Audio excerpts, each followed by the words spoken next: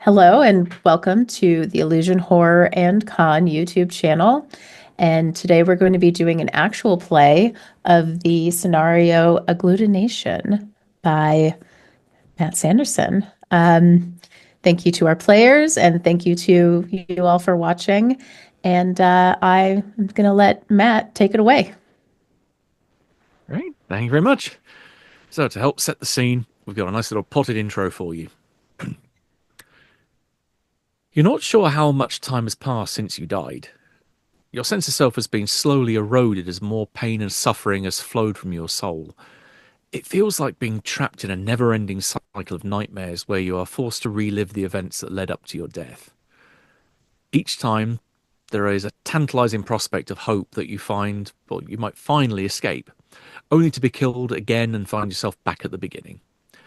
It's perhaps this twist of the metaphorical knife that causes the most pain to flow from your soul each time it happens. But now, something is different. Something that hasn't happened before.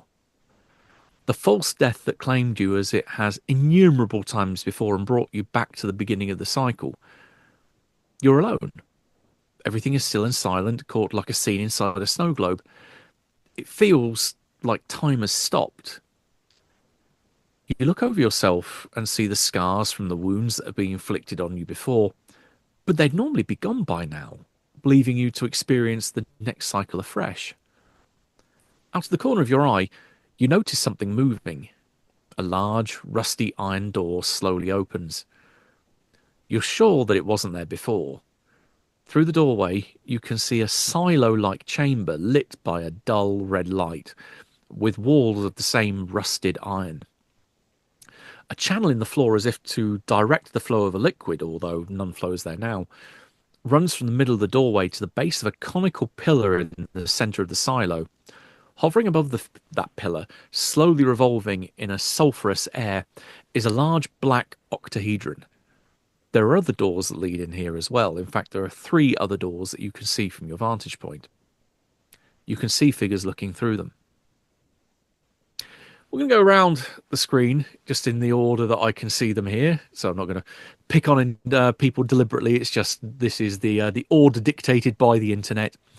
So uh, we'll refer to player names first, and then we'll go into characters once you've introduced yourselves. David, what do people see when they look towards your doorway?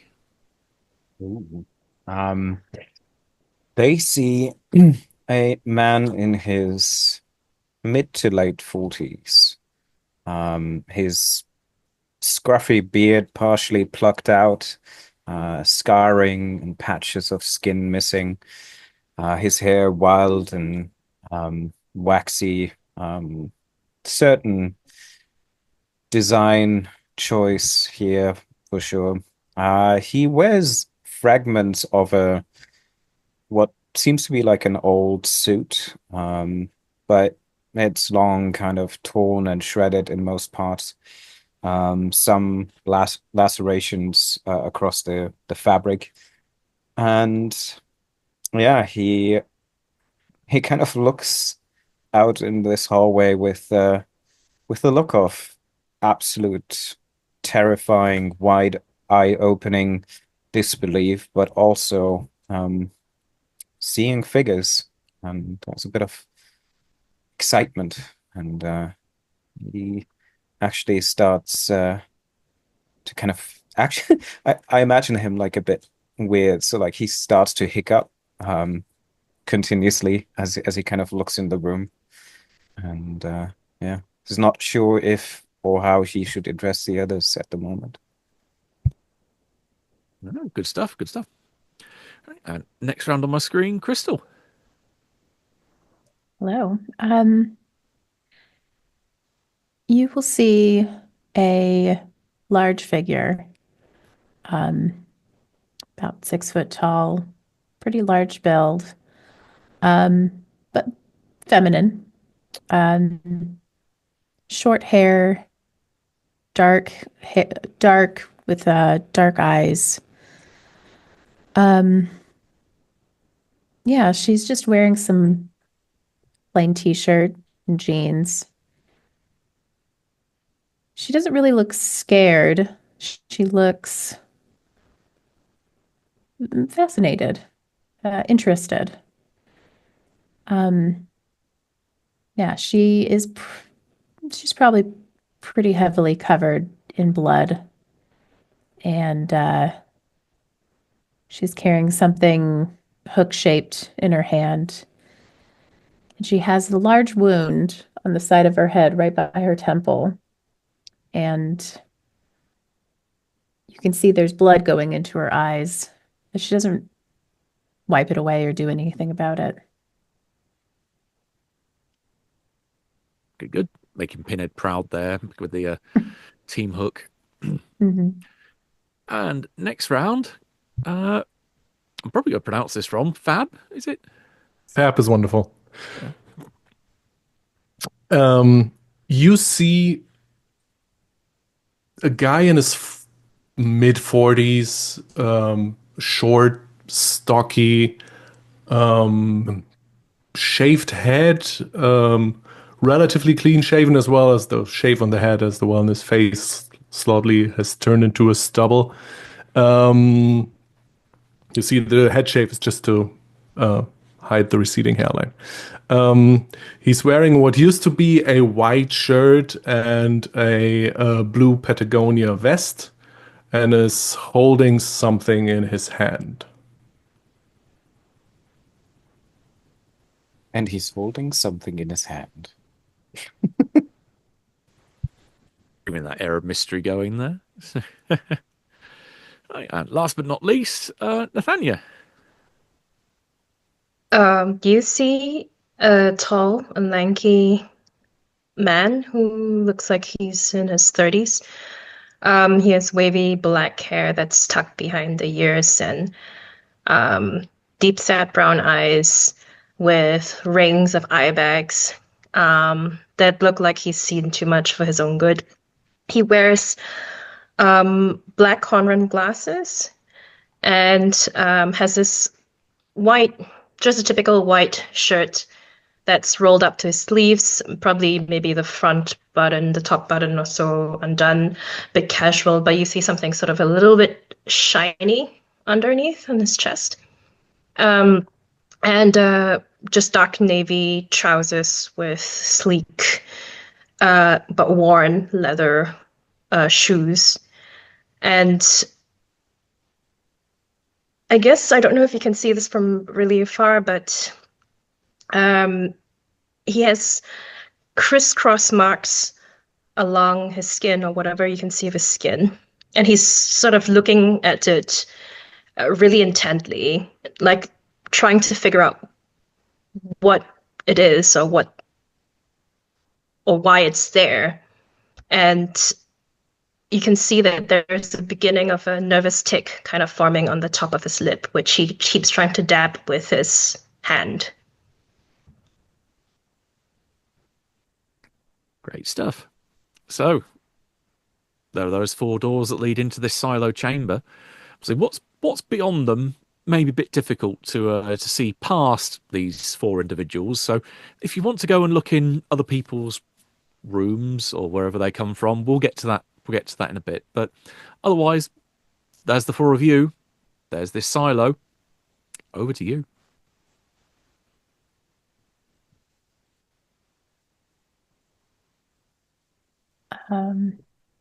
I think I would step into the room pretty confidently, and kind of look at the other rooms. Hey, any of you guys got a cig on you?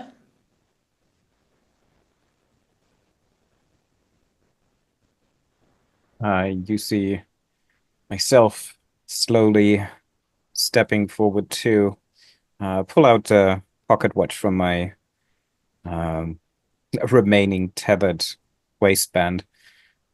Look at it, listen to it. Tick tock, tick tock, tick tock, tick tock, it goes tick tock, tick tock, tick tock, tick tock. Yes, hello. Voices. You're real, right? Yes, yes. I see you. May I approach you? It's been a while since I actually seen someone. Yeah. Good to see you. Good to see you. Yeah. Yes. Hello. And he makes his way towards you, but like occasionally kind of just stopping, listening to the watch, and then kind of moving forward, very kind of stochastically. Looks back into the door, into the own room. Looks in, looks back again. If nothing's following, goes through. Everything is completely still behind you. Nothing has moved. Okay, who the fuck are you people?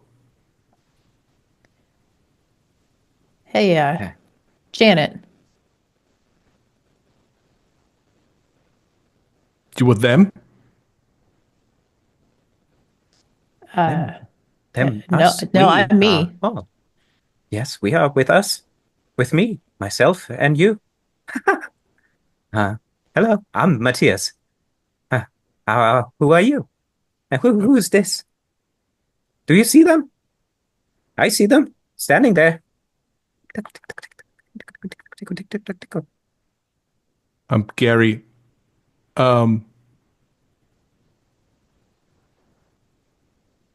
You haven't been here before. Been No, there? No, this not. no, This I not. haven't been Octahedron, here. good shape, good shape. Marvelous properties. Very symmetrical in a Yeah. perceptive way beyond ours, but it's intriguing. I'll You know what the hell this thing is? oh, it's a mathematical construct of various aspects that we can define reality with. Reality beyond realities. I believe. I mean, it must be because what else would it be, right? I believe that this is. Hello. He comes closer to you and like reaches out his hand in an attempt to shake it. Yeah. I'll I'll switch the hook that I have to my left hand and give your hand a shake. It's a pretty firm grip. Probably Yeah, firmer than mine. most certainly. Janet's a big gal. Uh, you notice that when we shake hands, at some point he uses his other hand to kind of cover yours and touch you in various. It just feels slightly weird before he kind of recognizes this, and I apologize. All right, Maddie, that's enough. All I right. just it's been some time. Uh, What'd you say that's you knew? Maddie? Matthias. Yes, Matthias. Matthias. Uh-huh. Yes. All right. Uh, Well, good to meet you. yes. Very, Gary, very good. Very good. who's I walk over who are to you Gary over as there? well. I'm at this whole point, I'm just sort of silently observing everyone else that's kind of gone into the room, but I'm still standing by the doorway looking pretty uncertain.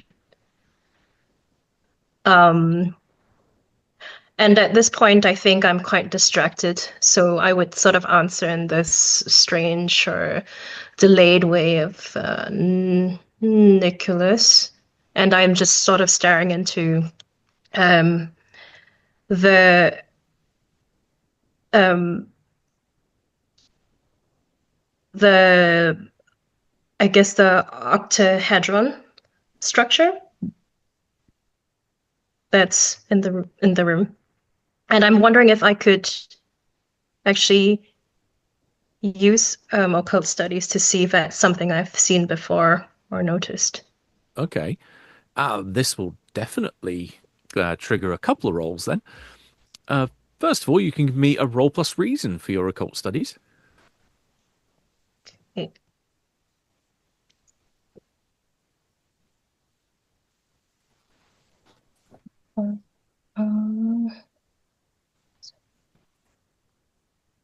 18. That definitely counts as a 15 plus. So, start as we mean to go on. I'll get to the relevant section. Get the good rolls out while you can.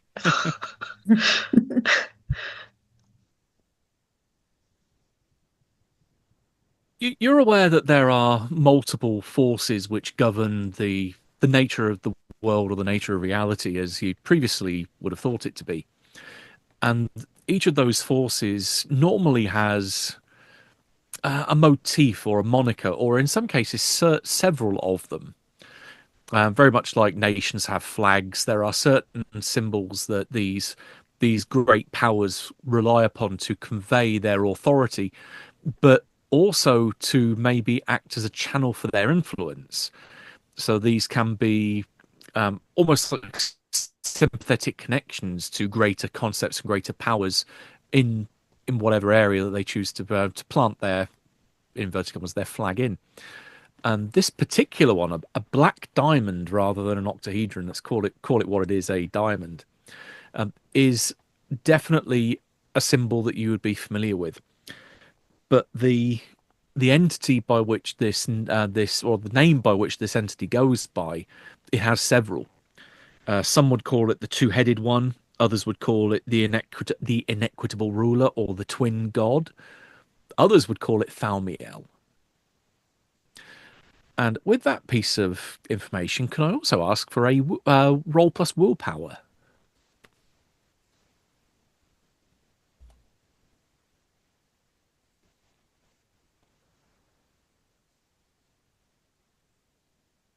Uh, 10. All right, that is with this. I don't know, maybe a light switch or maybe an LED rather than a full-blown light bulb going off in your mind. That this is definitely some kind of conduit of power. You tap in some fashion to this. You receive +1 ongoing to your willpower rolls going forward for until notified otherwise. Okay.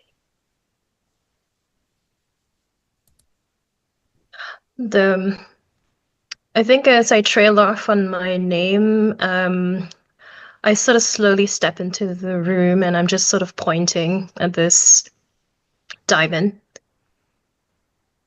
But I'm not saying anything. Sort of very focused on that.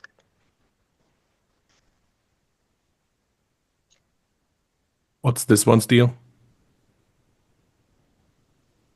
At this point, you also would have all noticed that the object that he's holding is an axe with which he's pointing. There was me just thinking he was happy to see you all, but oh well. Yeah. Matthias definitely takes us a few steps back after making a realization, and Janet will switch her hook back to her right hand. yeah, I think he goes after Nicholas, right? Nicholas, yeah. Yeah. He like almost kind of searches you as a protective shield, and Matthias, yes, you've also interested in the aspects of mathematical forms and planes. I see you the octahedron, very important, right? I mean, various descriptions of mathematical influences can be reduced and deduced by various planes of colliding surfaces, and the intersection, obviously, creating a point of. He kind of just dribbles off into mathematical rhetoric there. Yeah, and I just kind of, at one point, I just kind of say, just. Yes, of course.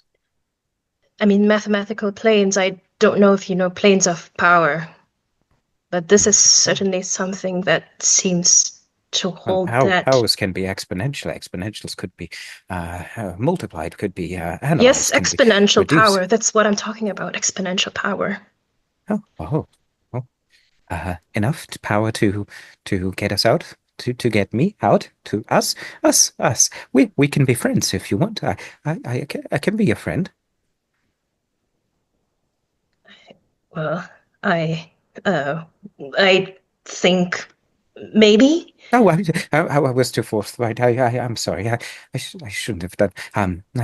Forgive me. I'm just. It's so seldom I see and feel like he's kind of around you, and like you can see him like hesitating, like as if he wants to touch you, and but like also not, like he's struggling with himself and keeps an unpleasant close distance, but like not too close to be like in a personal zone, but like not far enough away that it would be, yeah, just on the I border. I feel like I have this image of Nicholas sort of inching away and you just kind of coming a bit Hmm. closer, and it's just kind of doing this little circle around the room until I don't know, I bump into the next person next to me. I Yeah, guess it's what are the either two Hook and Axeman doing? yeah, whatever. Yeah. Janet will point to you two with her hook and say, "Hey, so you guys know what this is? This can help us get the fuck out of here? Is that what you're saying?"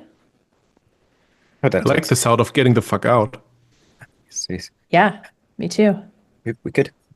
I'm not sure. But Nicholas, he has says good. Um, uh, you uh, huh? Sorry, I got lost in my thoughts there for a second. And he kind of just walks around, listens to his watch, and when he comes back, he's a bit calmer and just kind of stands behind Nicholas for a moment and just, yeah, awkwardly stands there. Well, this seems to be something that I think gives some sort of power to. Have you heard of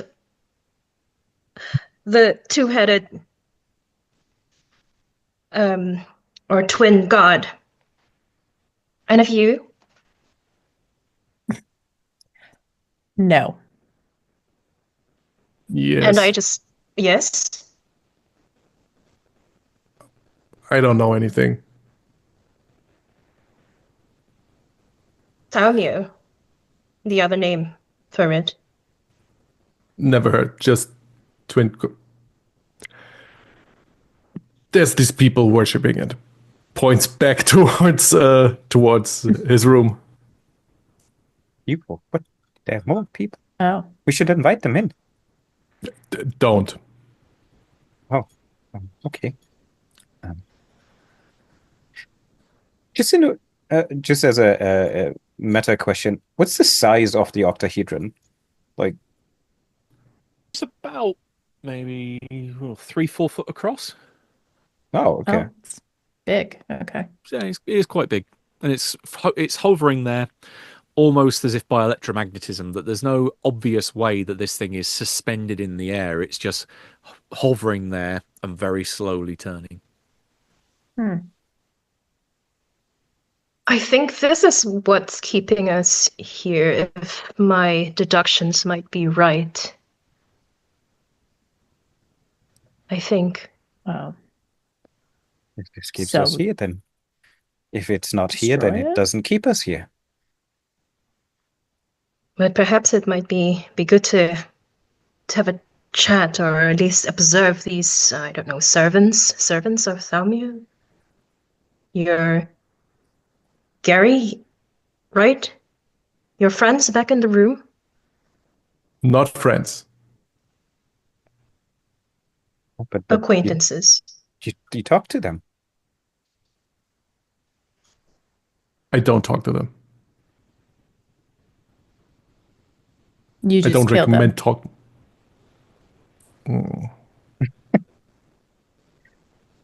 It's all right. We've all had to do shit we're not proud of here, right? It is what it is. So, might as well out with it, right? I'm just looking very intently at Janet's wound on her head at this point. It is a perfect circle indentation into her head.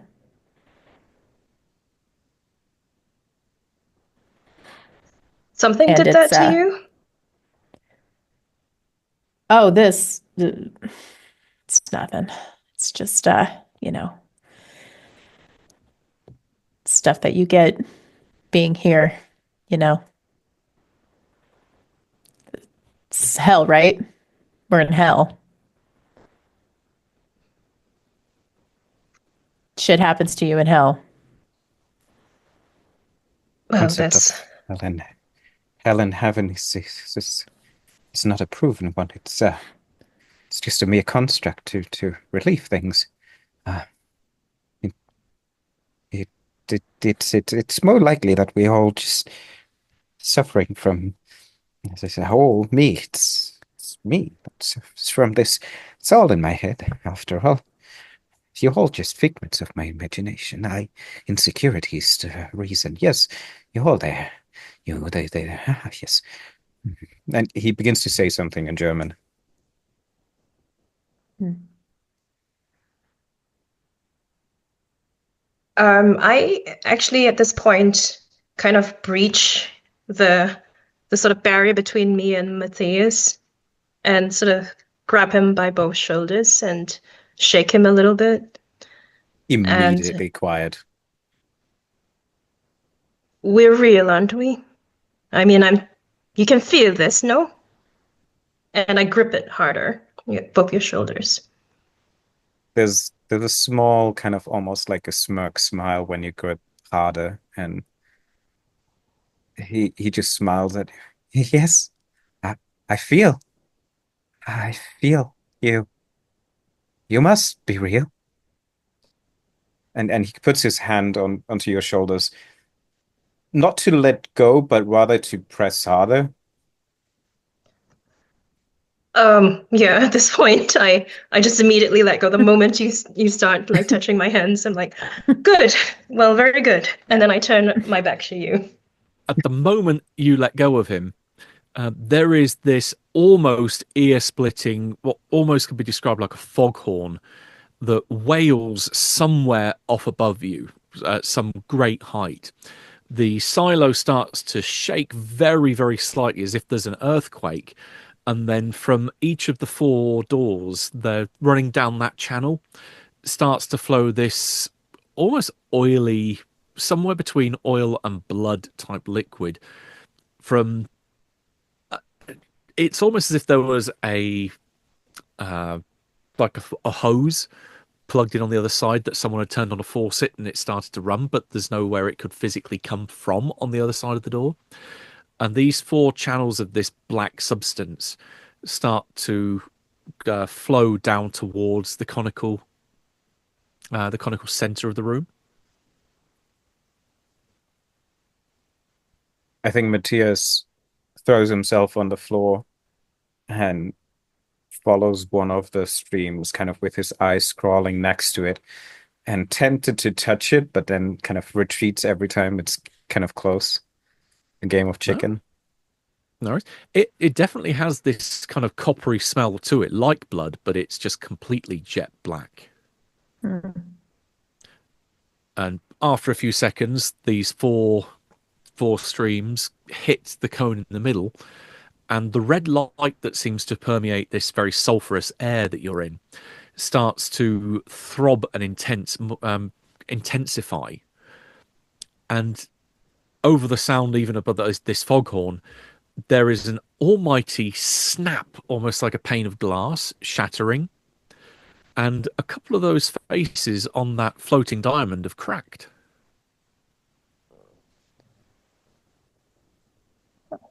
Did four sides crack? A couple of them. So two of the sides that you can see. One of the ones on the top, one of the ones on the bottom. Mm-hmm. Hmm. And the foghorn Janet's stops. Okay. Janet wants to kind of lumber over to one of the streams and uses her fingers and dips it into the liquid. It And feels she'll comfortably warm. Uh-huh. She wants to run it through her fingers, just look at it. She might taste a little bit of it too. Okay. Yep, I'll make a note of that. Yeah, you taste this, and it's a very umami kind of flavor to it. It doesn't really fit into any other pigeonhole category that you could describe, really. It doesn't feel like as flowing as liquid, but it definitely has a certain viscosity to it. And as it works its way down through your throat, lubricating down as it goes, yeah, there's this almost maybe reminiscent of alcohol, how it warms your stomach when it finally hits. Definitely not unpleasant, but yeah, again, hard to put in a particular category of whether this is pleasurable or not. Okay. But no adverse effect as far as you can tell. Yeah. Stuff is warm and viscous, but I don't think it's blood. And then she just wipes it on her pants and says, "Well, um, I I think I need to get back to my original question. Does anybody have a cigarette? I would kill for a cigarette right now." Matthias gets up, and when he turns around, you see that he drew with the same fluid, like a smiling face, like a Joker smiling face in his face. Um, and kind of wipes off the rest from his on his tattered clothing, and then starts to approach Gary, curious, but like with this smile in the smile, very Joker-esque.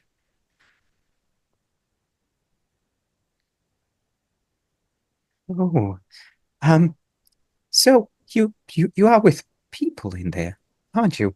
And he kind of comes closer enough that, maybe he doesn't want the others to overhear. What you say that do you in your space you are with others that that are chanting, that are with you the whole time? Um, they are not your friends, but they're with you. They're they're doing good things or If I can not so help it, good. they're not with me and I get rid of them. He also pets down his clothing and gets one of these advanced square vapes out and is like, I can offer you this. Oh, well, good enough. Thanks, man. And she'll Matthias looks at it, take a drag. mesmerized. What is this? Lights, machines? Huh. I. How do you know that we are not with your friends, or you're not friends? I don't, but I But we could be your friends, aren't we? Couldn't we? I mean, we could be your well, I'm pretty friends. sure I don't have friends anywhere here. Well, yeah, I could be your friend. Oof. Um, I know what I'm usually fucking seeing here, and I know I've killed these fuckers a million times. I know who they are. You're not them. This place is not there. The creature's not here. So something's wrong, right? I don't know how Different. this works. Different. Thanks, man. This kind of saved my life. And she hands back the vape to you. Yeah, this is different. And I mean, we're not being actively hunted, right? People Not aren't yet. going after us. Sure, sure. Let's not have too much false hope but but yeah, we have a we have a this puzzle thing here. It's a diamond that's kind of broken now with some streams of stuff. Um, Stuff's not bad, by the way. And yeah, I don't know. You two seem smart, Matthias, Nicholas. I mean, you have an idea of what's going on here? No offense, Gary. You're probably smart too. I just haven't heard you talk too much, so. I definitely have no idea what the fuck is going on here. Yeah. All right. Well, maybe this stuff is good. It's breaking this object. I don't know, like what if we what if there's more of this stuff that we could destroy this object with? As you mentioned about destruction, always a nice positive thing to come up in conversation. Through the cracks that appeared on a couple of these surfaces of the diamond, you can almost start to see almost like the first little shoots of a plant poking out through the ground. Something metallic, almost this little thread or little tendril, starts wiggling out through part of the crack on one side. And as this thing spins round, you can see a similar couple of little bumps appearing out of the crack on the underside. And this little shoot, when it gets to about a centimetre long, you can start to realise a bit more what it is. It looks like a very rusty but also blood-stained length of barbed wire that is trying to force itself or grow like a plant out through the crack. I think Matthias is sitting down to one of the kind of corners a bit further away from the octahedron, and if the viscous fluid is still running, he's pretty much just using his finger to use it as ink.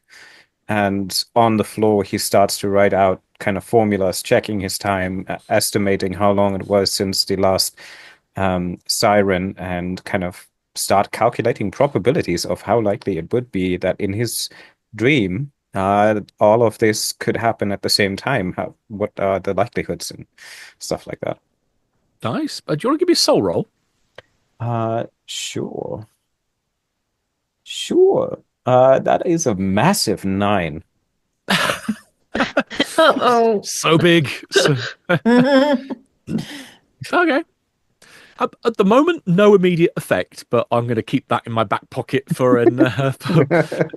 if you do decide to go down a particular path. Yeah. I just keep making my notes with my new friends and smiling about it.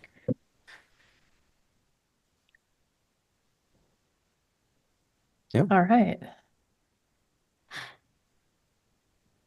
Is that barbed wire coming out of there? Ugh, that's probably not good, huh? looks like an invading organism or something, kind of bursting its way through, growing this body. With your 18 plus that you previously got on your occult studies, you are bang on there. This is an invading influence for sure, or replacing what if this is think of someone having sat there here. This is someone else trying to knock them out of their seat.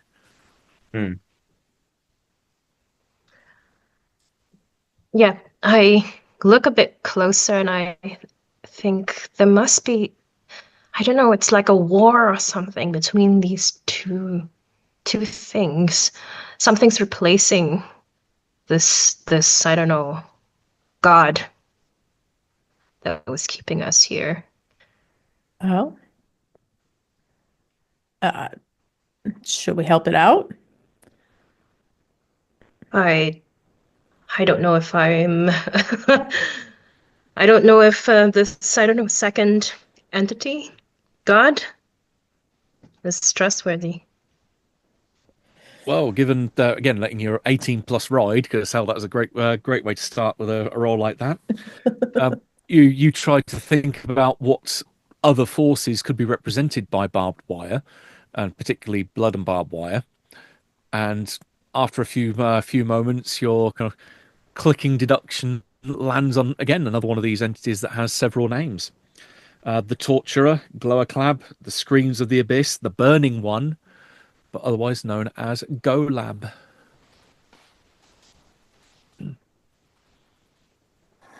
Oh, oh no, no. And I'm just going, no, and just shaking my head. And my whole face kind of goes really pale. And I just can't get out of this rut. Okay. Yeah, what's going on over there?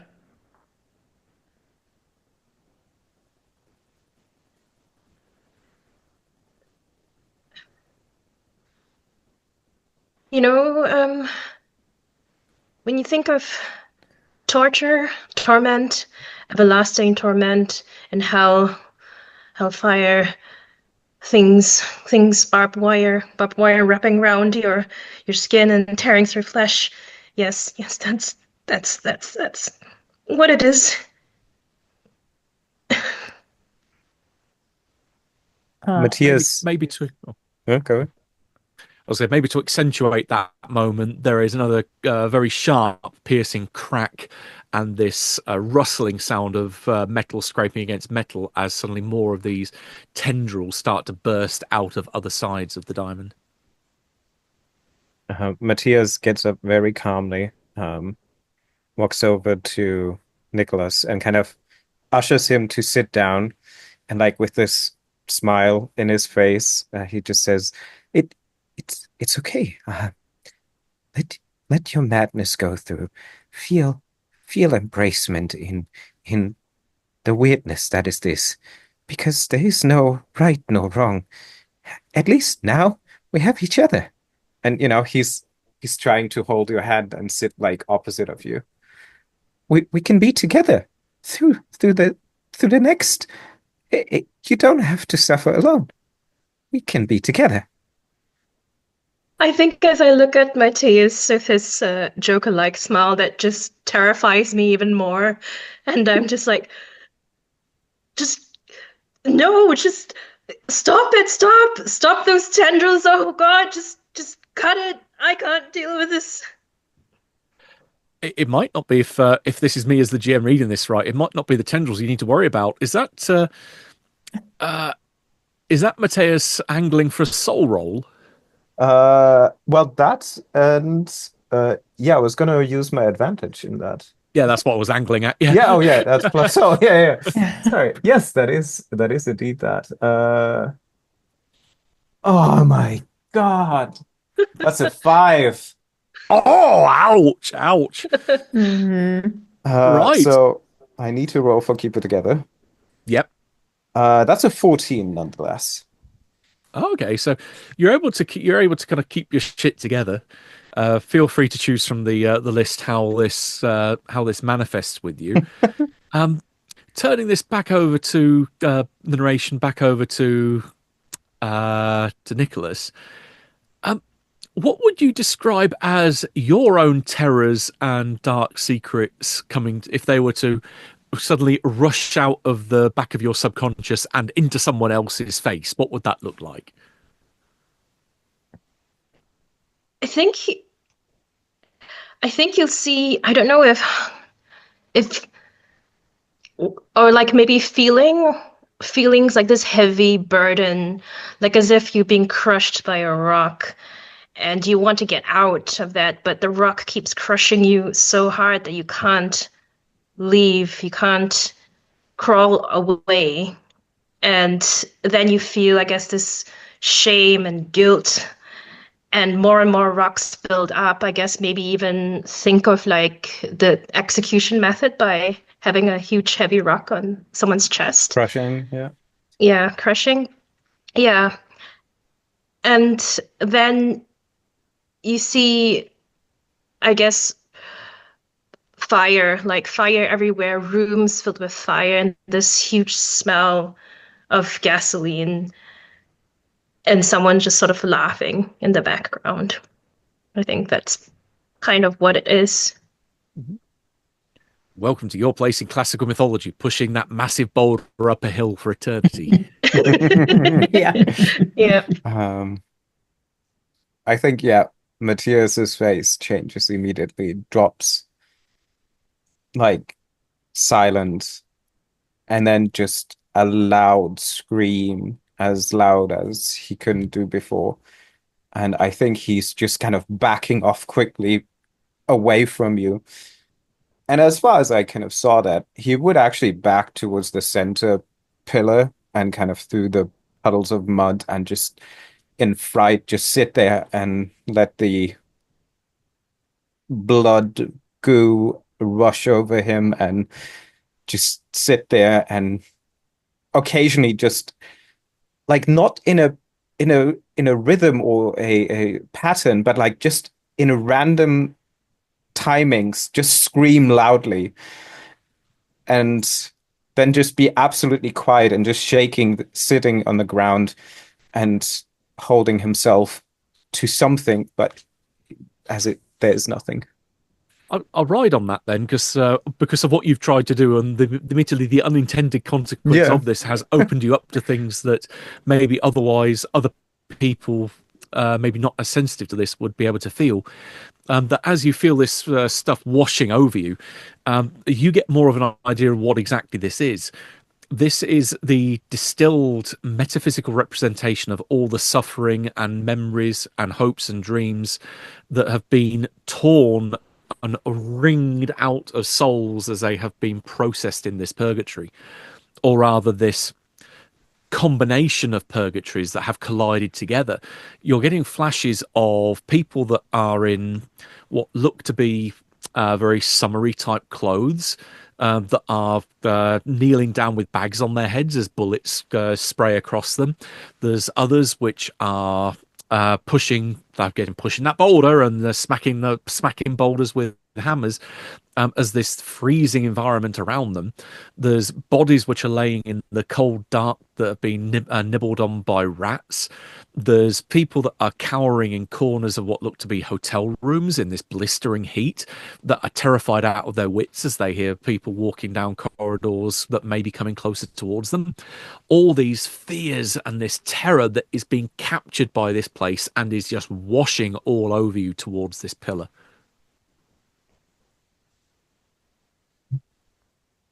So everything's cool then, right? um,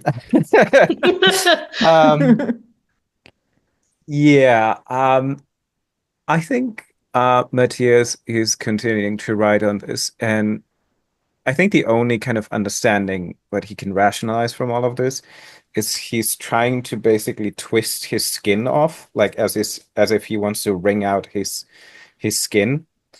Um, but actually, I forgot. Can I choose obsessed with Nicholas? Because I feel like he opened up to me and he showed me how much he cares for me, despite how terrifying this is for me at the moment. It is beautiful. It is I'm another so being vulnerable opening with up. you. Yeah, it's another being opening himself up to me. He And opened so like himself up to he opened himself up to such a point where he shared something of his deepest, darkest, intimate nature with you, exactly. full on. So yeah, you can Pretty have a much plus one relation. Yeah. pretty much we're married now, in my eyes. Yeah, I think underneath all of this kind of screaming and smearing himself with the stuff and almost tearing off his skin, he looks at you with this like joy and now washed off or some muddied Joker face, but there's tears running down his cheeks as he looks at you, Nicholas. I I sort of noticed that, but I'm just so distracted by I think the thing in front of me and the realization of what it is that I'm still sort of screaming my head off and kind of going to looking between Gary and Janet like really wildly what are you waiting for? Like you and I start pointing at, I don't know, wildly at your hook, your whatever stuff that you're holding, I guess the axe. Yeah. I, what do you want? What do you want us to do? What do we do? Just stop it from crowing. Just get, I don't know, Uh, break into it. We're gonna be doomed. We're so doomed. I, sorry to tell you this, but we've been doomed. I don't know. How do you want me to stop these things growing out of it? Gary, do you have any ideas?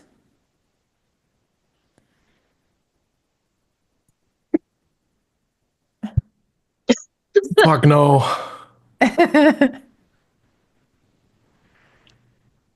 Yeah. Either Yeah. we get out of this here, but they'll just lead us back to where we came from. Or Yeah. Maybe reflexively, you look back towards the door from which you came in via. Do you want to describe what you see there and what others might see if they were to look through that doorway? Now there's no one stood in it, so they can get a better view of the immediate environment beyond.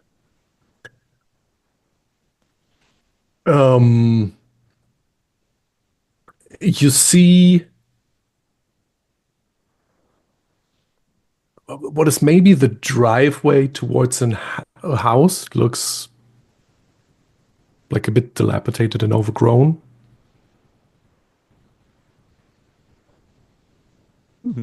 So nice, cold air blowing out of there, starry sky, moon up in the sky as well. No clouds, and for a moment there's that house, that dilapidated old, maybe out of town, slightly manor house, not quite an estate, but definitely pretty big. It flickers, and then there's what looks to be a tower, almost like a guard tower, where you can see there's an opening and then there's a very definite pointed roof and a searchlight that just starts to spin very slowly, looking down over this rocky ground beneath it. But otherwise, the drive's still there.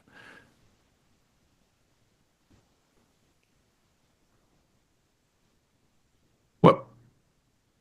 Did you all just see that? See what? What? From where it came from. Usually it's like this townhouse. Where's Yeah.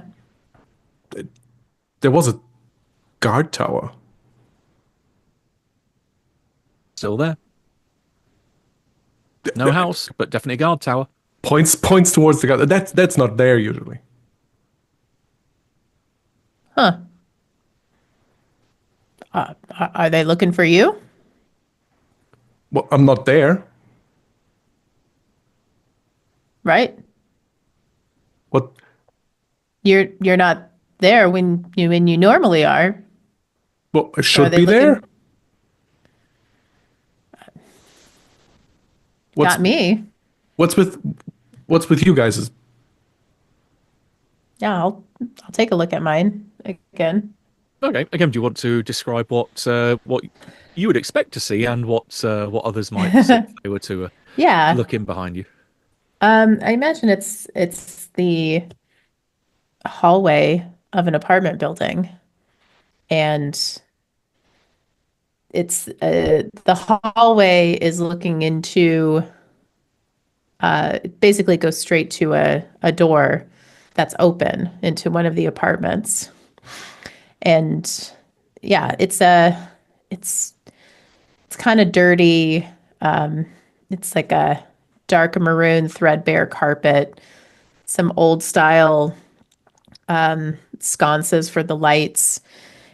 It's dusty, and the air that comes out of it, it's like a waft of sort of stale mold and maybe a little bit of rot.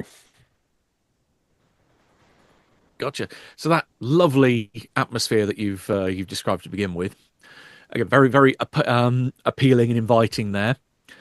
Again, almost as if someone turns a dial on an old TV. There's a flicker of static, and the overall impression the walls remain in place. So this could be the same hallway, at least in some same terms of layout, but then all the doors just shift back a couple of feet, and each one has a number on it now. You can see that there's a set of bullet holes that line up in an arc going up against one wall, and a blood trail that seems to be someone has hit the wall and smeared and then been dragged off at an angle. But going over this luscious, it would have been luscious back in the day, but very distinctly 70s beige carpet.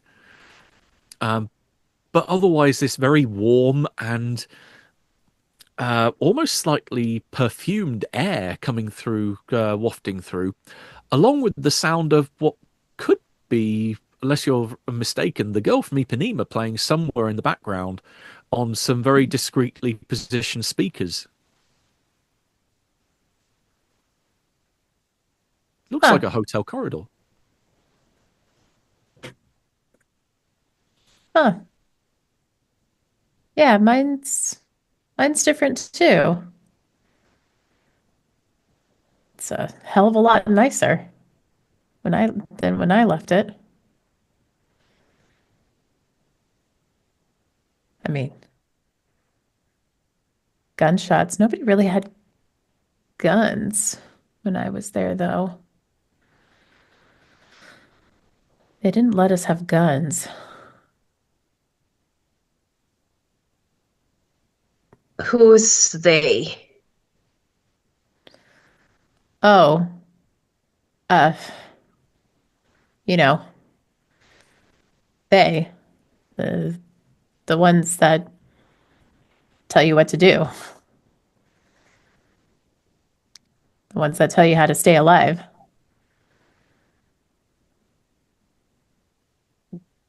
I'm not following, sorry. The ones that help you to stay alive? Like, Well, they don't help you stay alive. They give you directions, tell you that you have to do something, and then you stay alive. You don't have you you don't have that? no. And I kind of shake my head and look back at my own room at this point. Right, over to you. What would people see? You see at first what looks like a simple bedroom. But then beyond that, it seems as if there's like multiple rooms that extend out into infinity, a bit like when you stream something and there's these echoes of windows in the background. And or it's like a little sort of box within a box within a box that opens up. Gotcha. Yeah, again, this is the outline of this picture very much remains the same, but it's as if someone just takes that skeleton framework and then replaces it with what you see now. That after a flicker, the walls are no longer the interior of a regular home. They're all concrete or prefab blocks. The ceiling above you, you're pretty certain, has become corrugated iron. And there's just this almost like it feels when there's this rooms going on and on and on and on, that they're now cells, probably is a better way to describe it, or maybe like stalls in a series of connected stables, but all built of this horrible grey concrete and this stench of human effluent, body odor, sweat, piss, the works, as if this is a kind of living area come toilet all in one, that just humanity has been thrown in here and there's been no effort to clean it out in any way, shape or form.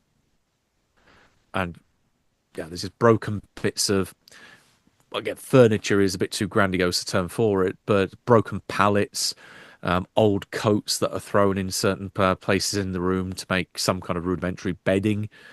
But yeah, this looks almost like a shanty, maybe, but bitterly cold coming from through there as well. Well, mine looks the opposite of yours, and I start sort of laughing because this, what else can you do in this situation? It looks like a complete dump in there. Wasn't like this. Looks completely torn down.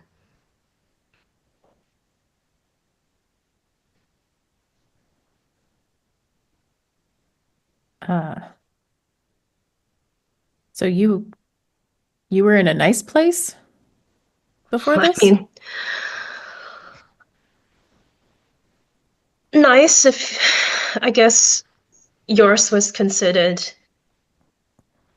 If yours is considered nice, now I guess yes, nice probably is the word to use.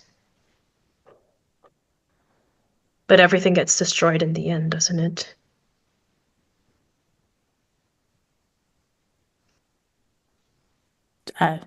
Yeah, that's true.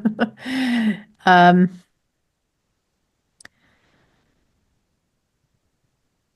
well, the what are we gonna do then?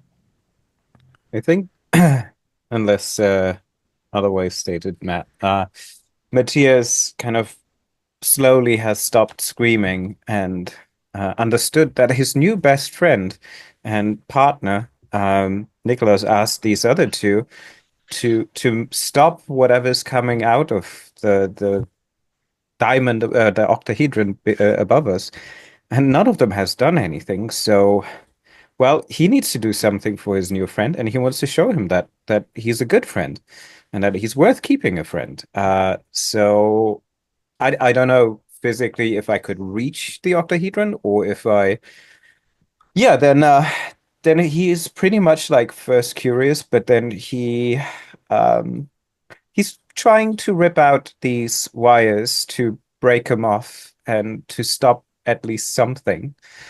Um and show his new friend that he's worth keeping.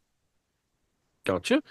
Right, that definitely sounds like you are in favour of diamond rather than barbed wire. Just give me a roll plus willpower. Certainly if I that is a 16. Wow, okay. In which case, you receive +1 ongoing for willpower checks, period. There's no limit. It's +1 ongoing. Ooh, fantastic. Right? Um, And indeed, as you try to wrestle this thing, when you are slicing up your hands in the process, and as you're pulling, it just seems like this barbed wire just keeps coming and coming and coming. But you have this impression that you are definitely having some kind of impact, whether it's you don't think it's bad, but you're not too sure if it's good either. It almost feels maybe neutral, perhaps. But something is definitely happening. If even not here, that somewhere definitely something is happening. well, taking the Swiss perspective on this, yeah, not bad, not good either. So I'll keep on doing this. Mhm. And I'm not even saying anything to the others. At some point, if you look around, you see me kind of just like bloodied and more blood running down from my hands as I pull down the barbed wire. Which is, and then well, I can work this in as well. As you are pulling and tugging this away, you happen to look back in the direction of your door. And again, would you like to describe if folks did happen to look there, what they would see? Well, yeah, it is. It's a beautiful place. It's my home. It's my everything that it was for a long time. It's a padded room, um, that has a very distinctive smell of feces and coppery blood as various markings and mathematical formulas have been smeared all over the walls, and with kind of annotations in German like "Ich muss hier raus," "I need to get out," I need to find a way, calculations and everything. And there's an abscondly bright light that just illuminated kind of the padded cell. And I guess the other thing is you're not sure if you see them or not, but like in some angles, so if you just move slightly, there seems to be like a gap between some of those pads. And then it seems like there's a whole nother room or hallway behind, but you can't really see it. And you're not even sure if it was there in the first place or if you just moved a bit weirdly. Yours is probably the one that doesn't change. Yours is the one that changes the least. So, but Oh, everybody got something. No, I need to say you're gonna got something, but there is something that does build upon that rather than necessarily change it. Okay. That at that angle that you mentioned, there is definitely the feeling of there being this other room or other area behind. Yeah, just maybe as you move your head in the right direction, instead of seeing yet another padded cell beyond that, you catch the sight of what seems to be the bright outside. That there is maybe a grass lawn that goes out for a little way, and then what seems to be a sheer rock face. But then you notice that there's a couple of hands peering through and trying to pull that gap open. And for a moment, it looks like there's a figure dressed in a nurse's white overall that's trying to come into view. But because you've been smearing all of this this distilled torment and suffering of human souls all over yourself, you see this figure for what it really is. And you see a figure in a almost ball gown-like leather dress with razor wire strapped around her, almost like a decoration, like a twisted version of maybe string lights going around a Christmas tree, leading up to a corset or bodice from which, suspended at various key points, there are numerous sharp bladed implements that almost jangle a bit like wind chimes as she moves. This figure that has long, almost doll-like white skin leading up to this hairless white head with almost razor blades for teeth, almost like a shark grinning, with these two black eyes that peers through, trying to take the form of one of these faces that you have seen so many times before as you've gone round and round and round in this perverse, hellish funhouse. And this figure just comes into view, looking at you with a degree of approval and relief, and just beckons you over.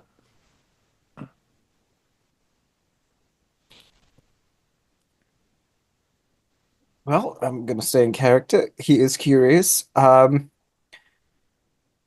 think that definitely startles him. He's still keeping on pulling the razor wire, but he stops, and by now I presume he has kind of created his 50 feet of barbed wire, I suppose, which should be enough. And he's strapping it around his waist as a lifeline and holds like the other end and starts moving towards his door. Maybe the others can see him doing this.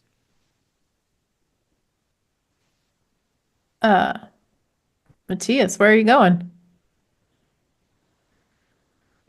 It, I don't, I,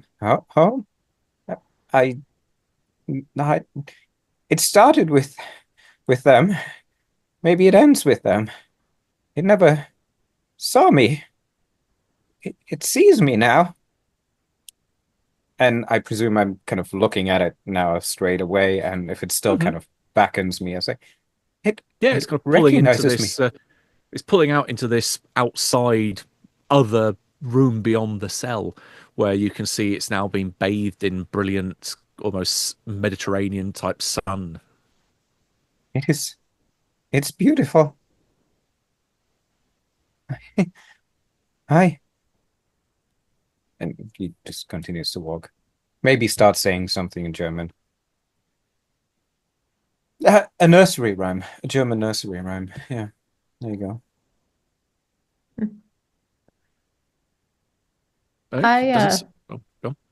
oh sorry. I want to take a peek into his room, Mhm. Well, again, it's see where he's going. you took a good little taste of this gorgeous human suffering. Mm. For a moment, it almost feels like there is this nurse that stood there in white overalls, almost like in maybe from a psych ward. And then you see this distinctly unhuman thing that's there that is beckoning him onwards. And you know that this thing also sees you, kind of clocks you, and with its other hand also beckons for you to come over as well. Um. It looks kind of familiar. Mhm. Mhm. Hey, Matthias, you know who that is, right? A friend? Um,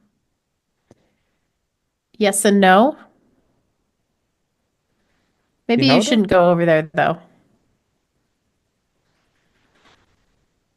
He holds up the barbed wire and kind of just looks at you. But it never asked me to come. Hey, you're an adult. You can do what you want. I just, want to give you a bit of a warning here. It's Do you know him? Is he Mhm. do you know him? Them? um Who are they?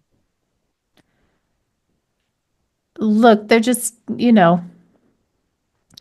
probably probably not great to talk to. Not a friend for you. Well, if everybody's looking into there, then I definitely want to look into there. God damn it. Okay, Oh, wow. in which case, yeah, Garrett walks over to have a look, and you have this twinge of sudden realization about what you're seeing. You need to give me a keep it together roll. Yes, I do. That's a cool 7. How would you wish to flip out in your panic attack? Shit. And I'm I want to run towards what is actually my exit, and then just before I go out, I realize, wait a minute, that's worse. And then he's kind of like a like an animal trapped in a cage, essentially, because there's no way out.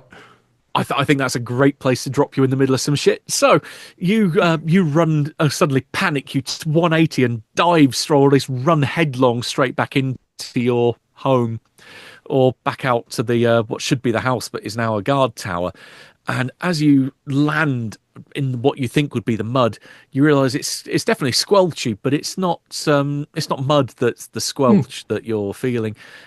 There is a body that's been there for some time that has almost frozen into the ground.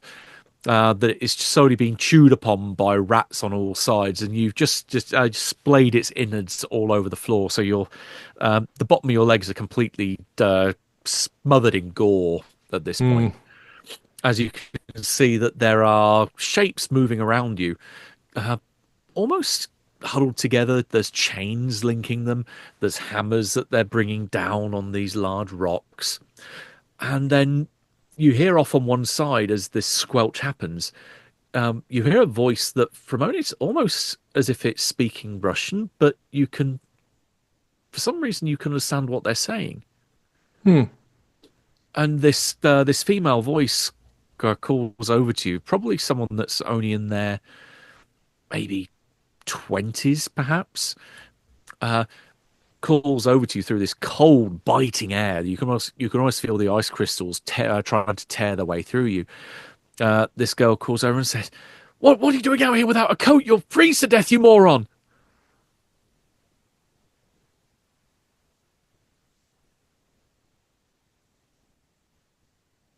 What do you do? I look back towards where the door used to be. Still there. Still there. Is it cold? Do I freeze? You are bloody cold back in where you supposedly came from. This is bitingly cold. You've got this mostly frozen body that you've stood in. The doorway where there's still this warm sulphurous air coming out of is providing some degree of comfort in comparison to the freezing Siberian air all around you. But you can see there are other shadowy figures that are occasionally being lit by the partial light of this searchlight going around.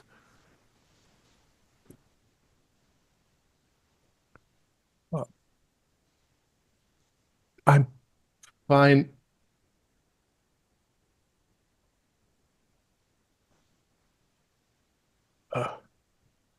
Try to like catch myself. Uh, This hand lands on your shoulder of this girl, probably say no more than mid-20s. Comes over to you, look in this shabby big overcoat that's probably twice the size it needs to be to wrap itself around her.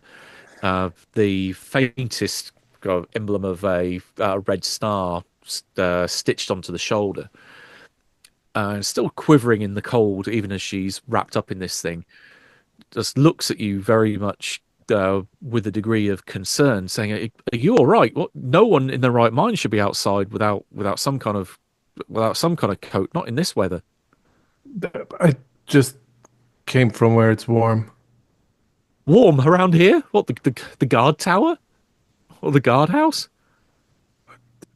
Don't you see the door? She looks directly at it. What door? Oh.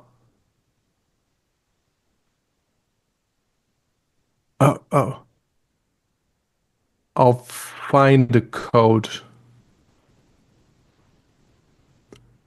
She turns around and says to another man that's again hammering away at one of these large boulders, "Gleb, get this man a coat."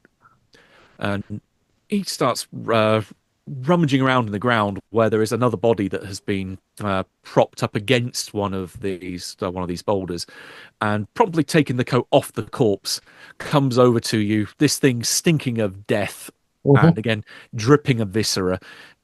Wraps it around you. There is this disgusting squelch and seeping of various bodily fluids and bits of skin that attach to your clothes, and it almost feels just as bad as if you didn't have a coat on. This thing provides hardly any protection from the cold at all.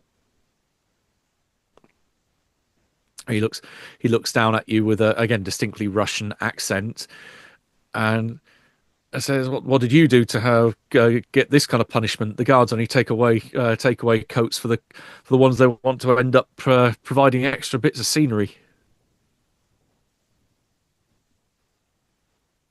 Where are we? Like, they kind of look around as if you've asked what color the sky is. Where else are we going to be? The wonderful, warm, sunny Gulag 17.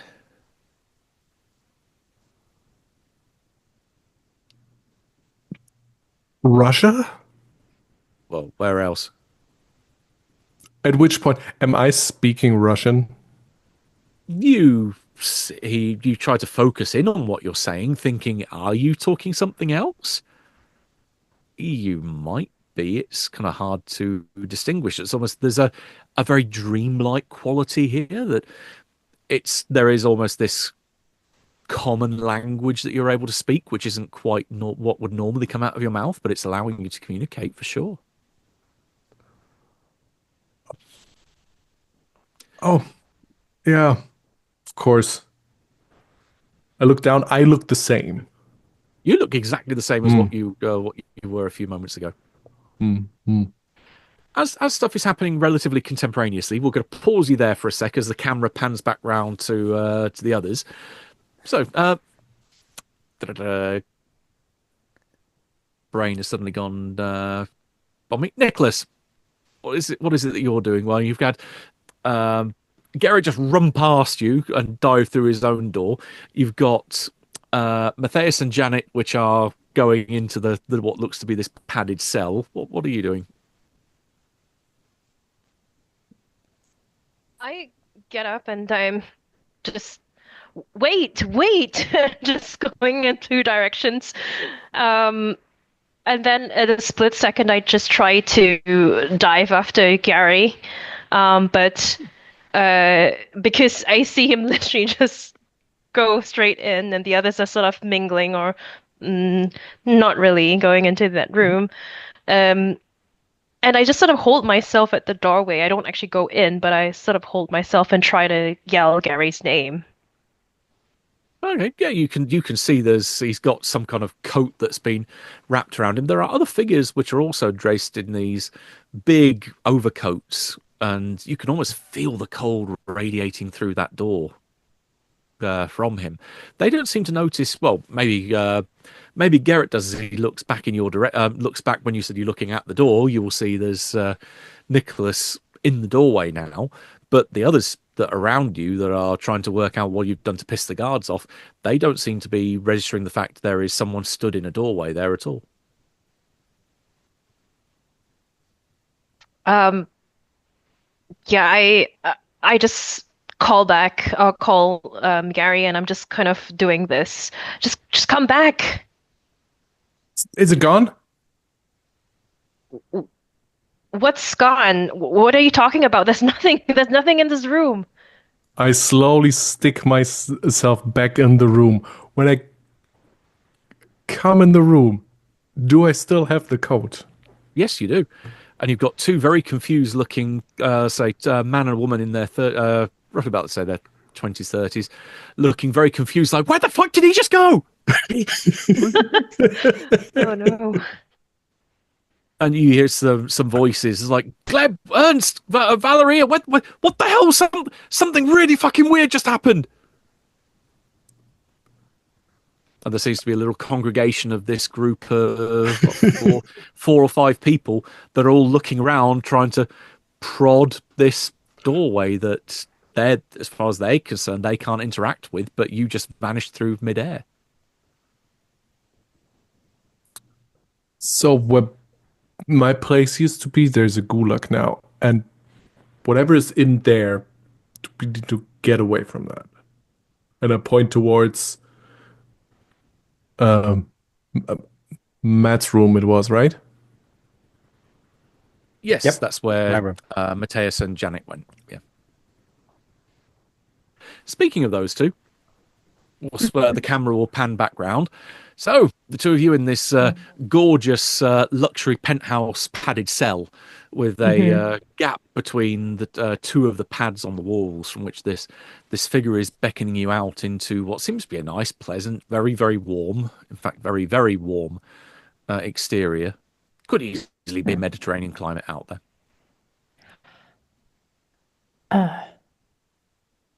Matthias,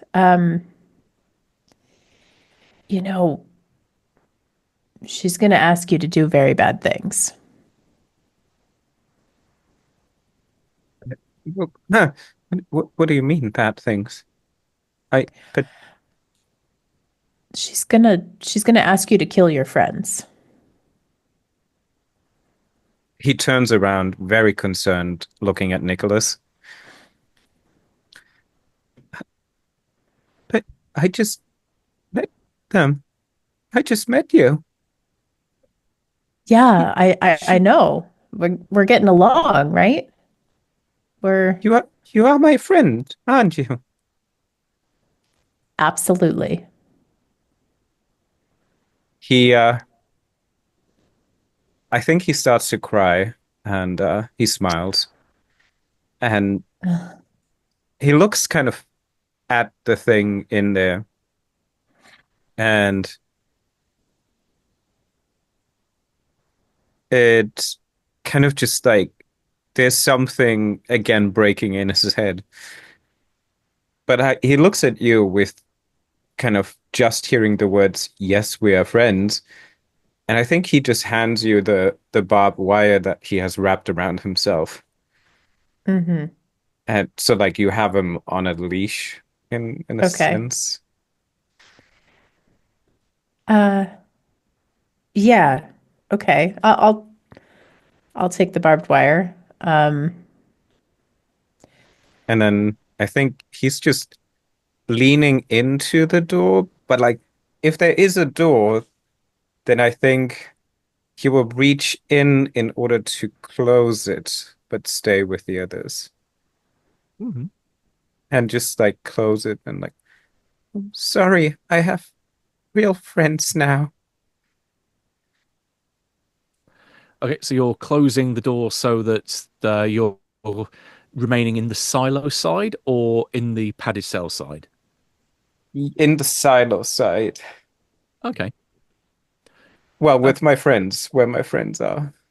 that makes sense. Yeah. In which case, the expression on this thing's face changes to almost like a look of desperation, and it starts to advance. And this relatively almost tender voice, this imploring voice, says, "No, I thought you looked as if you wanted to help. What made you change your mind?" My friend said that you will not be nice, and that you will ask me to kill my friends. It shakes its head. That's not what I was going to ask. He kind of closes opens the door a bit again. Like, what are you gonna ask? I was going to ask if you wanted to find a way out of here, because I've looked into your soul, Mateus, so often I can see that that's what you desire. That's what you want, is to escape, to get out of here. And unfortunately, here is not what it used to be. I and you can see that she almost shrinks in as she lets out this exhale. I need help. He kind of looks. Actually, first he looks at Janet. Janet, and it just as a recognition as if hears her as well, or if she doesn't hear. Okay. I do. Yeah, Um, Then I turn over to Nicholas and Garrett for a second, just verifying that they're still there. you can And probably then smell the coat. Yeah. yeah. Yeah. Then I now have a stinking coat on, which I didn't have a second before. I think that's normal. I mean, that's perfectly fine.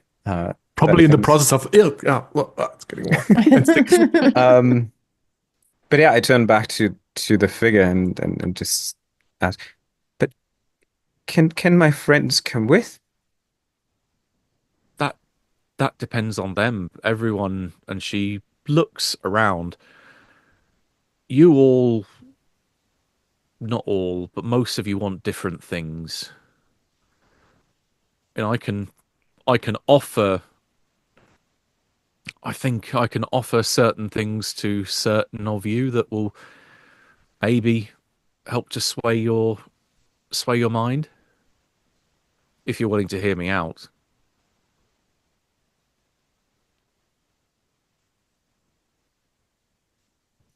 Uh, lady. So, uh, you need our help. What do you need? Well, I, up until fairly recently, could be described as your, maybe a bit flippant, but maybe could be described as your fairy godmother, your carer. the one given the task, the sacred duty of looking over you and making sure that you're under my protection for as long as you require processing. And unfortunately, now that my home is not my own anymore, my home has been ripped away from me and I have been forcefully evicted. I need help to get my home back, and I need help to make sure that I can continue the sacred duty that has been tasked to me to look after you. But I understand from obviously looking into your souls that this is not something that's all of you want. You would rather just to leave here before you are cleansed.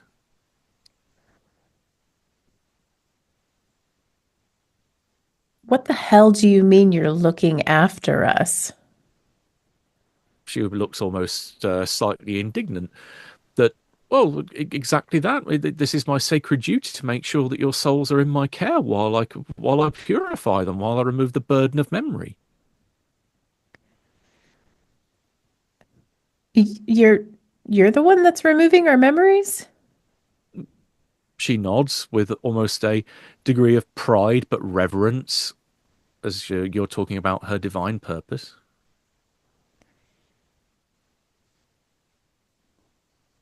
What the hell? Yeah. So you're the one who's putting us through all this bullshit? I mean, I kind of knew you were, but you think it's a good thing?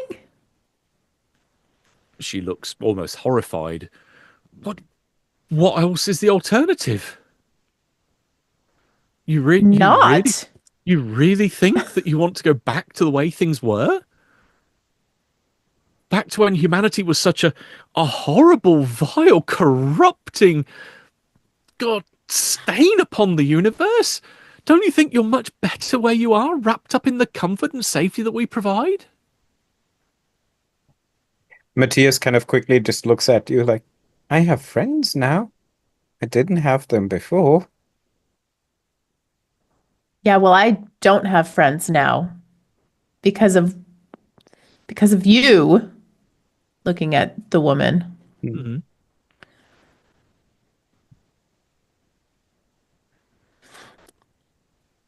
Just blinks with these cold, almost dead shark-like eyes.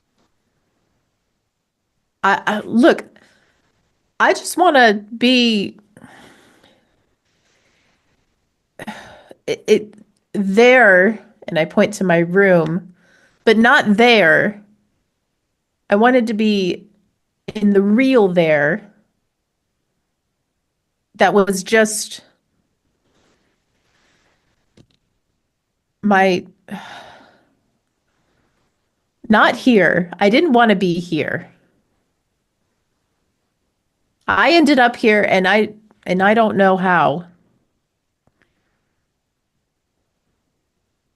Unfortunately, that is just the path that you led in life brought you here. The great sorting process that works behind the mechanism of the machine put you into my care. So if we were to help you, then we would be free, though. Freedom is just another part of the illusion. I mean, for different people, look, you all want different things. You're all very much individuals. She looks at Janet. I can see you've got a lot of baggage that you're still carrying. I mean, I can help you turn that into something that would be given a much better, much more divine purpose. Whereas, then she turns to Matthias. I can see that you just want to get away from all this. I can make that happen to a degree. And she kind of looks up as almost as if making sure that no one is listening or watching her when she says this. I can get you to the front of the queue before your processing is finished, and I can get you back to Elysium if that's what you really, really want. But you'll have to live with the consequences of that.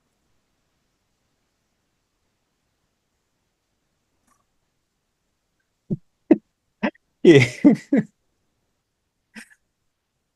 He almost looks pleadingly to Nicholas and kind of quickly steps over and pulls him kind of towards him, but only if he can come with me. I'm just like, what? And I look at Gary and I'm like, Don't trust that thing. It has killed me multiple fucking times. Now that Garrett's been pulled in that direction by Mateus, or rather by Garrett's been pulled in that direction. Nicholas, your attention wanders over in that direction, and you see what's there. You can now give me a keep it together roll as you've had her brought to your attention. You're welcome, by the way.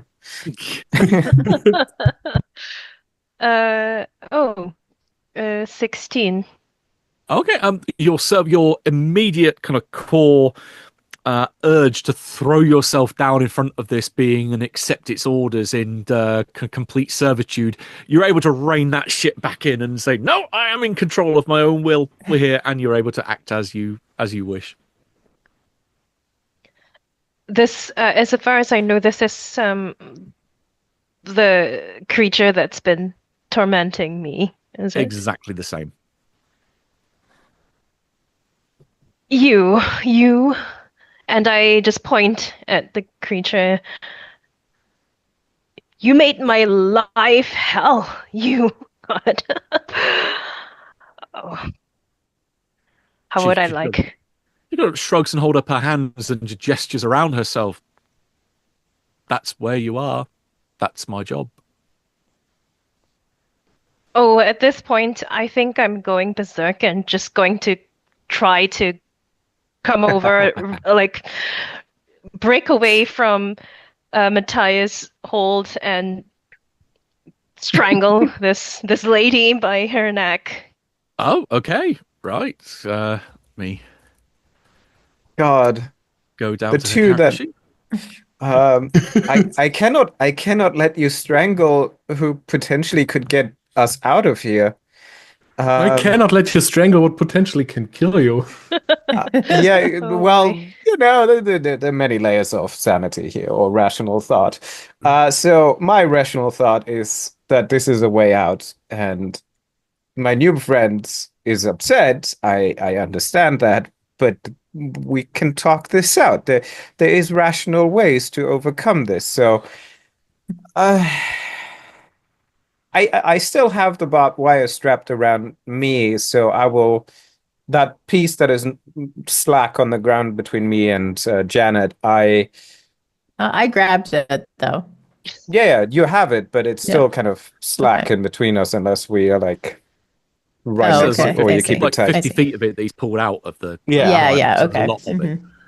Yeah. So in my best attempt and of the kindness of my heart, I will wrap it, like throw it around you and just try to pull you back to not move forward, to not do this stupid mistake of destroying our only way out. And I will sing a German nursery rhyme that is, to calm you down while I do that. All right, that sounds like a good hindrance roll. So we'll start then in terms of...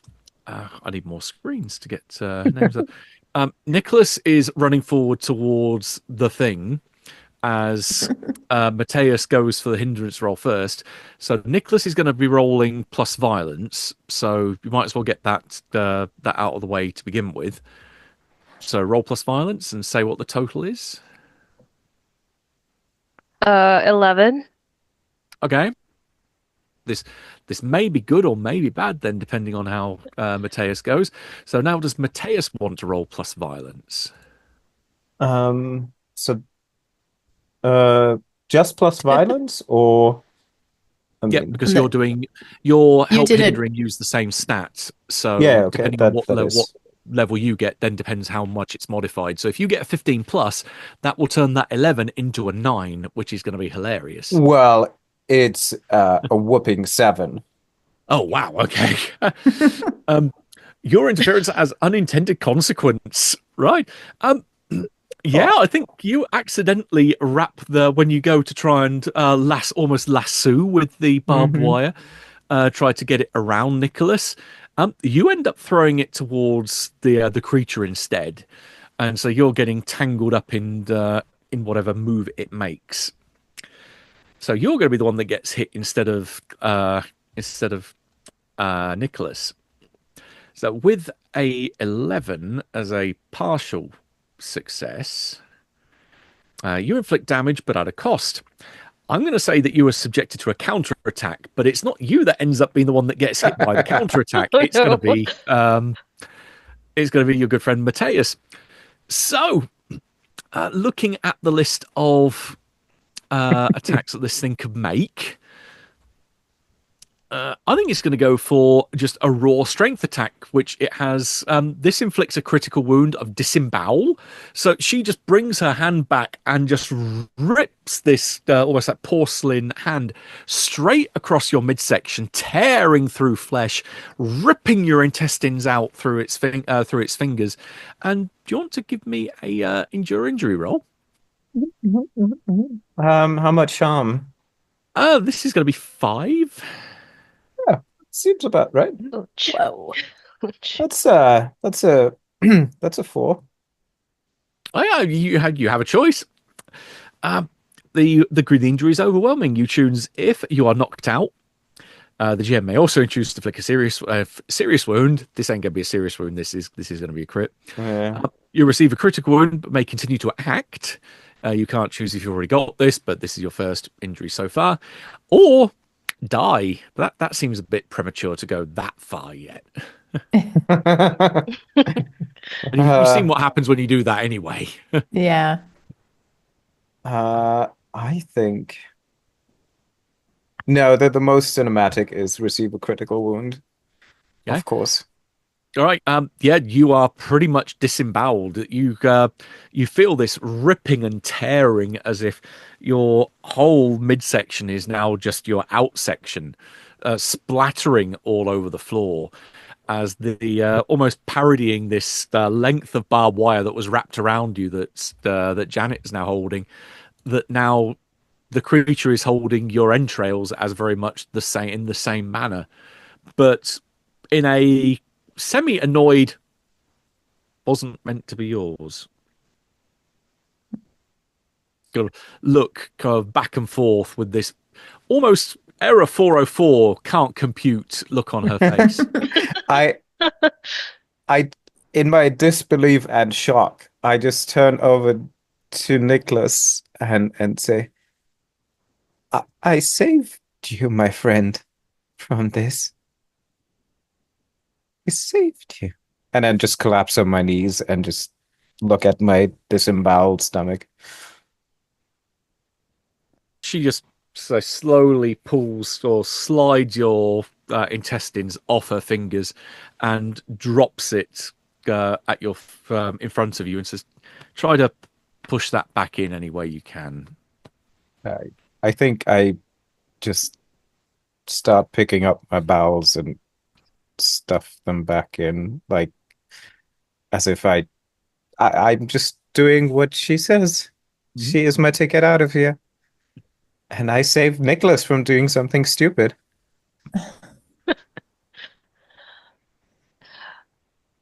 I'm just in complete shock, and I'm like, no, what? And I'm also trying to stuff your entrails back in and trying to hold it in, and I just look really accusingly at the creature, like, what the fuck did you do now? Troublemaker.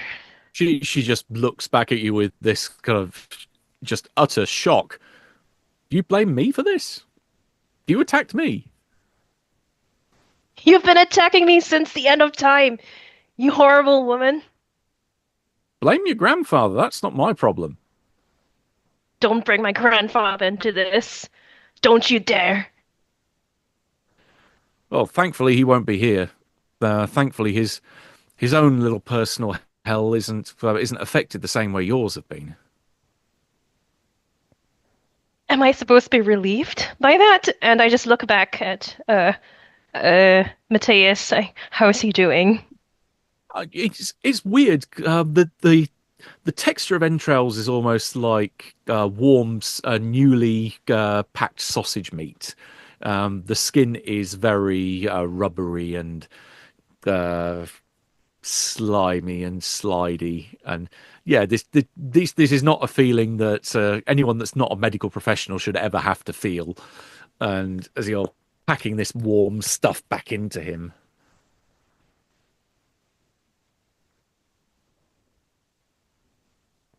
I'm just still trying to press it. I have no idea what's gonna work. I'm just praying really hard that somehow his skin will magically sort of heal over this entrail, Um, bunch of entrails. that's just a massive tear in his midsection.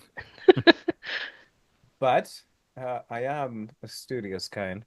So once, 89, 98 to 99% of it is inside whatever is not torn.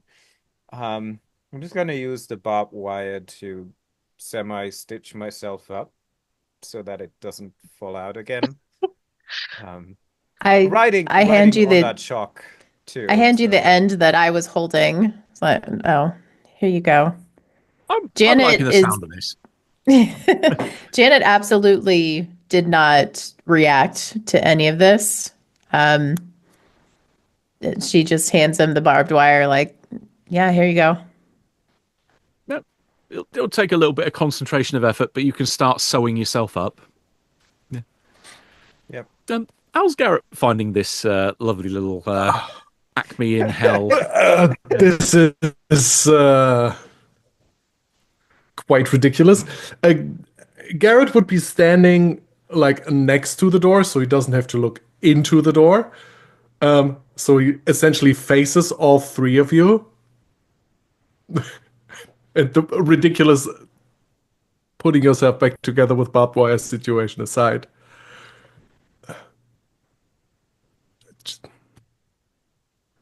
Just die. You're gonna come back here anyways. Well, the creature in the middle kind of her mouth opens and she shakes her head. I don't think that's gonna be how it works now. It all depends on what the new management thinks. And at this point, I just accusingly look at her and say, "You mean Gola?" Or a minion thereof. I know that the torturer is very much opposed to the will of my master, and it wouldn't surprise me if one of their underlings decided to, how would you, your parlance put it, get one up on the other side by trying to remove those that are in my divine care and trying to offer them up almost like a cuckoo invading the nest of another, saying, "Hey, I am my master. This is what I've managed to secure for you." So if we died now, we might die for real. Oh, true death here is unlikely, because what benefit does that give you? But there are fates worse than Peace. death. You wouldn't find peace, not if you were to receive the closest thing that you could to your true death. You would more than likely become an instrument of their servitude forever.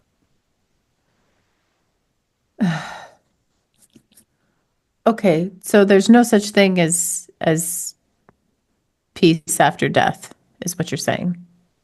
Not death as you know it. I can't fucking handle all these riddles. Like It's not a riddle, it's a statement of fact. Death as you know it is at best an illusion. It's just the veil that separates one cycle in the machine to the next.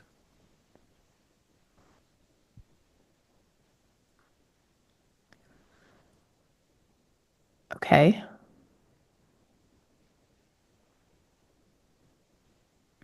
I think Janet steps away at this point and starts to just like walk around the room. Mhm. The anxious pacing. Eh, Tup, tup, tup, tup, tup, tup, tup. Gary, can I get that vape again?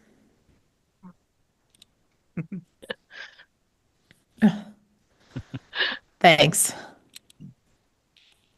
It's like strawberry popcorn or something horrible. It's kind of gross, Gary, but I don't care at this point.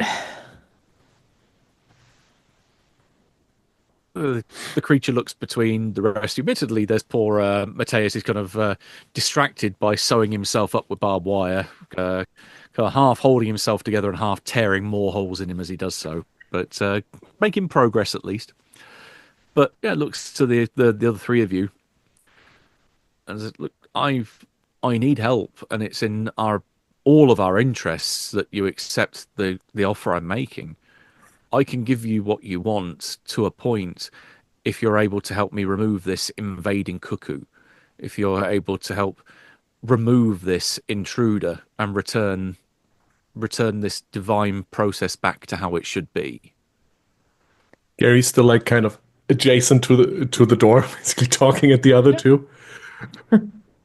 If that can get us out of here, then fuck. What else are we going to do? I mean, I can offer gulag instead. Like I said, if you want to escape, I can put you to the front of the processing queue, but you will have to live with the results of that. And I shouldn't be offering this, but I don't see what other option I have. I'm as much stuck in between a rock and a hard place as you are. This is literally middle management of hell. Yeah. For all this time, I wanted nothing more than to tear you to pieces with my bare hands. Can you offer me that? She breathes in almost like a plumber would breathe in through the lips when they're about to give you a particularly high bill quote. But the air that kind of gets sucked over her razor blade teeth has this horrible grating sound as it does so. Well, I think unstoppable force meets immobile object. I don't particularly want to cease to exist, which is what you would want. I don't think we have much particular common ground here that we can find a compromise on. The best I can suggest is that I can let you take your best shot.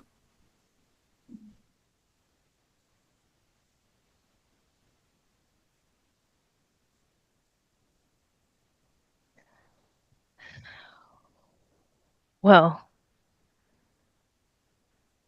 first of all, I want to know what you mean by the consequences of what we have to live with. You'd be going back to Elysium with part of your memory still intact. You're supposed to go back a blank slate. That means that subconsciously, on an unconscious level, you are probably going to end up walking a long path that would ultimately bring you back to exactly where you are now. You might have a different life. You'd be living a different life up until then, but you're doomed to repeat a lot of the mistakes that led you here in the first place. If you're prepared to take that gamble and try to fight against your subconscious, then be my guest. But that's completely on you. I can't dictate what you do with that shard of memory that you should not possess. That I am duty bound to make sure that you should not possess. Different life. Sorry, go ahead. Oh, I'll help you. Yeah, that sounds like the best deal I have heard in here ever. She kind of smirks as if, is that really good? But it's all subjective.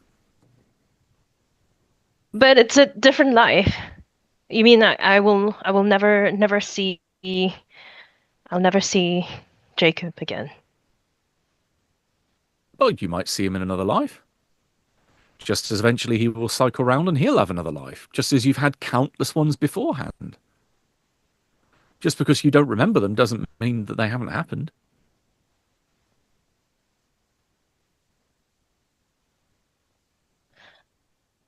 But I won't know when it's him.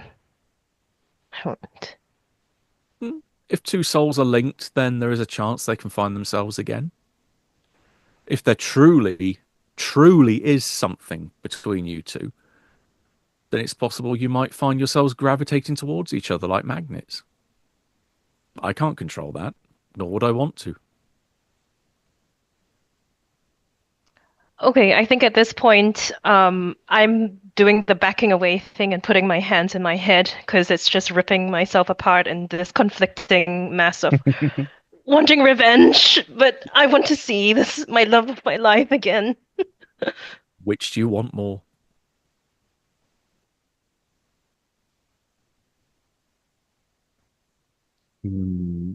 Matthias is probably done with most of whatever that is now. Well, it's probably a good symbology of how he fits into this whole thing. Um, and yeah, slowly starts to get up, and with a suppressed smile, he kind of just turns to Nicholas. I knew there could be a reasonable argument made that we come to the same conclusion. We can get out, and there is a likelihood that things don't add up. It is greater than zero. That I can say for sure. I think with your efforts, that can definitely count as having, you can tick the stabilize box next to your critical wound.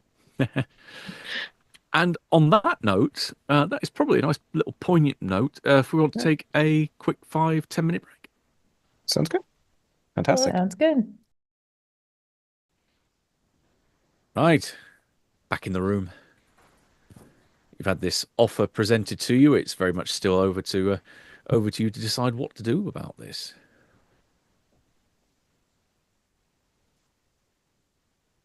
I'm in. I'll help She you. nods. Mhm.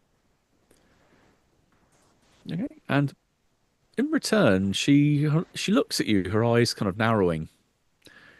Do you really want to get out of here with the rest? I can offer you more. I can see that you want to turn all that guilt into something that serves a better purpose. I can help you fulfill that purpose if you wish.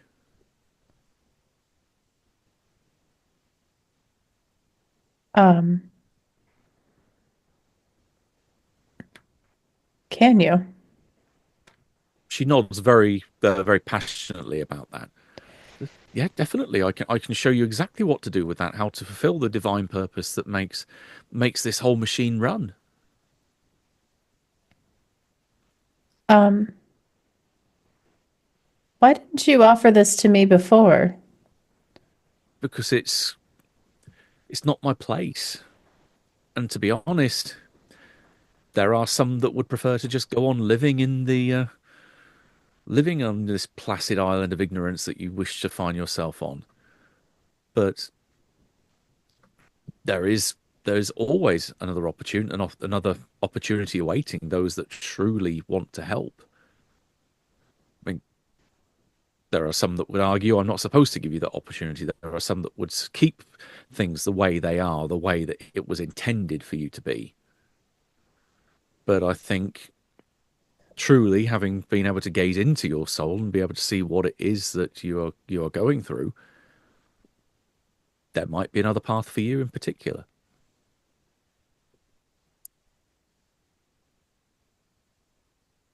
And I won't feel this way anymore? No. And better, you would be able to help others not feel that way again either.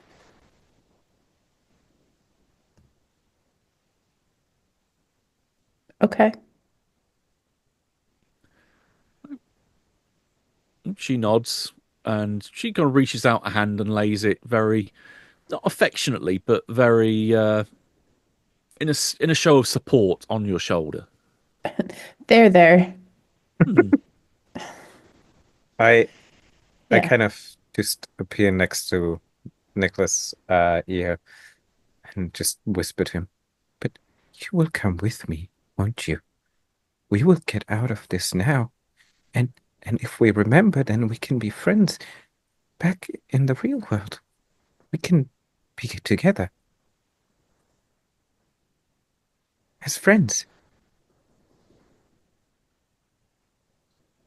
I'm not sure if that's something that really kind of makes me feel at ease, or rather makes me feel uneasy at this The, point. Maybe a bit of both.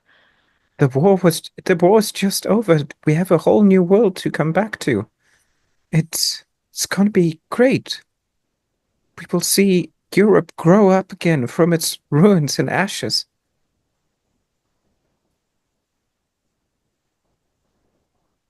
Well, I think what I will do is that, well, I'm just kind of swallowing all this anger and hatred and everything that I have for this creature in front of me.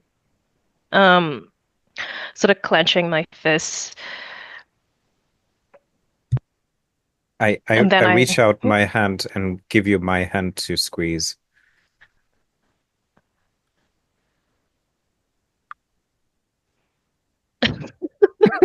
I just look at it and I'm like, it's not enough. It's not. Um, I can't even look at the creature. I just say, I, I'll go back. I'll go back.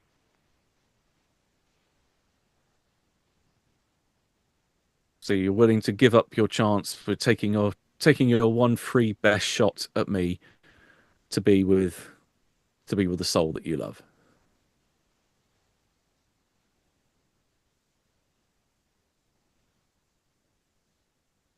Yes.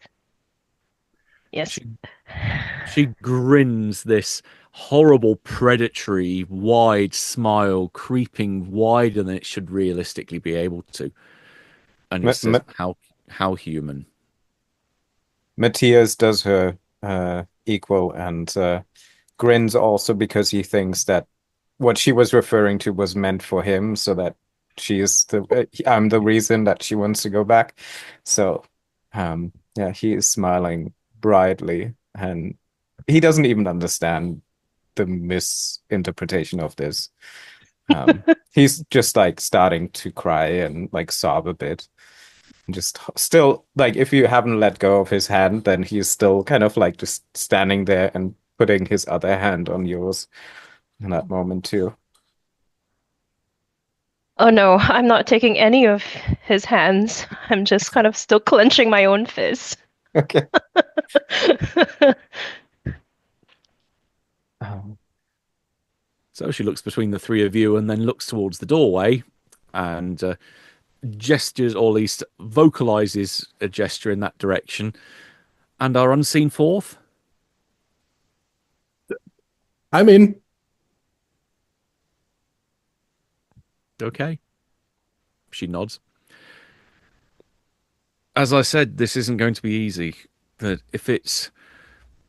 if new management is on a comparable footing as a counterpart of mine that serves under the torturer, under GoLab, then they're not going to be easy to wheedle out. I don't know what playbook they're operating by. I don't know what their goal is here, other than to steal away the souls that were entrusted in my care and redirect all that suffering and power towards their dark master. But they have to be here somewhere. They have to have some kind of hand in what's going on. That this abominable stitching together of different concepts isn't fully formed yet. This isn't going to be its final its final iteration. They have to be here working to try and mold this horrible clay-like substance to get it to how they want it. They can't be doing this from a removed cold remote distance. They have to be here somewhere. The only thing I can suggest is find them.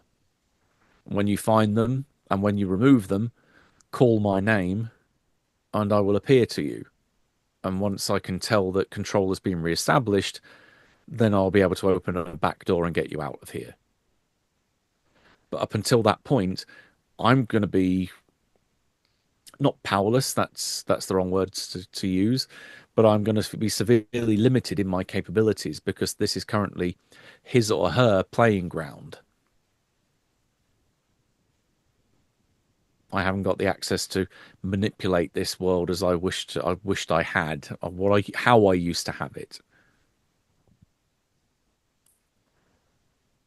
So find whoever's doing this, remove them, call me, and we'll settle up. And your name? Oh yeah. You can call me Usher, because that's what I do. I usher the souls in my care from one stage of processing to the next, onto their next life. I again need to come a bit closer to Nicholas, but it's certainly like his demeanor has a bit of more stoic expression, and he seems very clear-minded, at least for a second there. You seem to know about these things, but is there a way that we can get some sort of binding or contract that is more than just the word of this thing?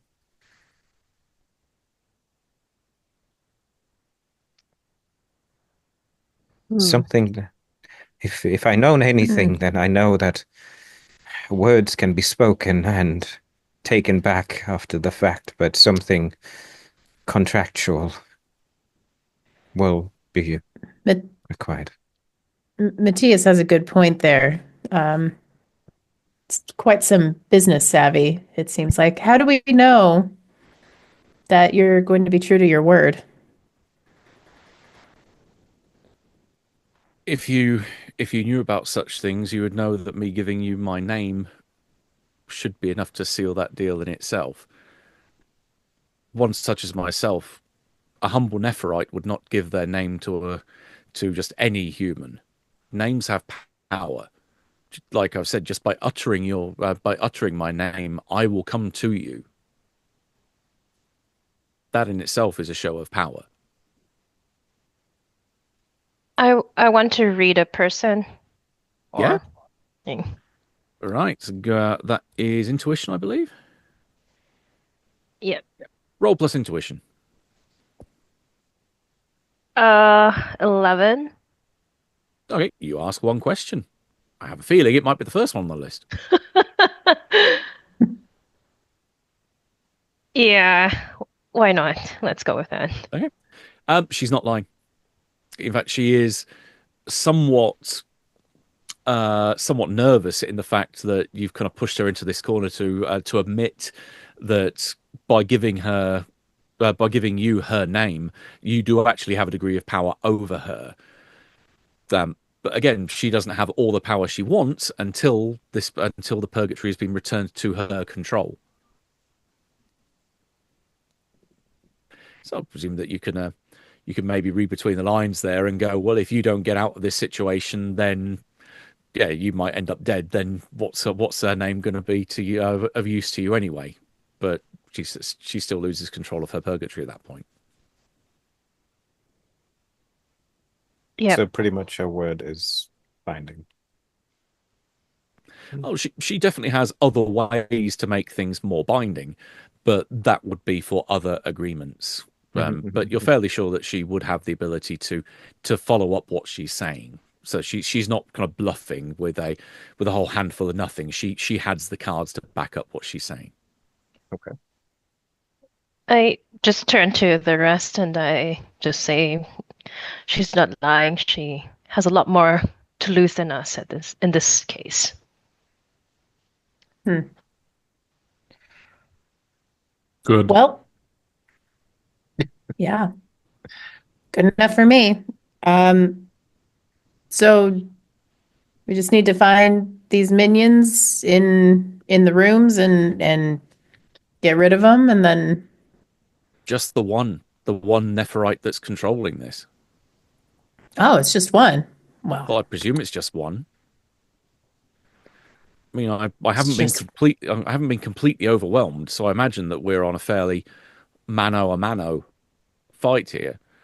all right. It's possible they will have purgatides in their service as well, which is what I imagine that you would probably be transformed into should you die here. That's what I mentioned Hmm. about fate's worse than death. But there will be other souls that they are using to populate this abominable group purgatory that they're trying to shape out of stolen materials. Well, uh, I say we quit wasting our time here and let's go find them. Which room should we start in first? She not shrugs, but almost just gestures in every direction. Space is almost an illusion here. Whichever direction you choose, it will ultimately lead to wherever else it can Well, possibly go. well, you were in Matthias's room, right? Did you see anybody in there? I heard movement. I think there are some. Looks almost like a family trying to hide out here. Matthias kind of just leans, yeah, appears next to your ear, Janet, and just whispers, Hmm. "There was never a family there. There was no Oh, one." uh, okay, okay. Uh, well,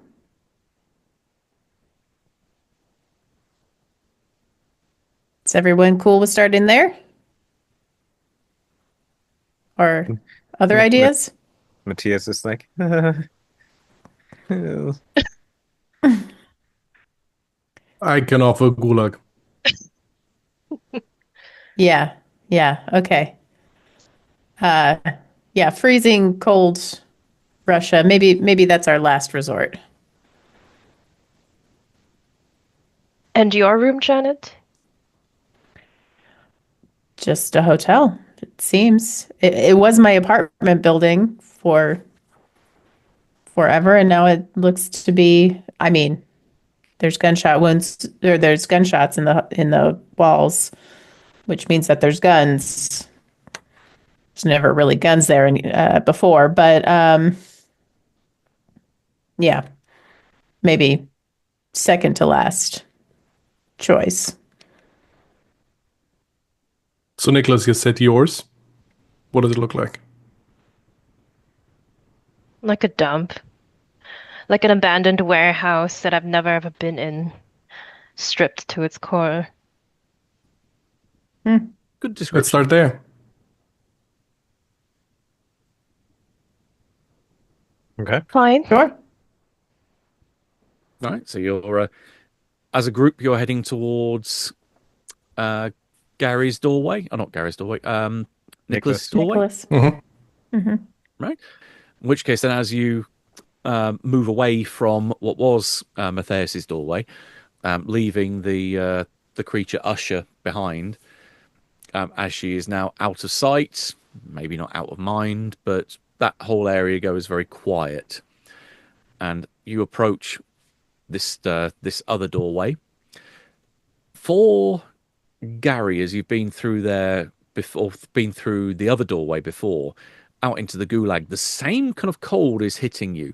It's not it's not the outdoors, but you get the feeling it's the same bitter cold. This is a building that you think is probably within that wider environment of the gulag, but obviously there is a roof, there are walls here, and there's evidence of habitation. But yeah, something is kind of nagging at you saying this is the same kind of place. This is a different door that goes to a different part of this area. This looks like Russia to me. Is Oh, everywhere Russia? one part of it. Well, I guess my room looks cozy in comparison to this. I mean, Matthias's room too. Although, why would they be hiding in the cozy places? True, but there weren't any bullet holes in the walls, you know. Russia has guns, don't they? Sure. And if it's anywhere in the world, I mean, the war is just over, and there must be hundreds of remnants still there. How how long have you been here? I don't know. What is the last year you remember? The war ended a few years after that. Which war? World War II. Oh. Mhm.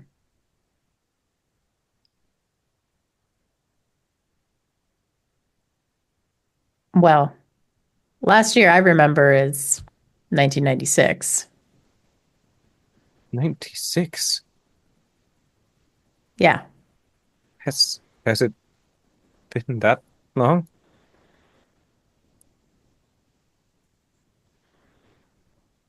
2021. I feel like I need to roll for keep it together. For That sounds like I'm Yeah. assuming these people aren't completely nuts. I mean, you would be a good judge. You'd be a good judge of that, admittedly. But I mean, the blind leading the blind. Um, hmm. Again, I'm trying something different. I will go with no. Yeah, no. I think he's distracted because he's calculating, his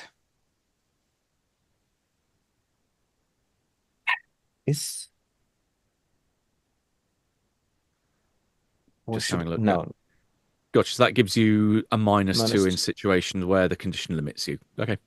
Mhm. Yeah, I think that fits the most. He is unable, like every time he thinks about this, he thinks about how long he's been where he was, how long he's been left to think, and how long this thinking has not made him any better. And then, of course, you spiral down that rabbit hole and makes you think, well, hang on a minute, if it was 2021, how long have they been here? Yep. That's 4 in 5 minutes once I'm dealing with my existential crisis. Then I'm thinking about the greater picture of the existential crisis. Wow. Well, if that thing says space doesn't work here, then I don't think time works here. They are Yeah. linked to each other. Well, I'm just pushing some bowels back in. I think I'm as good best as I can. So maybe we should All get right. a move on. Yeah. Attaboy. Stains. All right. Let's get moving. Might as well start. Everywhere's going to be bad. Might as well start here. And I'll just start walking into Nicholas's door. I'll Okay. follow. Yep. Gotcha. So you step forward into the bitter cold, the dark, because there isn't that much light in here. Occasionally there's a bit of a light that's illuminated from the searchlight passing over this building. So you're able to see there are these curled up bundles of what you guess are people trying to cuddle together in the warmth, maybe for shared bodily warmth. But you're fairly sure some of these people aren't radiating any warmth anymore, that they're just frozen heaps which are long since stopped moving. But there are the occasional sounds of either wind being passed or bowels being emptied. Not in the same poor way of Mateus's, but bowels being emptied nonetheless. And a very subdued, very almost pitiful atmosphere over this whole room, as what was probably once a cow shed, perhaps, or maybe on a farm of some such that has been converted into the most unfit for habitation residence that you can think of, and just this poor bunch of excuse of human beings trying to cuddle together in the dark, trying to stay alive. And now there's you four shivering away. Well, maybe not Gary too much, because you've got this very squelchy coat around you, but that per se provides a little bit, almost nothing, degree of protection against the cold. But yeah, the others are finding you are definitely not dressed for this kind of environment. At least the cold creates some numbness for my pain. Mm-hmm. That's true. Your wounds can freeze shut. Excellent. Well, let's start searching around here. I would assume that the creature that we're looking for looks the same as Usher. Yes? Or similar? It must be. Maybe. But want to take a bet it's that one in the watchtower, or whoever is guarding this place? Mm-hmm. Well, it's good thinking too. Good thinking too. Should we just start there? Are there people in here? Yeah, you can hear there are definitely sounds of living beings in here. Like I said, you can hear there's at least one person taking a shit in a corner, not too far from here, probably in a next stall or one or two over from there. There's others which are rolling or moving in their corners. Others huddled up against corpses, thinking that they're still trying to share warmth with what would have been their neighbor. So there are people which are alive in here. It's just they're in such a pitiful, barely clinging on to life state.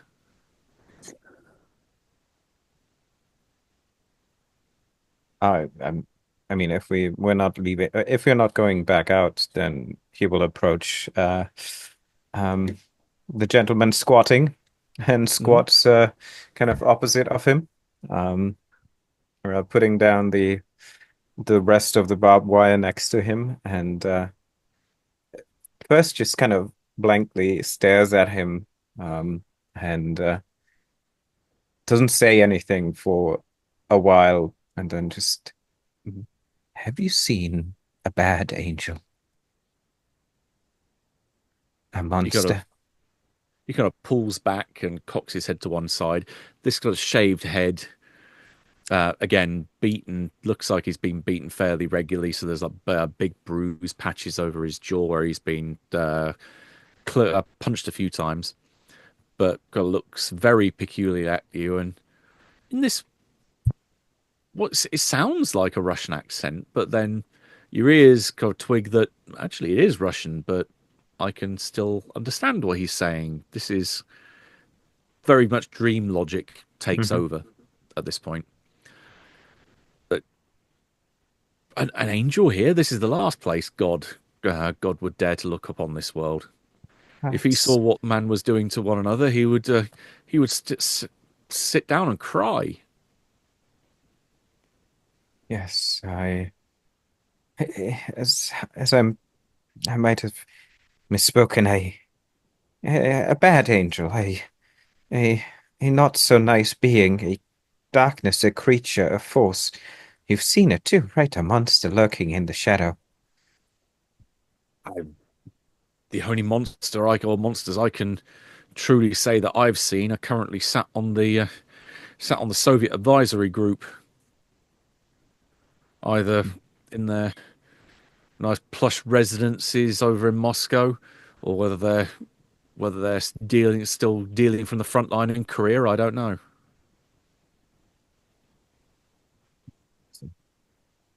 You have not seen any change. No figures lurking from the dark. Only At the least you're guards. being looked after. Somebody is here and loves you. Yeah, pointing to Looked the. after here. We've just been left here to die. But not Either alone. because we disagree with the state, or they disagree with our actions in any way, shape, or form that they take objection to. They just put all their undesirables and unwanteds here until they just cease being a problem.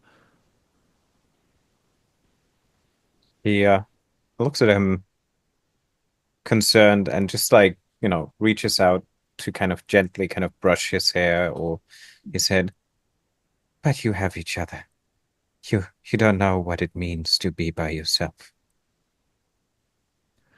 He kind of looks a little bit concerned for a moment. Well, when you say each other, what do you mean? Are you with the guards? Have you been listening in on what we've been talking about? I am not a guard. I'm not with you either. I'm not supposed to be here. I just came from a plane that you wouldn't understand. This is all just in my head, you see? I know what you're saying, and you are just a fragment of my memories, buried in another person's mind. You're speaking like Eretz over in the corner. That sounds like some of the crazy shit that he'd write. Who? Gestures to a guy that's snoring over in another corner. That's kind of holding up against what you think is a younger girl that they're kind of laid against each other. I just get up and walk to her and gently shake her awake, not even saying anything to the other guy, just rudely get up and leave.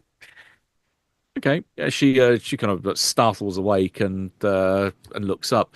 At which point, Garrett, you notice that this is the same girl that approached you before when you first came through the door into the gulag, and was also very much shocked by how you just suddenly disappeared on her. Oh, cool. Yeah, I also go towards her. Yeah, it's like, what the hell? And it kind of does a double take. Huh? You again? What the hell? And it kind of tries to back away into the corner. You Who's are in real. charge? You are real. Who's in charge of here? What? What do you mean? Who's in charge? You are, I guess. Is that the answer you're looking for? No. The guards. Who do they answer to? Well, the warden, I guess. Where's the warden? Over in the guard tower or the command block. In the warmth where all those scum get to stay warm while we freeze to death out here.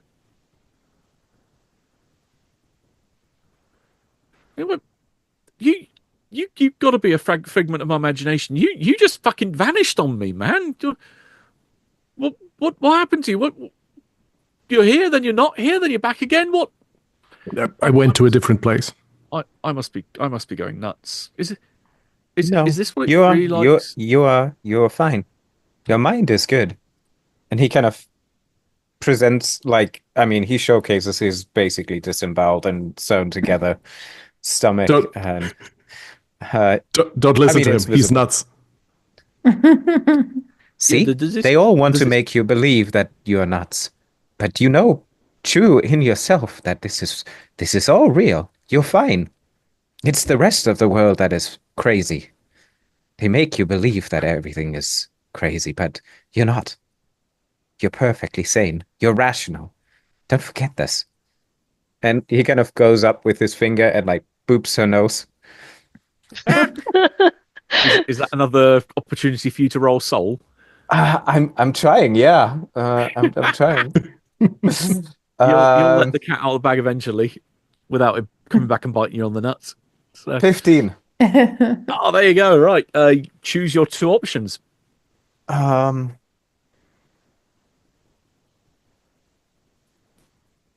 okay. I do want to choose affect a victim with a temporary psychosis that they're Hmm. haunted. And yeah, I think it has to go because they're not really giving knowing anything. So he's just affecting additional victim. And he goes over back to the guy that he squatted against before and Hmm. tells him the same. And let's a bit of sanity spread. Okay, right. In which case, they start to twitch. Their maybe one eyebrow goes starts to quiver. They involuntarily shake, and yeah, they to anyone else that they look like they're having either some kind of seizure, but yeah, something very much is going wrong. Some gear just jumped, or cog jumped a few slots there. And then he calmly comes back to Garrett and says, "Well, should we go to the tower then?"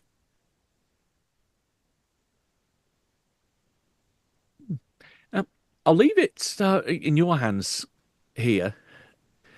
Do you want this particular when you've afflicted them with something that horrible?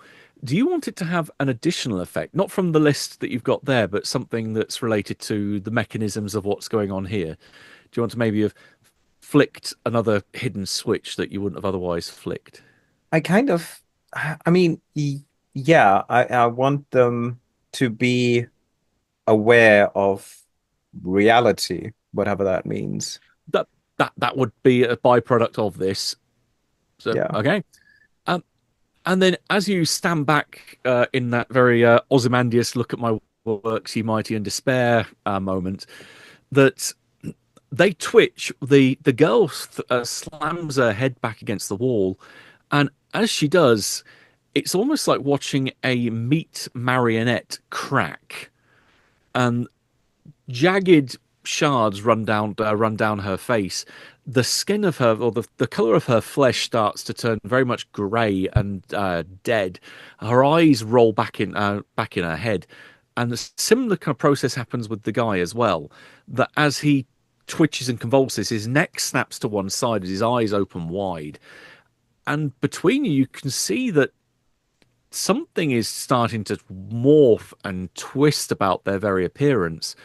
Their very mud encrusted clothes are starting to become cleaner. They have much more form fitting, longer, neater coats. You can see that there is a fur hat which is starting to manifest out of the head and starts to cover a lot of these broken features that you would previously seen, with a big shining red star with a hammer and sickle in the middle of it.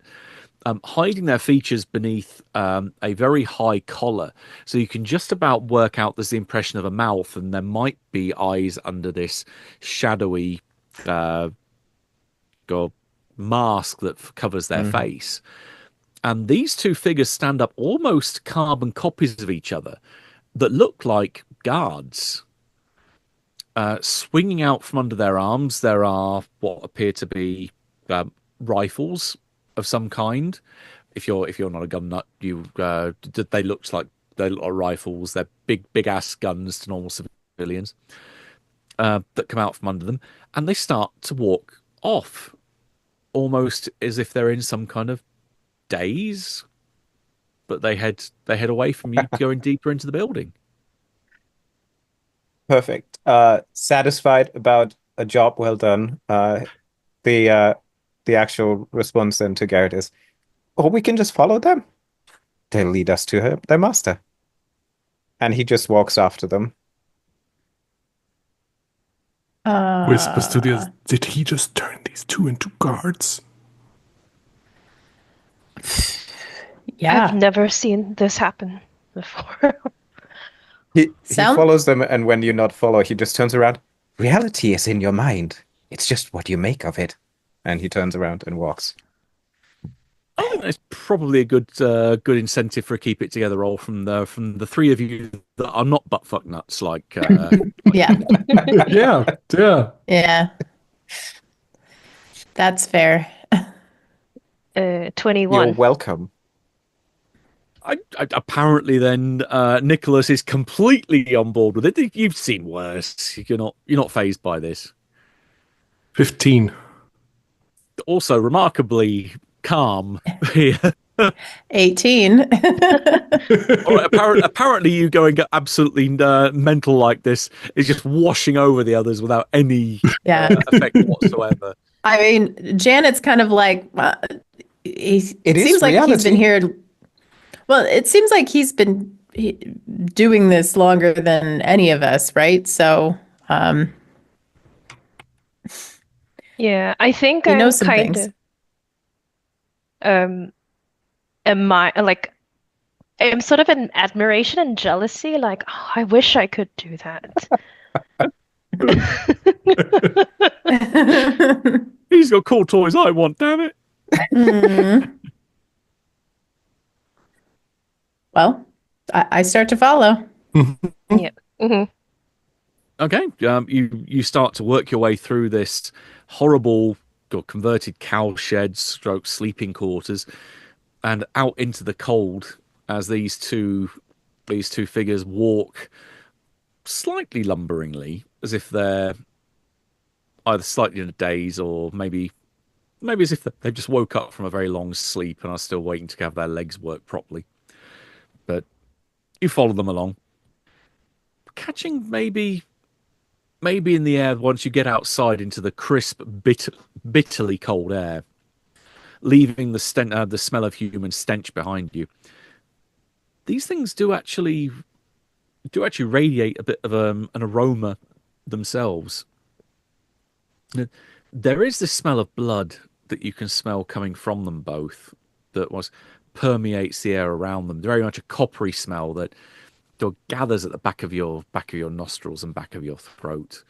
That definitely tells you there's something very wrong about these two things in front of you now. You don't think they're people anymore. Maybe this is what your new friend Usher said about there might be fates worse than death. Mm-hmm. Fates that your dear friend Matthias just inflicted on two poor innocent souls. But oh well. Right, I feel like I liberated them from the torment that they lived in. Mm, yeah, there's definitely one semantical way to look at it. Yeah. Mm-hmm. They're free in their mind now as they can just follow orders and do what they've been told. Gotcha. And yeah, they seem to be walking towards what looks to be a large building where there are lights on.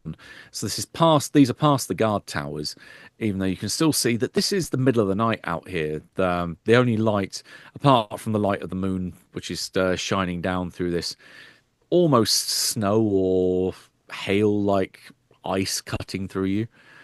That you can see there are figures that are still smashing away at these large boulders like a chain gang.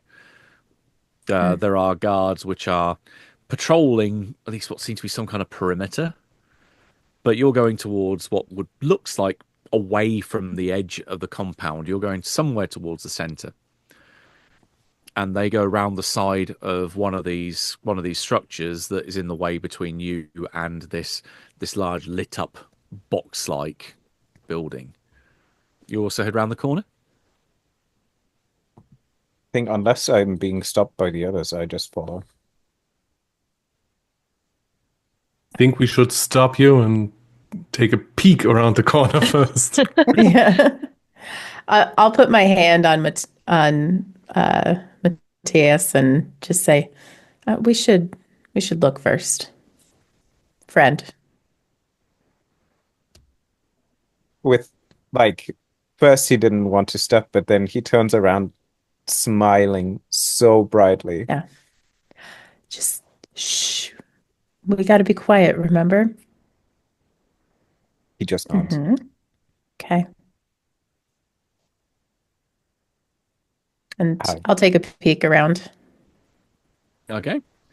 The first thing that hits you is that your eyes are not accustomed to going from a very dark environment to it suddenly being very bright and also very warm. That as you poke your head round the corner, there is suddenly this glaring white hot sun that is bearing down upon you from above. Almost to the point where if you were just to stand there too long, you might get sunburnt. There is where the wall is just this sheer rocky cliff face that then goes in an arc away from you, but is leading back towards what looks to be some kind of, well, definitely not a guard block, but definitely looks like some kind of resort or some kind of hotel type structure. And two figures that are completely dressed in black, but again with guns, not rifles now, but almost submachine guns slung on straps, that they are lumbering their way towards that building. They should be two guards dressed in, or to Gulag guards dressed in Soviet uniform, but now they couldn't be anyone else. But those are the two people walking in the same kind of the same mannerisms of which you were just following, but their outward appearance has completely changed. Uh, okay. Beware, we're about to change planes here. It's gonna get really hot. So, and Matthias, let's go. I, I smile and still kind of like cherish my shoulder where you touched me and turned around. Oh. Mm-hmm. I drop my gulag coat. You definitely don't want this on a summer excursion. Yeah. Yeah, and turn around and keep on following them. Gotcha. Follow and mumble, first a freezing hell, now a burning hell. Mm-hmm. One extreme to the other. Mm-hmm. Yeah, in which case you round the corner, and as you take in suddenly this bright, cloudless sky with this sun hanging down, burning down upon you, and watching those two figures walk away into the distance, you hear off to your right a kind of psst and a gesture of someone that seems to be trying to wave you over from behind a bush. Oh, I can't resist. I immediately, like, hearing this, walk over. You find dressed in what to you are very weird, kind of very weirdly coloured clothes. So almost some really cutting edge, kind of really new agey type fashion. To everyone else, these look like they've just stepped out of that 70s show. That they are very much retro in the extreme. There's two what look to be maybe late 30s, early 40s, man and woman, and then two kids, maybe about 8 or 9 years old, one male, one female. The two kids look like they were dressed up to go to the pool. They've got inflatable armbands and then swimming costumes on, whereas the man and the woman are dressed very much like they were just out to sunbathe, so dark glasses, but just this look of panic on their faces, and they kind of gesture for you to get down with an accent that for Matthias is actually your own. They're speaking German. Mm. But for everyone else, obviously, you catch the accent and the fact you are speaking something that is not quite your own tongue, but you're able to communicate.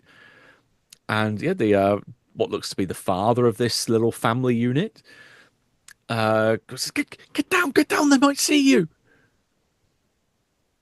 Who's gonna see us? Them. And Who? gestures towards the two guards, which are walking away, still in their kind of daze. No. They are Oh, walking away. They guide us. Guide, you don't want to go where they're going. They'll take you to the pool.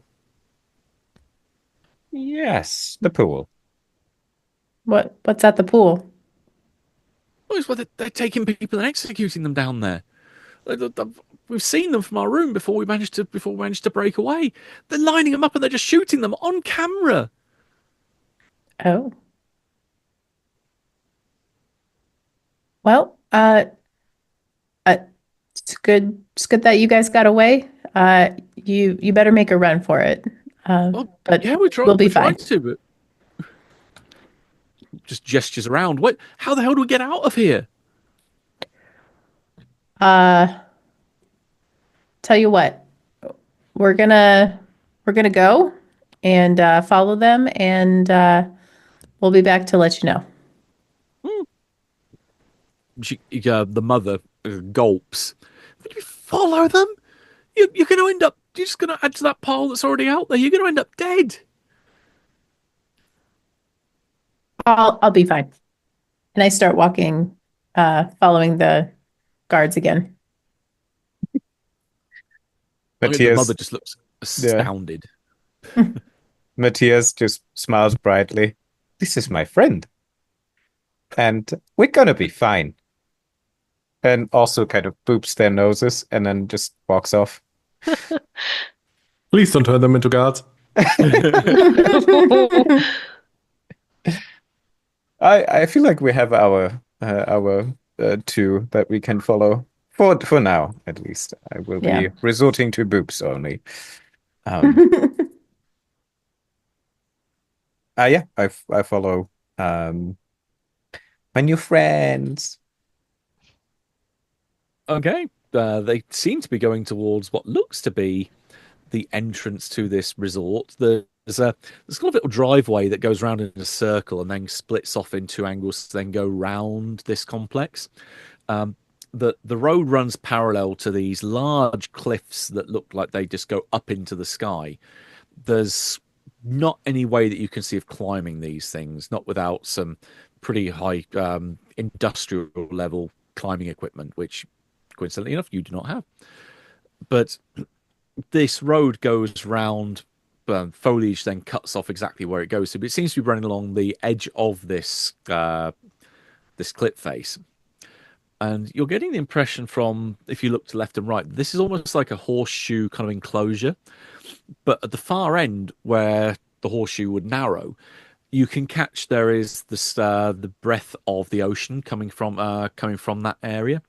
That there's a smell of salt air, there's breeze, and that you must be in some kind of cove, but there would be at least an access to the water down in that vague direction. But the entrance to this hotel or this resort complex is at this end, which doesn't make sense in some kind of fashion. It's who would build an entrance that looks directly onto a cliff face wall? But otherwise, it looks in isolation. It looks like it could be the entrance to fairly smart resort, as far as someone from the 1950s would consider it. This is very, very modern, very, very high tech. Similar high tech like this Marvel machine that produces smoke that Garrett has. Yep, and they seem to be going along that drive and then in towards the doors, which miraculously they open and then I I close behind them. I think that is too much. Like I'm standing like, what? How did they do this? What is going on there? It's okay. These aren't actually a big deal in the future, so you can just walk through. Okay. Yeah, I know this must be a lot for you, but we should eye the prize, you know? Hmm. Yes. Yes. He looks Yeah. at the others and makes sure that everybody is kind of okay with these weird doors, and then goes there. Gotcha. So how are Gary and Nicholas taking this sudden scene change?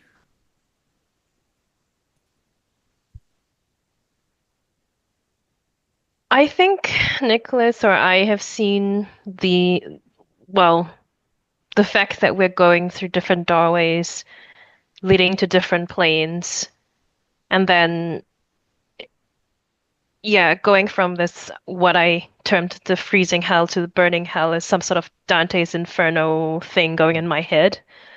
So I just think, okay, it's just another level of hell, and we just got to get to that warden, perhaps. Hmm. Okay. Which is, you're thinking about, as you say, thinking about mulling that different levels of hell over in your mind. Your eyes drift over towards the complex, this hotel exterior wall, and you can see there are a couple of very old, well, for you, old um, air conditioning machines that are on the exterior facing wall. Some of them, the fans are still whirring. Others, they look like they've been either smashed or shot because there's still columns of smoke or tendrils of smoke rising out of them. But you can hear almost something beyond the hum of the machinery whirring here. Something that's almost sounds almost enchanting in a way. Is it music? Is it voices? You're honestly not too sure. At least not from this distance, anyway. Um, I'd like to, I don't know if it's possible to maybe go over a little and investigate that. Hmm. Yeah, you start to wander closer, and yeah, you can make out voices. It's almost like you can hear the sound of a choir, 100 choirs, 1,000 of them, all crying out in exultation and chants, praising the name of Golab as they try to draw upon some of his power. And you hear the screams of all those tortured souls that are currently in his possession, being processed. And this feeling starts to almost feel like a literal earworm start to burrow its way into your mind. Can you give me a keep it together roll, please?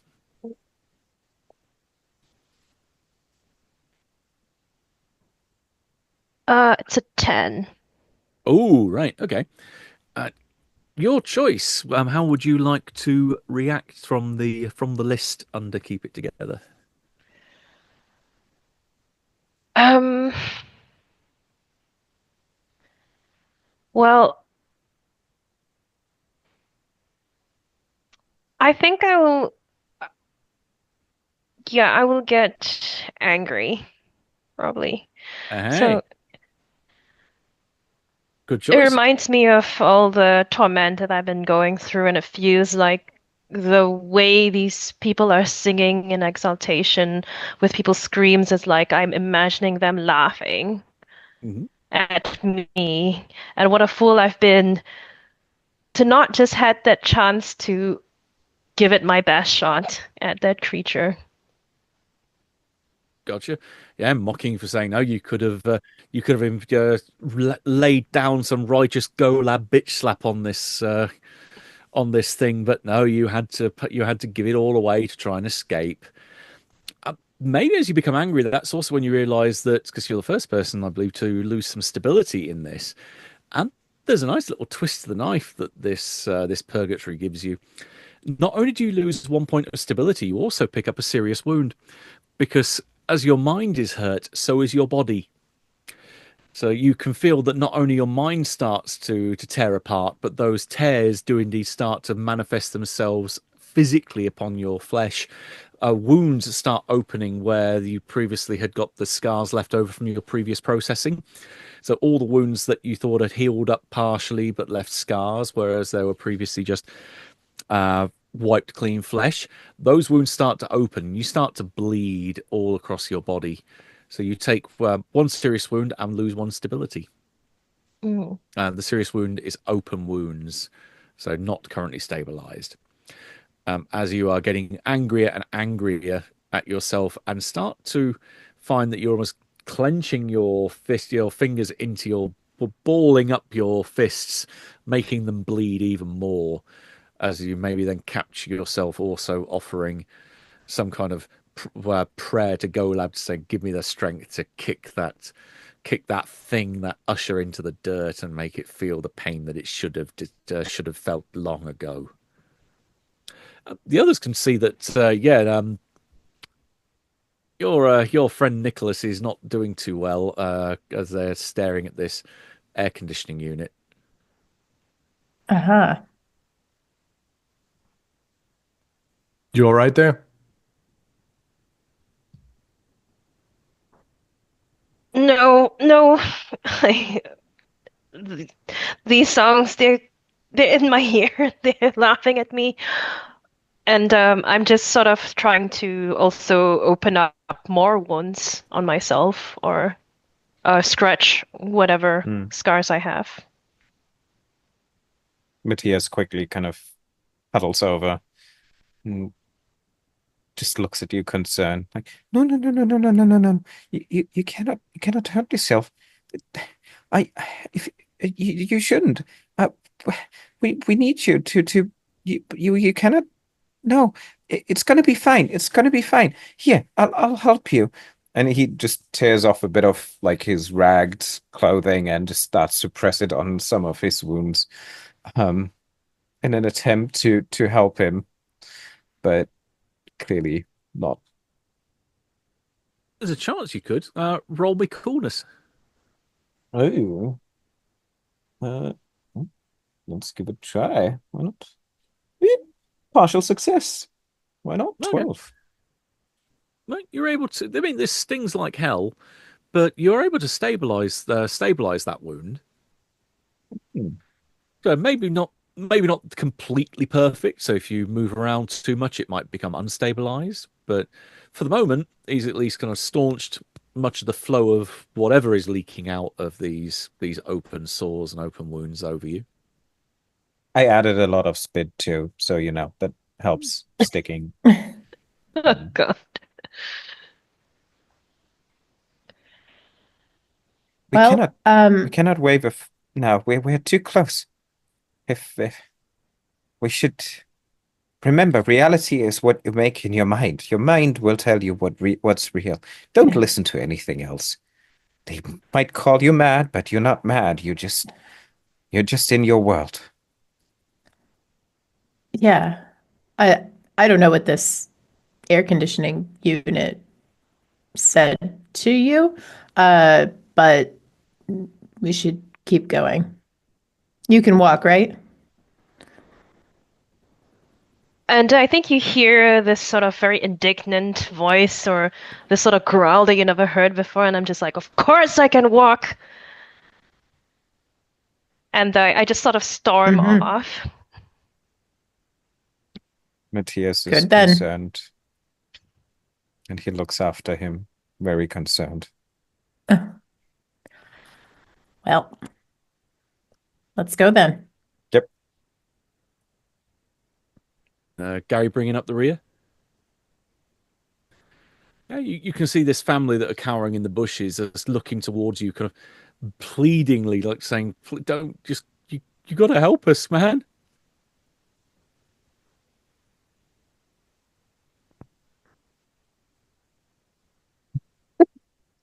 Tough luck. No, no help here, buddy. Yeah. All right, the four of you, presumably then, the four of you head into the lobby. Yep. Yep. The doors miraculously, for at least one of you, open. For everyone else, yeah, the door's open. And you wander into what is probably the least effective air conditioning lobby or air conditioned lobby that you've been in for a long time. So much so there is just this wall of humidity that hits you. And yeah, the lobby is going, nice music playing in the background, quite nice, quite relaxing under any other circumstances. The broken vases, the broken tables, the pool of blood, the bullet holes going up along the wall, the areas that look as though maybe a small grenade went off, so there are scorch marks and broken pillars here, imply that things are maybe not as the music might make them appear. But yeah, otherwise the place is pretty quiet. Just girl from Ipanema playing. Yeah, let's say that came back round on the vinyl. Yeah. As if there was anything else on it. I don't know, there might be MacArthur Park or something else contemporary at that point. Huh. Looks Do like you? something, I don't know. This looks like what was in my door. Yep, looks like we looped around to your door. Yeah. Determinism. Definitely the same kind of interior color scheme for sure. Not the immediate same area because you're fairly sure you were seeing what was going to be a corridor that would have led to presumably different hotel rooms. Right. But Okay. it would give you an idea of maybe how to get back to your room should you want to try and find your door. That thought does cross your Hmm. mind. Okay. And But to be the clear, there's other no other people here, right? correct. Hmm. That's where I was going. Is that with your distraction outside, your two tall, dark, and not human duo, they're not visible. Hmm. Hmm.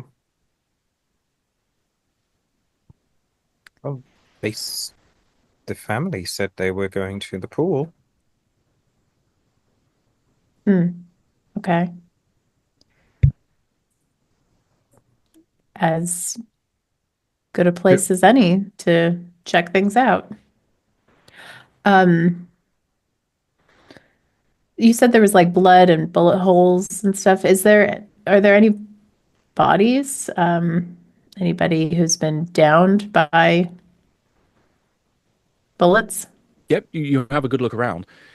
There is a distinct absence of corpses, but you are noticing very much like you noticed through the doorway leading out into the corridor previous, that there is the Dragged? sign of bodies having been dragged somewhere. Yeah.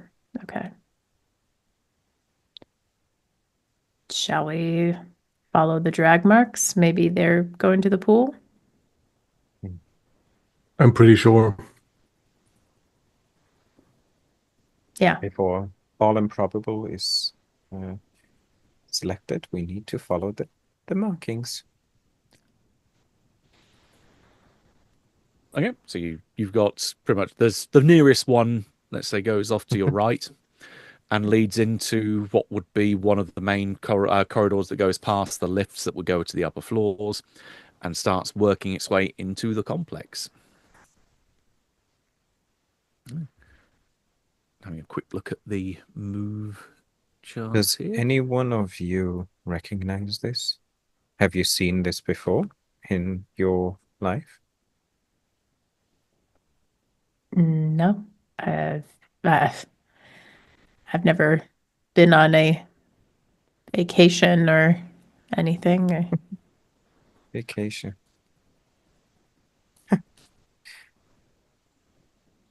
He just giggles, shakes his head, and continues. Right, you continue down this very long corridor, and it gets to a T junction at the end, and you can hear moving. There's someone moving around the corner, not moving towards you, but they're moving in the corridor. Okay. Instinctively, I would hide, but I think he kind of motions to us. Oh, I hear a friend. Maybe he can show us the way.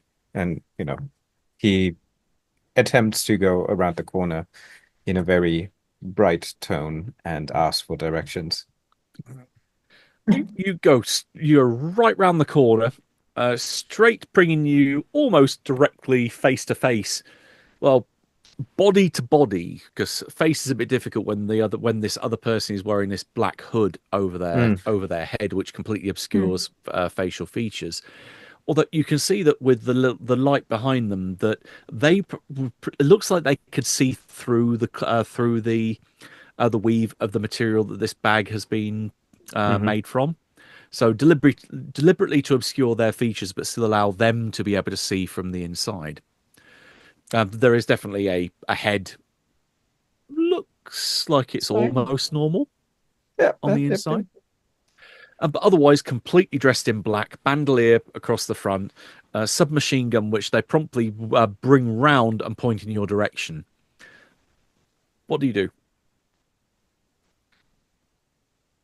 Do you know the way to whoever you are working with? And basically just peep this out. And others?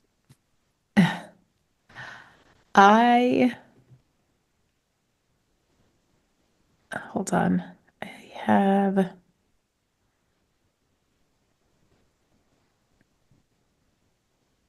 Sorry, I have a advantage here. Mm-hmm.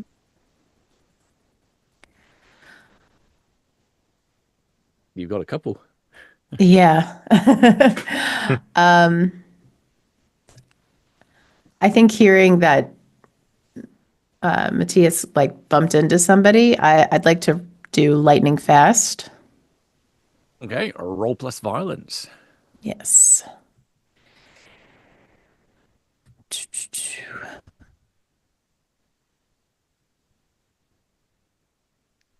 That's an 18. Wow, you get all three. Yeah. Oh, it's three edges. You could even choose the same one multiple times if you wanted. Okay. So you have them available to any point you wish to do in the scene.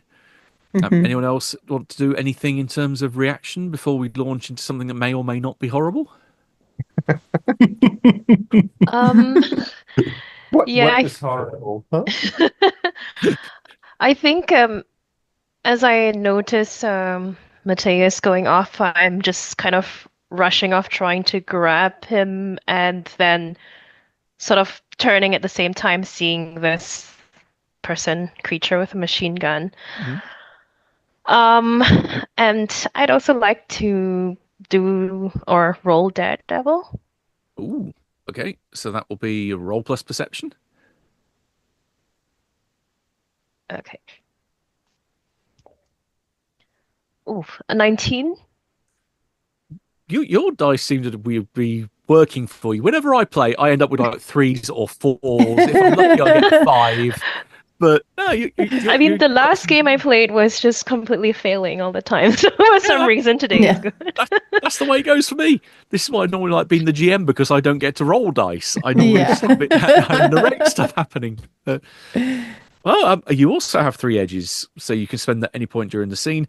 Again, you can choose the same one more than once if you wish. So your world is your oyster from those list of opportunities for you. And for Gary,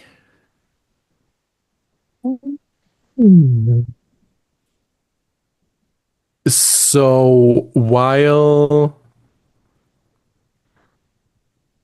Matthias is bumping into the guard, and the other two seem to be readying themselves to. Yeah. it's got that moment of going taut and getting ready for the proverbial to go down. Yeah. Okay. Okay. Oh, walnut roll for my edge as well. Okay, it's a roll plus coolness. I roll plus coolness. Yeah. What do I have in coolness? Of course. 17. Oh, wow. I have the feeling the polyhedral gods are ganging up on me here. You know why this is happening? Because they all want to help their friend Matthias. It's the power of friendship. Exactly. Hey. Damn it, this is supposed to be a horror game. Sorry. Right, you have 2 options again. You can select multiple ones twice if you wish. No, feel free to knock yourself out or knock this thing out, depending on how you wish to proceed. So, three people get ready for the proverbial to hit the fan behind you. And Mateus, you're looking down the well, not the barrel, but looking into the blacked out face of this thing in front of you. Again, you're getting the impression this maybe was once a person, but isn't anymore. You, by any chance, could direct us to where we could find some your master or friend? Yeah, we would like to have a word with them. This thing cocks its head to one side, and this really horribly painful, strained voice says, "We," and it always tries to look around you. I go completely pale because I just kind of feel like with my hands around and see if anyone is behind me. Um,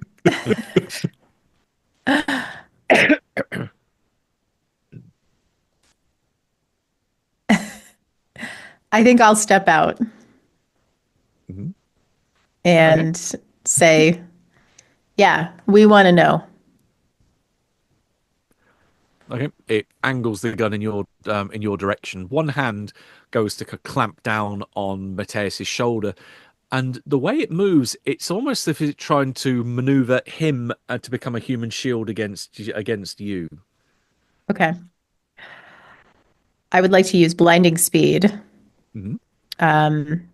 So I get to engage in combat with every opponent within reach of your weapon as a single attack. Well, I guess that's for multiple opponents, but if it lets me do things faster than him, then I'd say you that's could do it fine. before.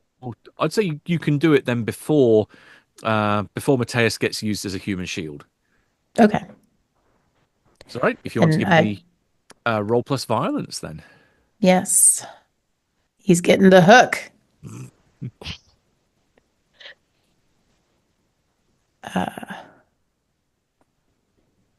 Go.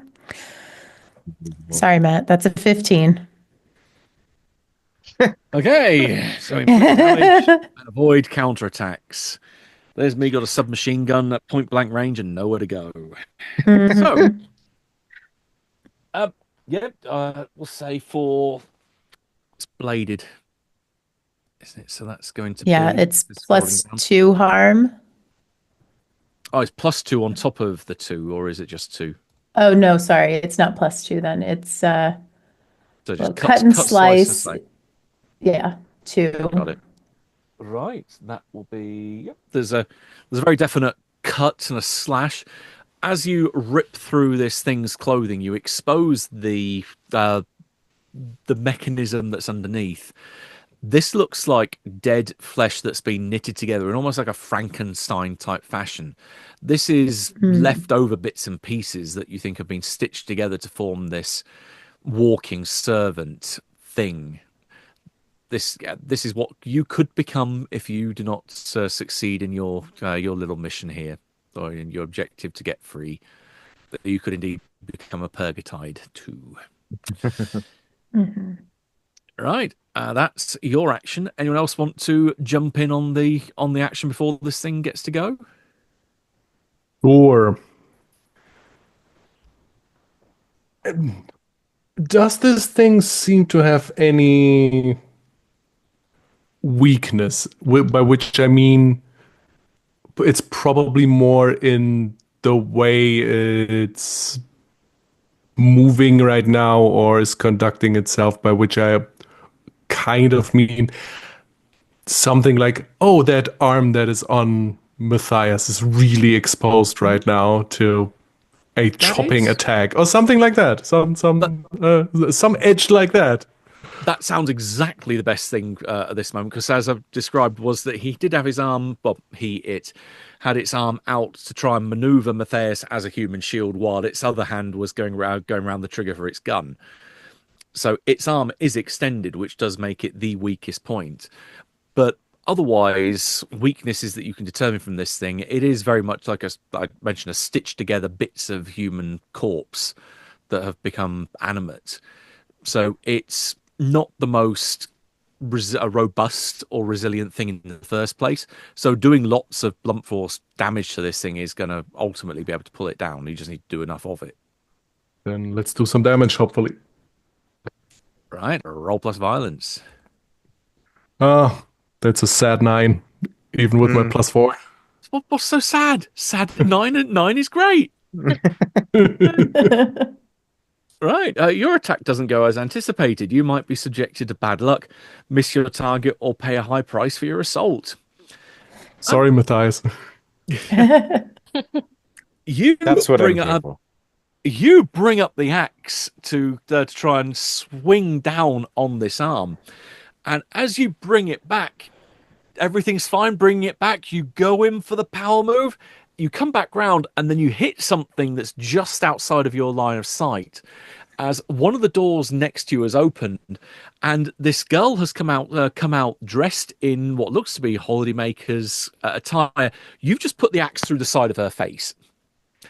And there is now blood gushing everywhere. She twitches, she contorts, and then brings down the axe that is still firmly wedged in the side of her head.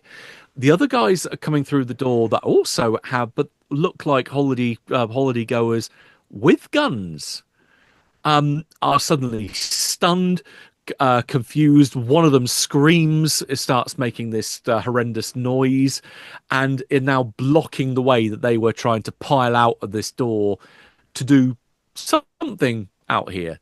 Maybe look like they're coming to your aid, but you've now put an axe through one of them, so that may sour a relationship that could have gone good there. But oh well. Nicholas. While this kerfuffle or chaos is going on, I'm just concerned about this thing in the hooded, black hood. And I don't know how long the barbed wire is that is tied to. It's to- quite a quite a long line of barbed wire that I carry around. Well, that's good because I was going to take a bit of it and whip this thing. I was thinking of using the, I don't know, edge, I guess. Harm your opponent before they can react. Yeah, that works. So they basically you do damage with it. So let's have a quick look to see what this would be. Got a weapons and equipment cheat sheet here. Mm. Oh, this time I'm imagining Usher in my head that I'm whipping. Some people pay a lot for this. You're giving it to this guy for free. I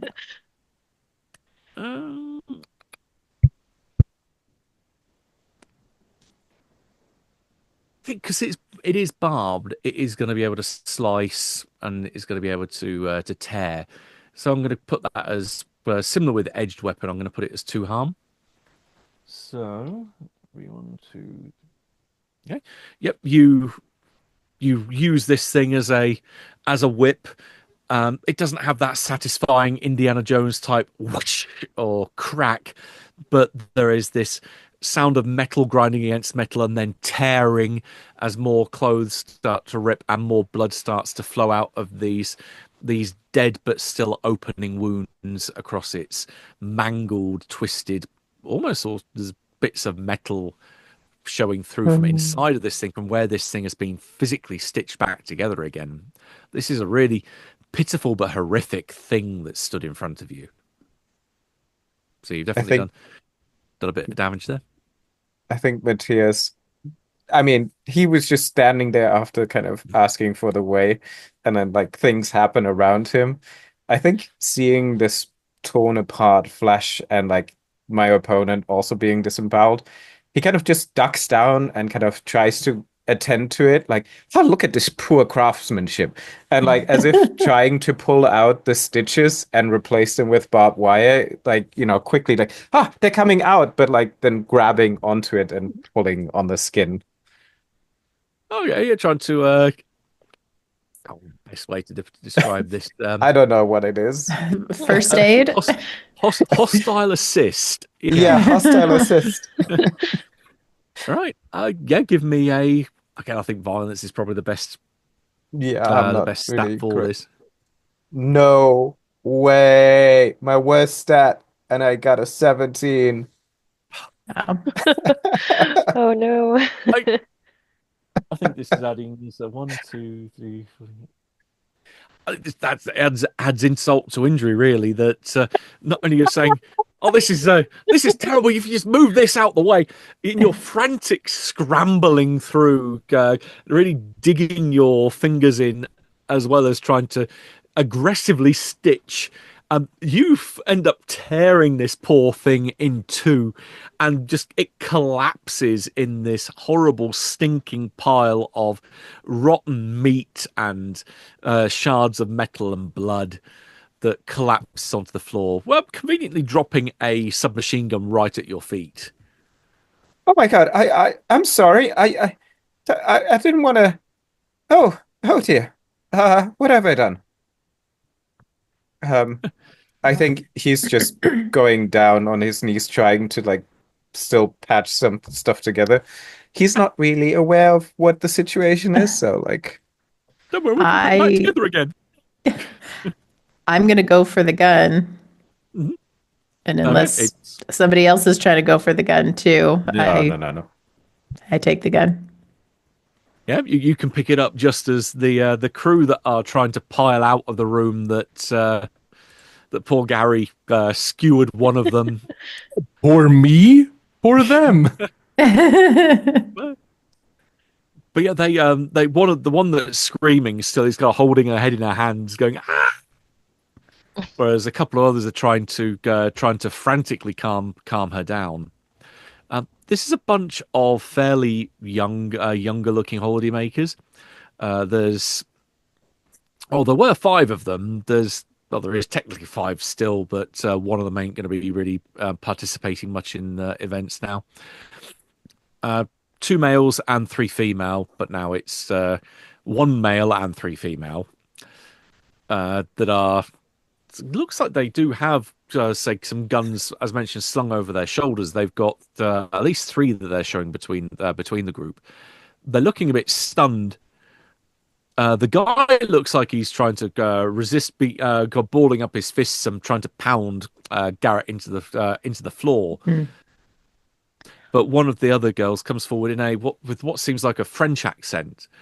Is saying, "We got to get him inside, otherwise he'll be missed. Quick, just pull him in here, pull him in here." And is trying to desperately console the another one of the girls that's leaning over the body of the other guy. Still trying to get my axe out of that. Almost like comes out with like pulling a cork out of a bottle as a satisfying as the axe head comes free. Oh, what's that screaming? What's going on? Matthias gets up and kind of now realizes the other two standing behind, and then probably another corpse on the ground around the corner. Yeah, where did that one come from? Where did these other people come from? What's going on? I'm going to point the gun at the group of people and say, "Okay, just stay out of our way, all right?" What do you mean? You stay out of our way? Well, Hey. were you gonna go for the guards? That was what we wanted. We wanted the extra gun. We've got to. We did have a small group. It's now smaller. We were trying to grab folks together and try to make a push through and try to fight back. I mean, who the hell side are you on anyway? We're on your side then. Matthias' head pokes out like just from the side of the door frame, and it's like, on neither, but on a good side. There's some very kind of confused looks going back in your direction. Okay, aside from the Looney Tune, who the hell are you people? We're here to kill the warden. Warden? Well, whoever is in charge here, I guess there's plenty of names for him. There's 10 names for this, I don't know, asshole.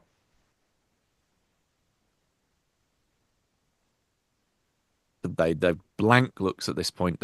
There's a couple of them whisper, "They're all nuts." One of them turns around. Says, if they're nuts, just get them go on their way. They might shoot up another guard, make a distraction for us to make a hit on the other side of the compound. And there's seemingly a moment of nods goes between them, and they angle their guns downwards. Yeah, if you want to carry on and go around the way you're going, we won't stop you. Yeah, we won't stop you. Just point us to the direction of the pool. They gesture exactly the direction that you were heading towards. And where are Great. you planning to hit?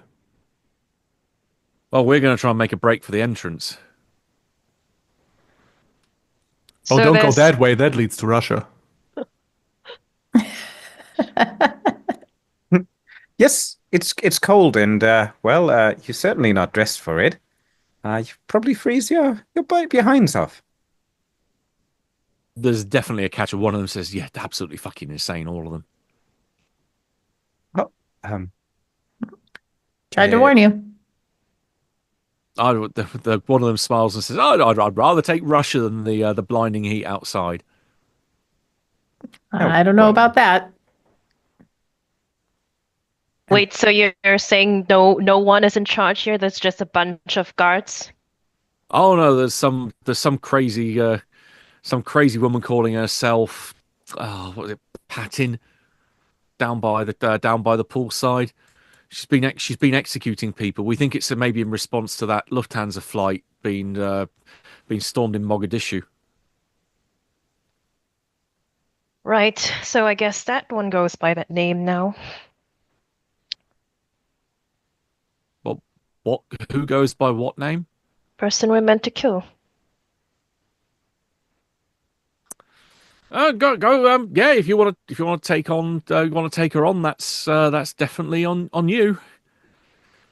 Again, one of the whispers. We can definitely use this as a distraction to get the hell out of here. Don't forget, the greatest monster is your fear inside, and it will haunt you if you don't fight it yourself. And he kind of pops away. Yeah, what he said. And then he pops back in. Good luck! And pops out. Yes, Mr. Freud, thank you for that wonderful insight.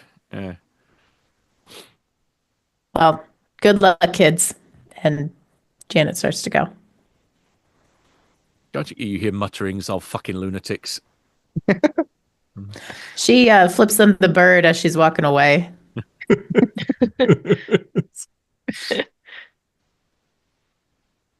Are we going then to the pool? To the pool. Oh yes. Oh yes. Okay. Right. You leave the poor little group that are trying to gather armed resistance. Hey, that's just an entire other game going on. We've got nothing to do with that. Yeah. Yeah. That's another scenario happening there. You don't need to get involved in Yeah. it, so. We've had a crossover with some other scenario happening right now. Right. You head down the corridor towards, again, following this blood trail that leads around a corner. And then it's a weird juxtaposition because one side of the hallway looks like it's completely concrete wall with large steel doors that would be, again, very reminiscent of a gulag. And the other side are hotel entrances leading into what look to be large executive apartments or suites. It's as if there's some layers of reality here that they're vying for control over the same space, and you've hit the point where the two lines are blurred between them.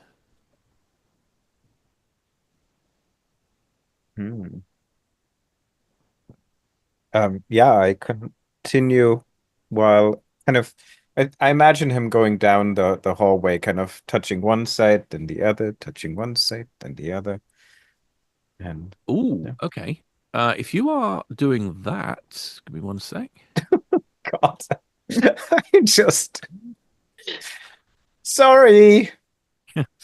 Give me a coolness roll. Cool. I'll show you how cool I am. That's a total of 4. Beat that. Oh, okay. Oh, Hmm. All right. Yeah, this is not as interesting as it could have been.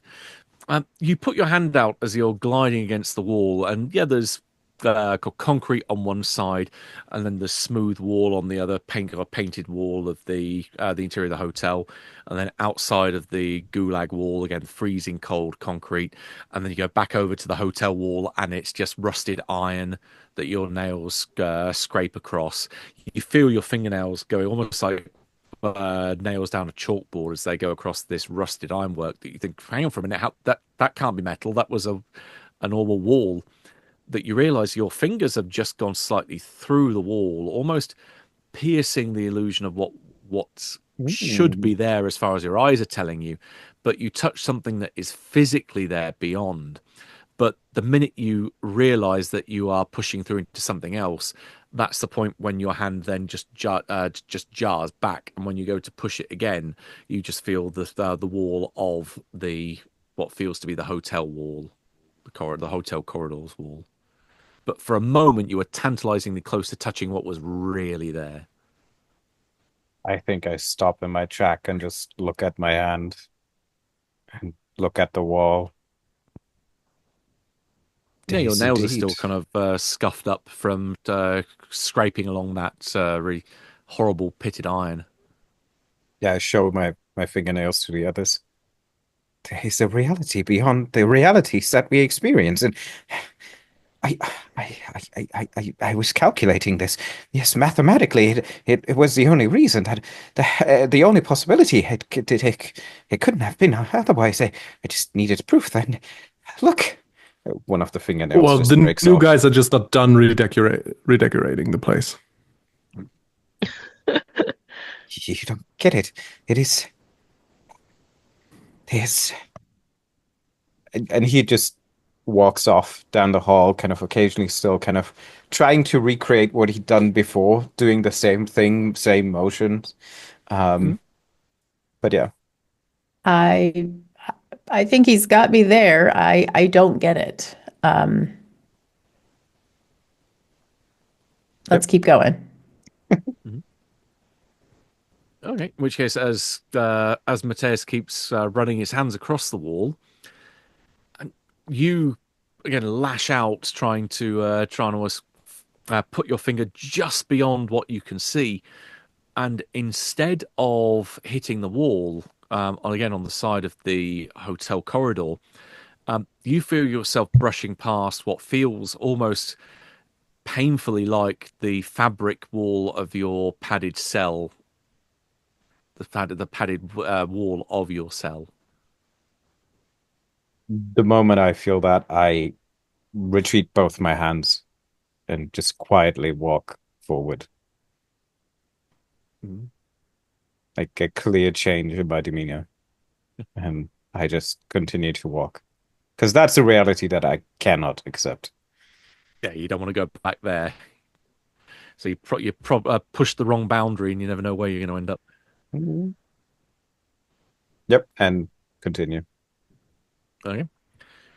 That trail leads round to a door which goes off to your left, which on one side of the corridor there is a sign dangling from the ceiling that says pool and points that way, and then the other side is very much saying this is not a sign to an entrance to a pool. This looks like a fire exit to a guard tower, Hmm.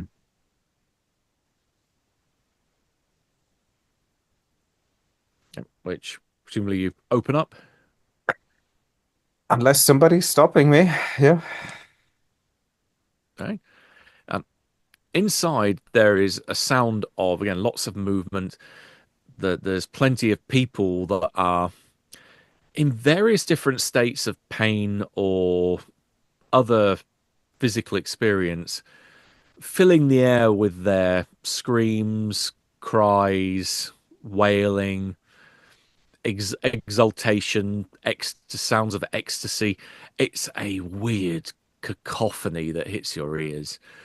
But the physical scene that you see stretching out in front of you, what greets your eyes, seems to be a grid that goes off with square, like cubic cells with doors on one side that just extend ad infinitum off to vanishing point. And from each doorway you can see leading into the cell, there is movement. There are figures that are inside in various states of torture. There are some people that are laying down that are laid down on slabs. Others that are being beaten in the corner of cells that looks like they're lined with tiles with grates in the middle. Some that are suspended from the ceiling. Others which have been lowered onto Judas cradles. The whole gamut of human suffering and abuse that could be hurled onto seemingly countless human lives is laid out in front of you.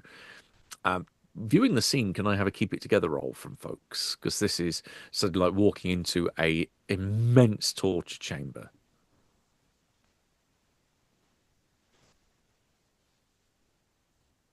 Oh, yeah. I rolled a partial success. And I think I will become scared and well, pull on my barbed wire as it starts to open more wounds. Mm-hmm. That is indeed what happens. Anyone else with some good rolls for me? No, I have an 8 actually. Oh, right, okay. It's a very good roll. Right, strain is too much. I think we'll go with this is emotional trauma here. This is not life changing. We'll save that gut punch for later. But the fact that you are seeing there is just so much suffering here that this seems to extend off into infinity. The level of hopelessness and despair here just starts to creep up to the point where you almost can't bear it. So I'm going to take 2 stability off you. But again, that will the serious wound. You've already got the open wound that was stabilized up until now. That stabilized tick is going to go, so those wounds start opening again. But the wound itself doesn't manifest twice over; it just becomes unstabilized. Mm-hmm. And any more for any more? I think I was muted. I got a 16. You're as cold as ice. You are not phased by this at all. This is suffering that's happening to other people, so it can remain with other people. I got an 11. Ah, okay, it's a bit more fun. Again, which option would you like to choose from the list? I become angry.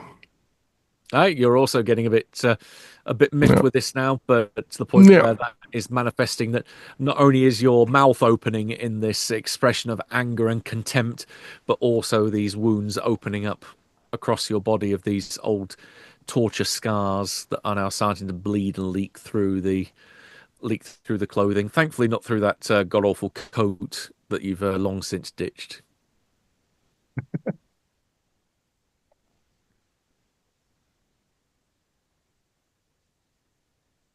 All right.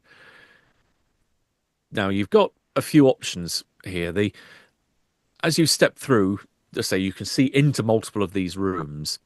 The figures that are inside, again, lots of figures wearing black, lots of hoods, presumably more of these creatures that you followed. They don't seem to be paying you any attention because they've got their own business to attend to. So keeping out of the individual cells seems to be a prudent move.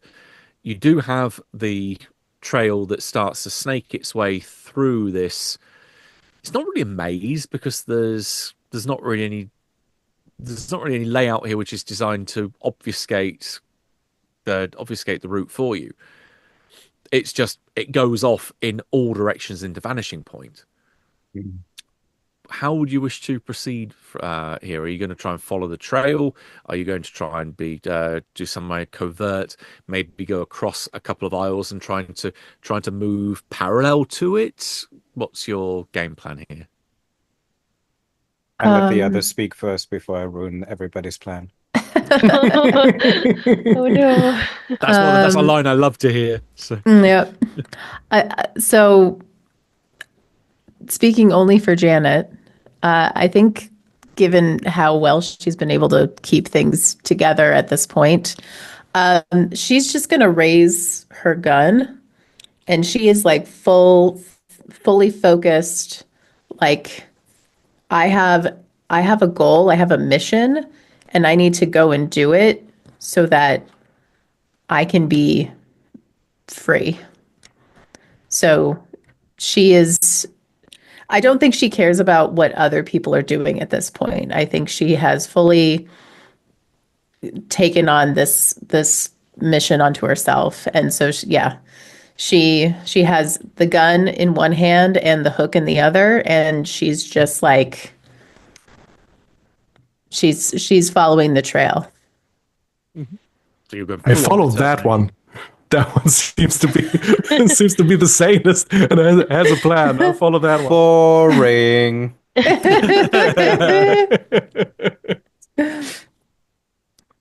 You go get yourself killed. What is Nicholas doing? I'm still following, but it's more like I feel like my blood is connected to the blood on the trail. Like I'm having this stigmata, and I'm sort of mumbling how, like, this is something that will happen to all of us, or that I've deserved, or something like this, in this sort of guilt and shame, sort of. Yeah, I think it makes sense because I think with the trauma that I'm suffering, it's kind of reminding me a lot of what happened with my grandfather and what I was supposed to do. Okay. So before we get to Matthias potentially fucking everything up for everyone, which is a great thing to build up to, or foreshadowing moment. Nicholas, as you're kind of dwelling on this, you catch it again out of the corner of your eye. There is a grate in the floor, where maybe this is one of the grates where effluent and other bodily fluids would run out from one of these tiled rooms. Kind of post cleanup, it'd be great to sweep all of the blood into down one of these grates, down into some kind of unseen drainage system. But you can smell there is this sulfurous air or miasma that's kind of not belching out from it, but almost burping out from this grate on the floor. And you catch a whiff of this, and as you breathe in this smell just starts to burrow its way through your nostrils and in through the back of your mouth, almost through the upper part of your mouth into your brain, and it takes hold. And it's like someone flips a switch that you're thinking back to the past, you're thinking about your grandfather, you're thinking about the conversation that you had with Usher, that you've had other lives, you've had other memories. You have been here before. Maybe not to this particular point of hell, but you have been through hell quite figuratively and literally before. And in that moment where this horrible smell is trying to rip apart the illusion of flesh from the back of your mouth, you have this briefest of glimpses of the hundreds, if not thousands, of lives that you've had, all chained in Elysium, just going round in this cycle of perpetual life, cleansing, death, cleansing, life, round and round and round. But way before then, this little spark of divinity that is just always out of reach. You can take +1 ongoing for soul to soul rolls going forward. You may need that later. Okay.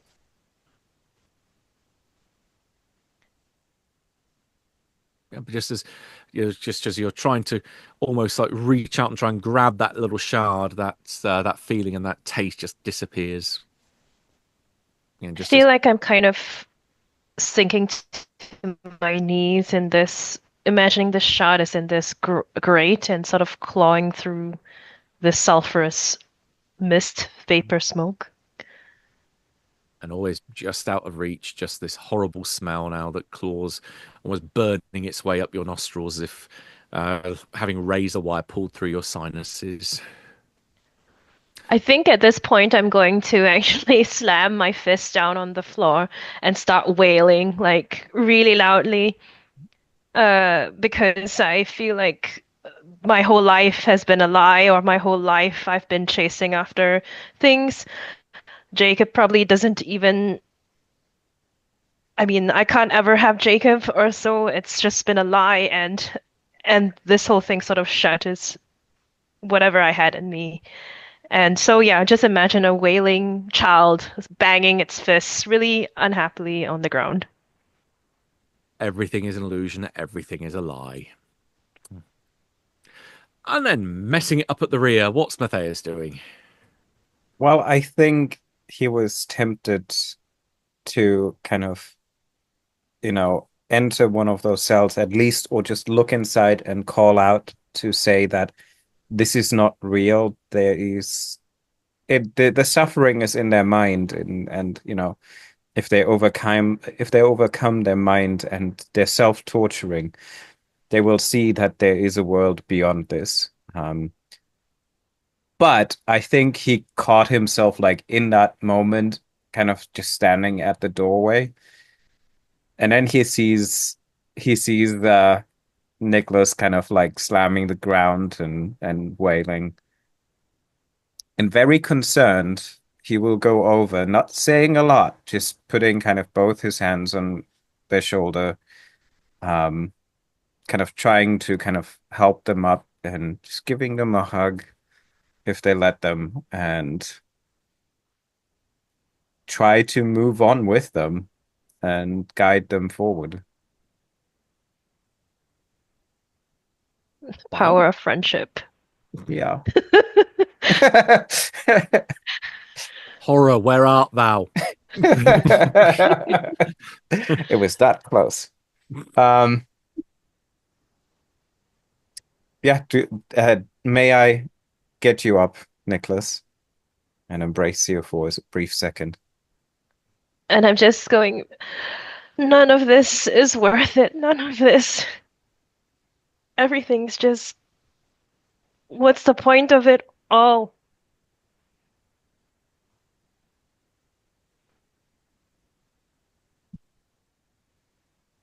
I nod like appreciatively, but internally I think, well, who's the insane now? Who's the nutcase? And guide him kind of forward in a there. It will be fine. Not really understanding what they saw, so I just let myself be dragged forward or helped pushed forward. Hey, maybe some people go around for hundreds of lives trying to get that close to that little shard of divinity, but wrong place, wrong time.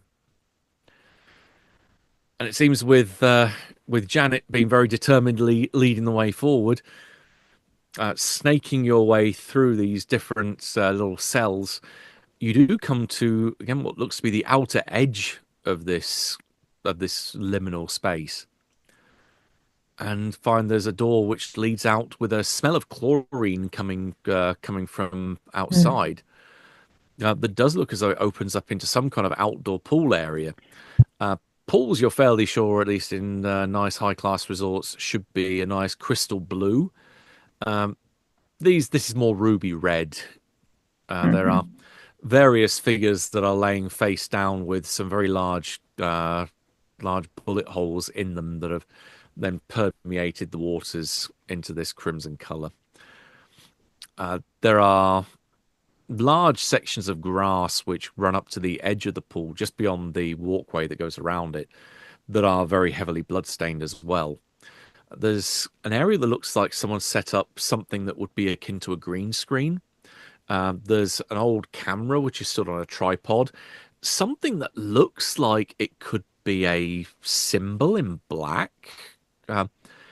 It's reminiscent maybe of ISIS type videos that those of you that are more modernly inclined might be familiar with. But yeah, you're definitely get the impression this is some kind of fanatical public execution that is being televised or at least recorded in some fashion. Okay. And there are so occasionally body parts that litter the floor. There's a couple of headless corpses, and then they're piled up in this neat little pyramid off to one side. But this symbol does not look to be any human political or religious group that you can identify. Off to the left, there are the sounds of merriment. There's a radio that's playing what sounds like some kind of disco music. Maybe ABBA. It's hard to tell exactly because the sound is being masked a little bit by the jovial laughs and chuckles and clinking of glasses of and merriment of a group which are sat around a figure leaning back on a poolside deck chair, parasol giving a little bit of shade, a figure dressed in black with a ponytail going down behind her head, wearing a pair of aviator glasses and this massive cigar that's lit that she has perched between her lips, and a couple of these, again, figures with black hoods over them, bandoliers, machine guns that are stood at either side, that seem to be engrossed in some kind of joke or conversation with her, and that they don't seem to be paying too much attention directly to yourselves, but definitely seems to be radiating some kind of authority figure is there. But as you're taking in the scene, in fact, I'll let you. You're about to go something. Well, a couple questions. So since I drank the fluid earlier, does she look human or does she look different to me? No, she looks human. Oh, she does. Okay.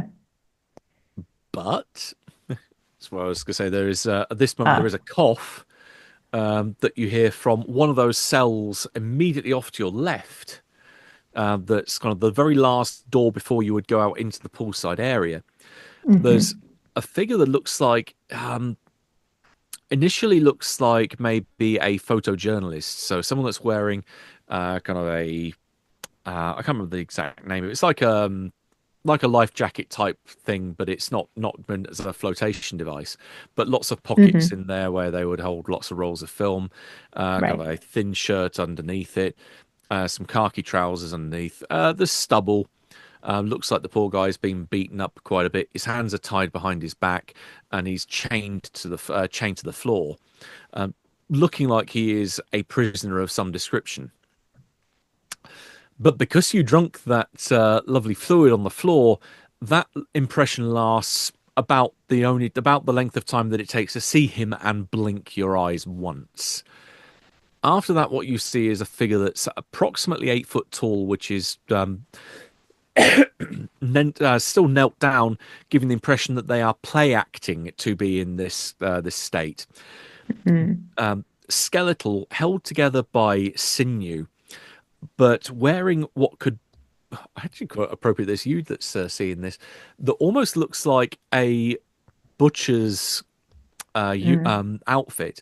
Lots of chainmail, metal plates, and then implements where they could slide in various cutting tools into this belt around their midsection, like they worked in an abattoir. Okay. And set inside this skeletal skull, these two burning blue balls of flame for eyes.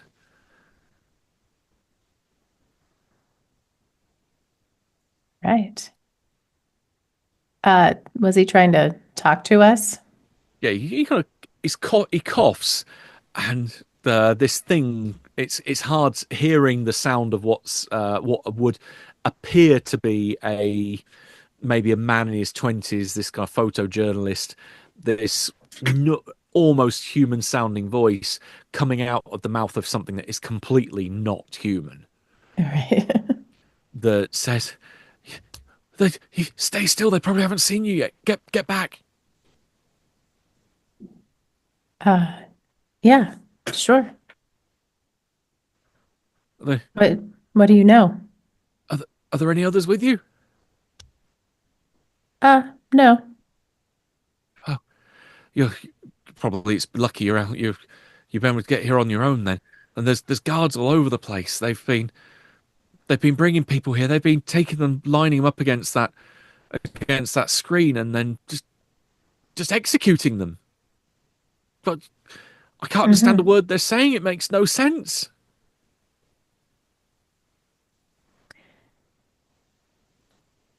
I'm just going to raise my gun and start shooting him.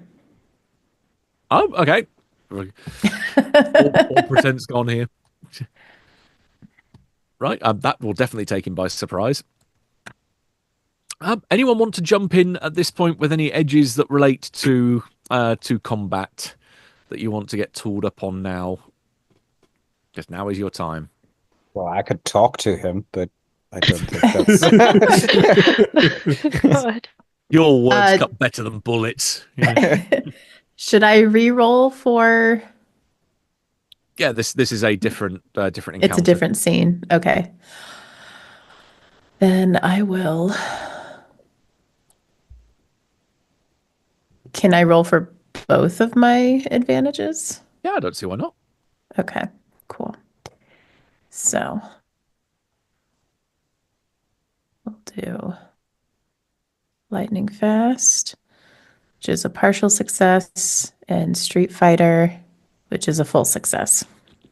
Okay, so 2 edges on the first, and then 3 edges on the second one. Yep. Right. Any more for any more? And we're just round the corner behind Janet, right? Yeah, you are easily within range of just diving round this corner. That Janet was just probably only about 10 feet ahead of you. And Janet also said, "I'm alone." Mm-hmm. So we are not. Let me just roll that backstep just to be safe. A nice friendly edge to take there. Again, Yeah. re-emphasizing the friendly nature of the party here. Yeah. So friendly. That's a 13. Power of right? friendship. I get one. Okay, one option.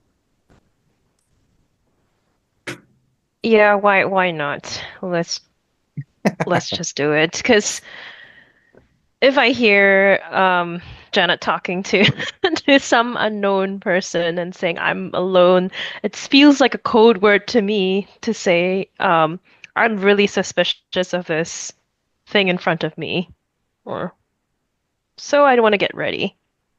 And then when they start shooting, that would give it away. Yeah.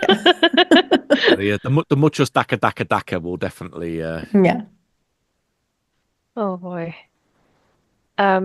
So that would be, I think, a Daredevil, which is perception. Yeah, perception. Mhm. Oh, 16. Okay, Oh, 3 wait, sorry, edges. 15, but still the same. I forgot to add the serious wound thing. 1 insult to injury. Oh well. Right. So yeah, you have 3 edges to choose from. So spend them as you wish during the scene. Can be the same one multiple times if you wish. And Mateus can get ready to talk if you wish, but I think that's more when you activate it. I'm just gonna wait and let this play out. I feel like I'm at this point a bit overshadowed by Gunn speaking more actions than Than insanity. yeah. You can, if you wish, push yourself to the limit to overcome a threat. If that's the second I know. advantage you took. I've been glancing at it.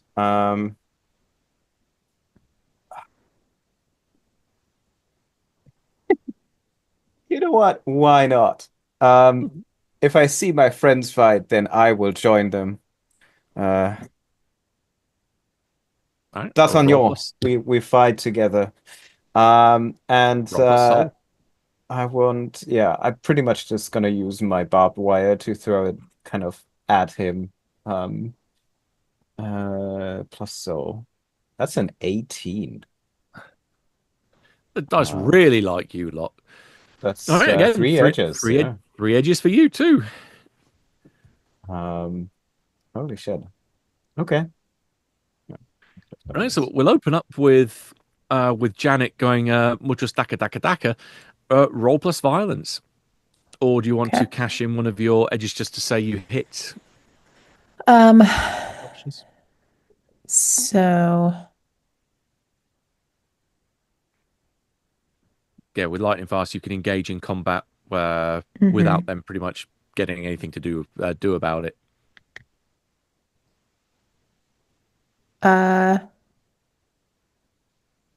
yeah. I think for this one, uncanny precision. So hit your opponent's weak spot, deal +1 harm.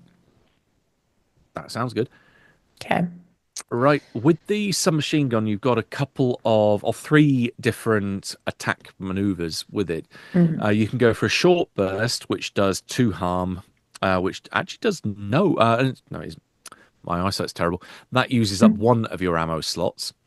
You Mhm. can go focused full auto, which will do 3 harm as base, but 4 with your additional precision hit, which will cost you 2 of your 3 ammo. Or you can spray and pray, but that's for more hitting additional targets rather than just Right. one single target.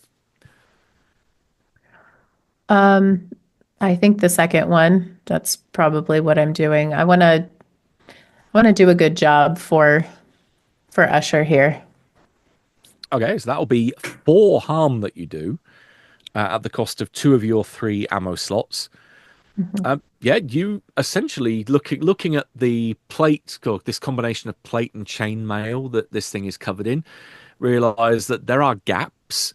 You're essentially firing into the gaps, but you're pushing the barrel of the gun straight between these two plates and peppering this skeletal mass beneath, trying to blow away the sinuous tissue that's holding it together to try and make it collapse. And its reaction to that, first of all, is it just does nothing. It looks at you for a moment as if it's looking at a fly trying to smash its way through a windshield. But because you do that much harm, it's for a moment it's nothing, nothing, and then oh, that's quite an enjoyable sensation as it takes the moment to appreciate the pain as Mhm. almost a skeletal face could contort to express its pleasure at what you're doing to it. How novel. I can be hurt. Mm-hmm. I can be hurt by a human. Who would have thought? I'd see the day. I do. Who else wishes to launch in anything you wish to do at this point? Just add to the injury. Just With your trusty axe, with my trust axe, just burst in. still, It's still covered in innocent blood. still covered in French tourists' brain Uh, matter. Yeah. Right. Give me a roll plus violence, unless you wish to use your backstab advantage. I would like to use my backstab advantage, but for the well, I'll use that for the harm. Okay, so that's when you hit. That's Right. when I hit, and I do hit with a cool 19. Oh God. Right. That sounds like it's going to be hack, slash, and chop It's hacking, slashing, and chopping with an Yep. additional harm. with +1. Yeah, so that becomes 3, which takes you up to 4 from the submachine gun. An additional 3 from this. That's 7 harm it's taken so far. Ouch. And then there's that momentarily stop where it's gunfag, bullets tearing through sinew. That almost tickles as he's appreciative of this. But then you cut through, you slice through the Coming arm. out of nothing, essentially. Yeah, straight through its collarbone, tearing sinew apart, breaking bone. And this deep wound opens up into the very fiber of its being. This skeletal structure smiles, and then that smile starts to twist into realization that this is actually fucking painful. It screams. As it does so, can everyone give me a keep it together roll? Sure. Ooh. Uh, There we go. there you are. Oh, That's a failure. Hey, finally. Partial success. me too. Yeah, same partial. Okay, all right. What you are seeing then, as this thing screams, as the sound waves hits you, it's not just sound that works its way into your mind, but this is also a projection of sight as well. You're seeing from high up above, some vantage point, maybe a mile above the ground. If it is, in fact, the ground that immediately you're seeing beneath you, you're seeing pits that are lined with structures that just seem to go off into the dim depths. There are roads that are lined with these figures in robes that are staggering their way towards this vast tower that goes up into the sky. There are chambers that open up into the floor, which the sounds of screaming just erupts into the air. This sulphurous smell everywhere, and everything resides under the glare of this terrible black sun that beats down upon you from an orangey blood red sky. As you see a vision of the entirety of Inferno spreading out from across this vast plain leading up to the citadel of Astaroth. For those of you that got partial success, you can choose one of the reactions from the list. Who got the 9 or below? That was me. This is where I was said. I think that life-changing trauma would wait for something a bit bigger, and I think seeing the glory of Inferno in all its glory, that would be -4 stability. Yep. Okay. Yeah, maybe thinking maybe escape to there was not a good choice after all. But hey, can't do much about it now. No. Yeah, definitely coming to terms with my decisions. And I probably drop the gun at this point. Maybe even drop my hook. Like I just drop everything and like and walk backwards away from this creature. Yep, Maybe I stagger as start you- screaming too. That would be completely in keeping with something of that magnitude assaulting your psyche. Right, so we've had a machine gun, we've had an axe. Anyone else want to continue the good work here? I think yeah. After that bellowing scream, Mateus just like says basically, "That's not how you speak to my friends," and throws the rolled up barbed wire. And so all he wants to do is throw it over it, and then just like pull the barbed wire quickly back as possible. So making it like a semi Garrote? garrote razor cut wire. I don't know. Nice. But let's see if his combat skills are even. But they are partial with a 12. Well, with your stubborn, one of the Oh, things that's you've got right. to remember is will over skill, so you could always That is roll right. plus willpower instead of roll plus violence if you want. How much would that change? That would change. Oh, that would actually make that a full success. Would be a Why did I 16. keep my mouth? Why did I keep my mouth shut? Yeah, no. Yeah, that would be a 15, exactly. Okay, that will be, as we previously said, that will be a cut, slice, stab. So that's going to be an additional 2 harm. Oh, yeah. You have at this point pretty much sliced this thing. Is you've got this razor wire, this barbed wire around its neck, appropriately been trying to almost decapitate it with the symbol of its own master. This thing, you can start to see the sinew start to snap and cuts. There's almost like rubber bands being snipped. Over this horrible, sickening ting, ting, ting, ting, as this skeletal mass is barely holding itself together.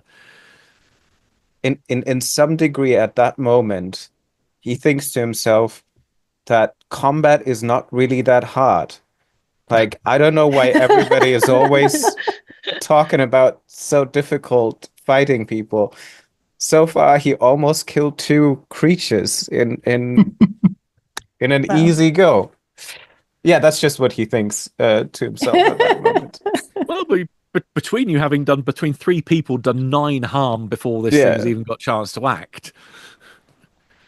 Right. Well, last one in the order then is indeed your dear friend Nicholas. What do you do before this thing gets to finally lift a finger against you? Finish it.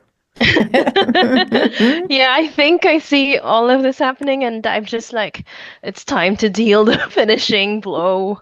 Um, Mortal Kombat actually, insert, finish him. Yeah. just as you drop, I guess the weapons or the machine gun and the hook. Yeah, I just take the hook actually instead of the machine gun, and start slashing it in the same way that Usher used to slash me back then. Again, poetic justice, maybe. And again, looking at your Daredevil talent, you can, if you want to use the last one of get the drop on them, so harm your opponent before they can react. Yep, sure. Why not? The Nephirite had 10 harm that it could take, so having taken 9 before you get to act, all you need to do is 1, and with the blade you would do at least 2. How would you wish to perform a coup de grace on this thing? Oh, actually, I would like to scream Usher's name as I slash multiple crisscrosses into this creature, and it doesn't matter if the creature is long dead, I'm still slashing those crisscrosses into it. Nice. In which case, as your blade goes back and forth, you can hear bones shattering, sinews snapping, and this thing just before your eyes just collapses in this pile of bone dust and scraps of flesh and metal to your feet, with the last bit that hits the ground being this skull and these 2 balls of blue-like fire just extinguishing into black balls, almost like carbon, that just drop out of the sockets and roll onto the floor as you are screaming her name. And it's almost as if the sound of rolling thunder somewhere in the distance. There's sounds of lightning hitting the ground. The ground starts to shake and cracks start running up the walls all around you. Bits of mortar and dust start collapsing, filling the air around you. And then everything goes very deathly quiet, apart from probably the sound of you still hacking and slashing away into this thing. But for everyone else, it's gone relatively quiet. The sounds of merriment out in the pool have subsided, and there is just this deathly quiet that comes over the scene.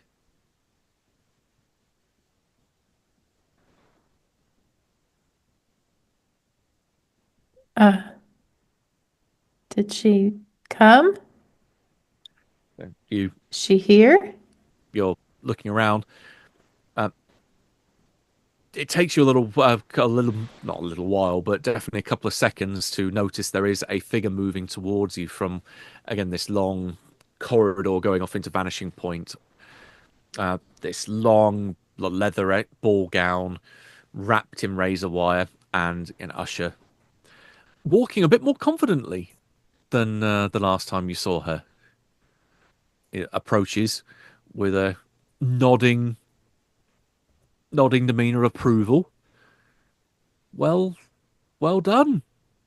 I had my doubts, but credit where credit is due. Yeah, thank you. It's not worth mentioning. It was just a humble task. Please, in all seriousness, please, don't mention this if anyone asks. Yes, your ineptitude to kill a monster what humans could. I understand the issue. I'm not a combatant. I am a guide. I am a teacher. I am a guide. I am a guru, a spiritual leader. I am not a combatant. He just Yeah. smiles and walks, I think, over to He's- Nicholas, who's still slashing in the ground and kind of carefully Matthias is tries to like get him as up. if combating is hard. It's Yeah, exactly. Like know. I don't understand what he just like. That's just nuts. No, okay, right. He doesn't know what he's talking about. The combat is easy. Come here, Nicholas. I'm just like, ah, and still slashing the air as Matthias kind of pulls me away. Yeah. But I am a Nephrite of my word. I promised that I would provide you with not payment. This makes it sound very crass, but reward for your efforts. And looks to Nicholas, Garrett, and Matthias, and says, "I will, if you still wish it, I will get you to the front of the queue. As long as you are still willing to live with the consequences." If we're But you standing will. together in the queue, I'm happy with this. I will take you all together. He just smiles at the other two and reaches out the hands like, let's hold hands. Covered in blood and viscera and like torn pieces of his own flesh from using the wire. And then You know looks, what? Let's get fucking out of here. It actually takes your hand. Literally, he is the remaining blood that is in him like just rushes to his head. He's smiling and like tears of joy down his face. and she looks to Janet and says, "You still wish to help? Do you wish to put that guilt to good use?" Yeah. Yeah. I think so. In which case she extends her left hand to Janet and then her right hand to the other three of you.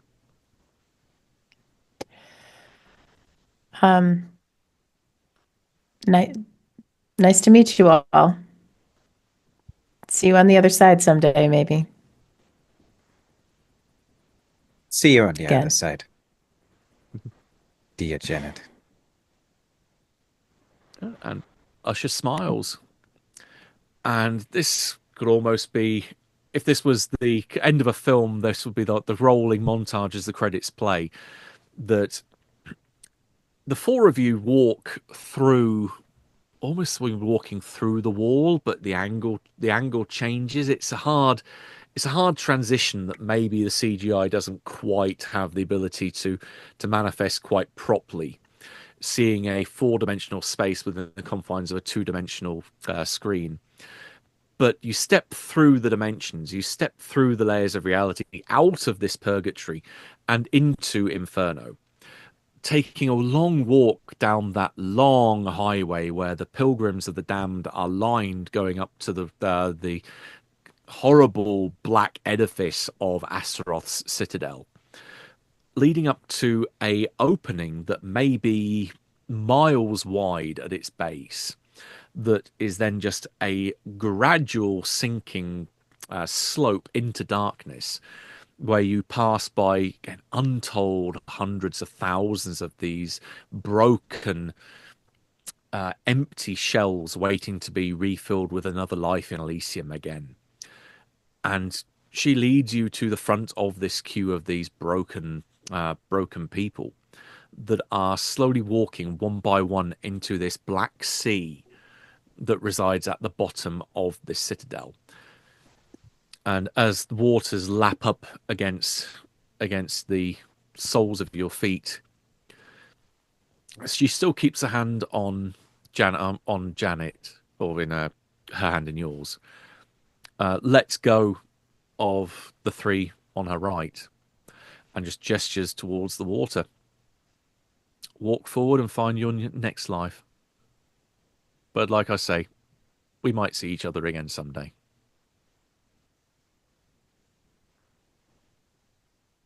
What do you do?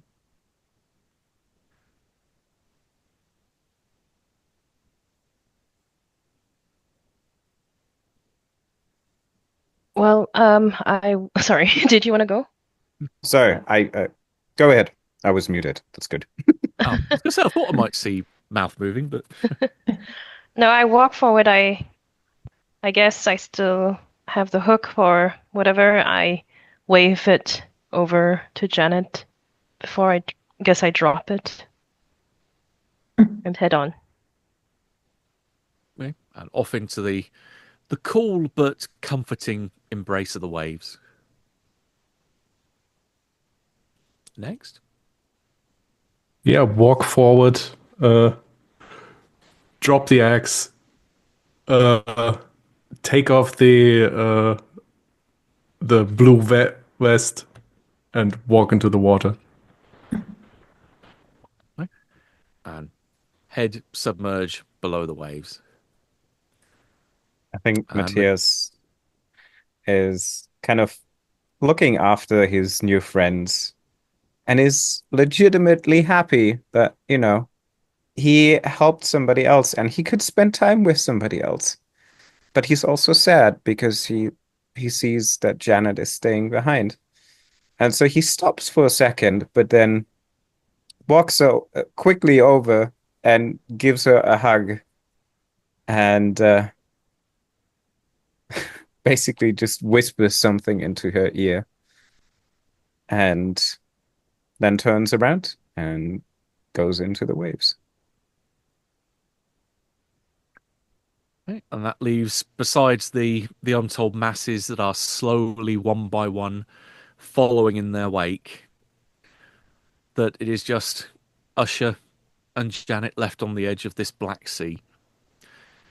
She turns to you and says, life is going to be different for you being like us. But I'm hoping that you'll be able to make a difference. I think I think I might see the importance of what you do now. We're not the bad guys here. Yeah. Yeah. It's important.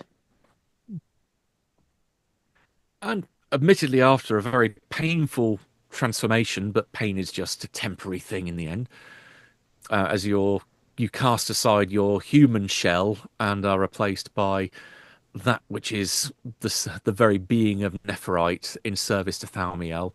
You are assigned your own purgatories and the watchful souls that you are given to care and to nurture and to make sure they are, as part of what was mentioned, the divine purpose. You are to wipe aside their memories and have them ready for reprocessing. I mean, over time and the years pass. I mean, years is a very, again, human concept. Time is an illusion, just like death is an illusion. But maybe after the first few 100,000 souls processed your way, you might eventually find yourself coming face to face with three other souls that look familiar that you haven't seen for a long time. Because when they get reborn, the warning that Usher gave does tend to ring true, that history repeats itself. That if you have these little shards of memory left over that put you on a collision course with the minions of Thaumiel, you're likely going to hit them again. And maybe you do meet another Nephirite, one that eventually leads to your demise in Elysium, that brings you to processing under the care of another Nephirite that looks after those poor unfortunate souls. But maybe this one will look upon you with a bit more favorable gaze and make your processing in this iteration of hell just a little bit more bearable. And that's where we'll bring our curtain down and end our scenario.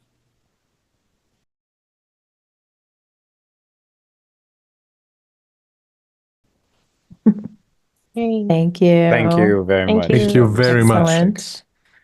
How to make a little trip through hell entertaining and fun with the power of friendship. Yeah, A nice that's gonna be our jaunt. teaser. I'm A gonna jolly put this at the jaunt. front. Through the power of friendship, you can make it through hell. Beauty. Yeah. Whew. Wow.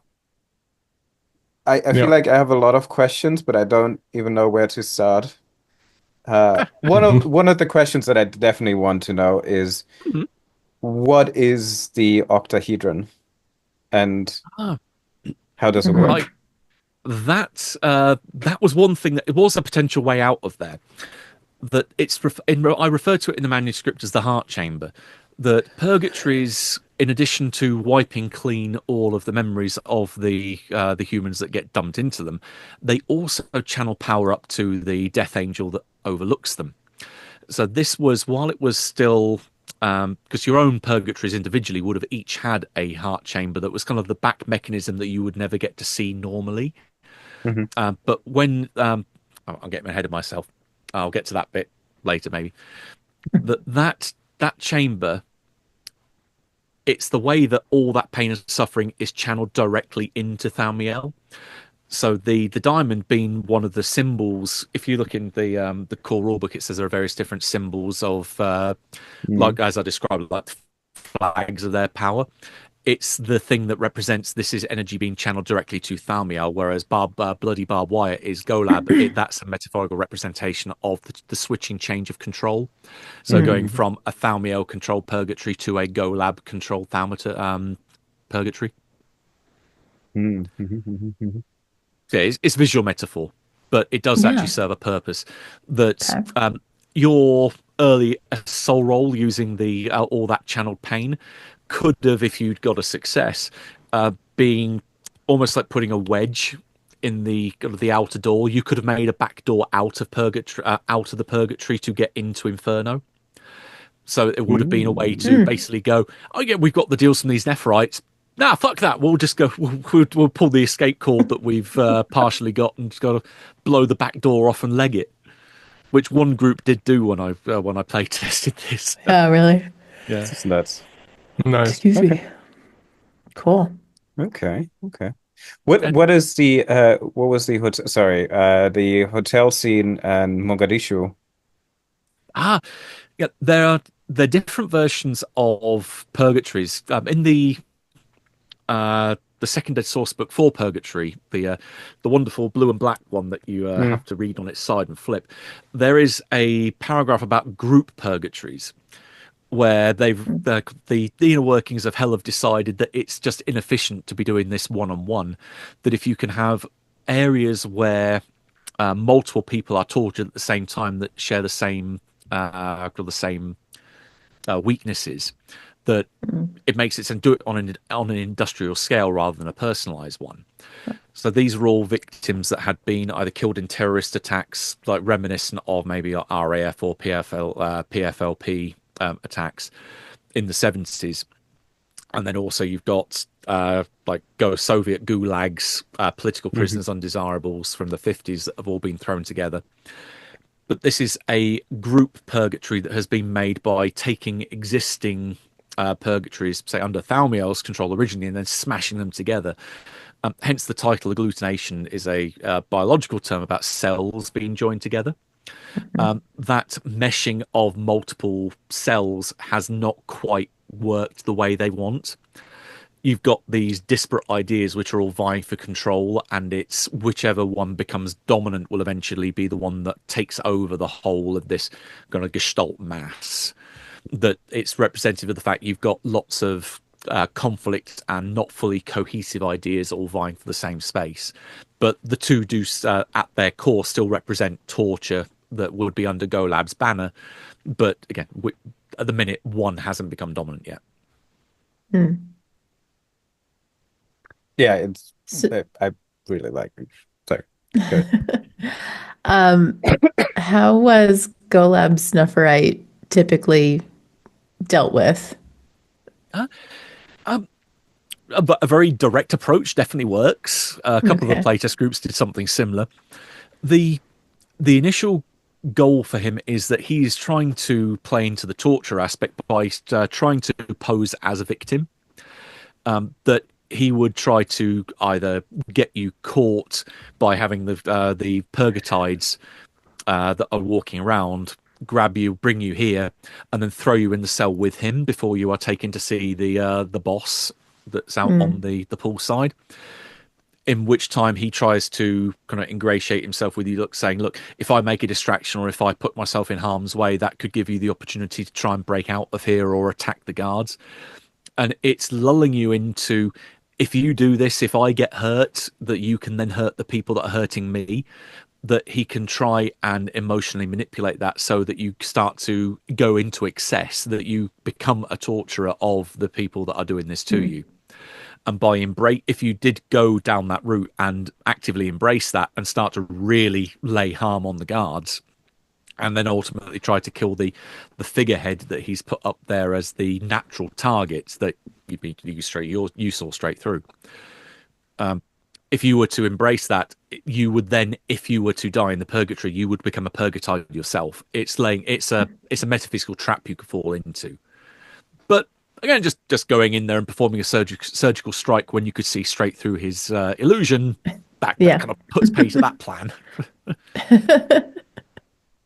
Because you'd be surprised how many people don't interact with that oily blood. I bet, yeah. I think only 2 groups in playtest even thought about trying to do something with it. One group tried to make a doorway with it and tried to escape the purgatory entirely, and only one other group they smeared it on their eyes to see through what was actually what in front of them. Did it work?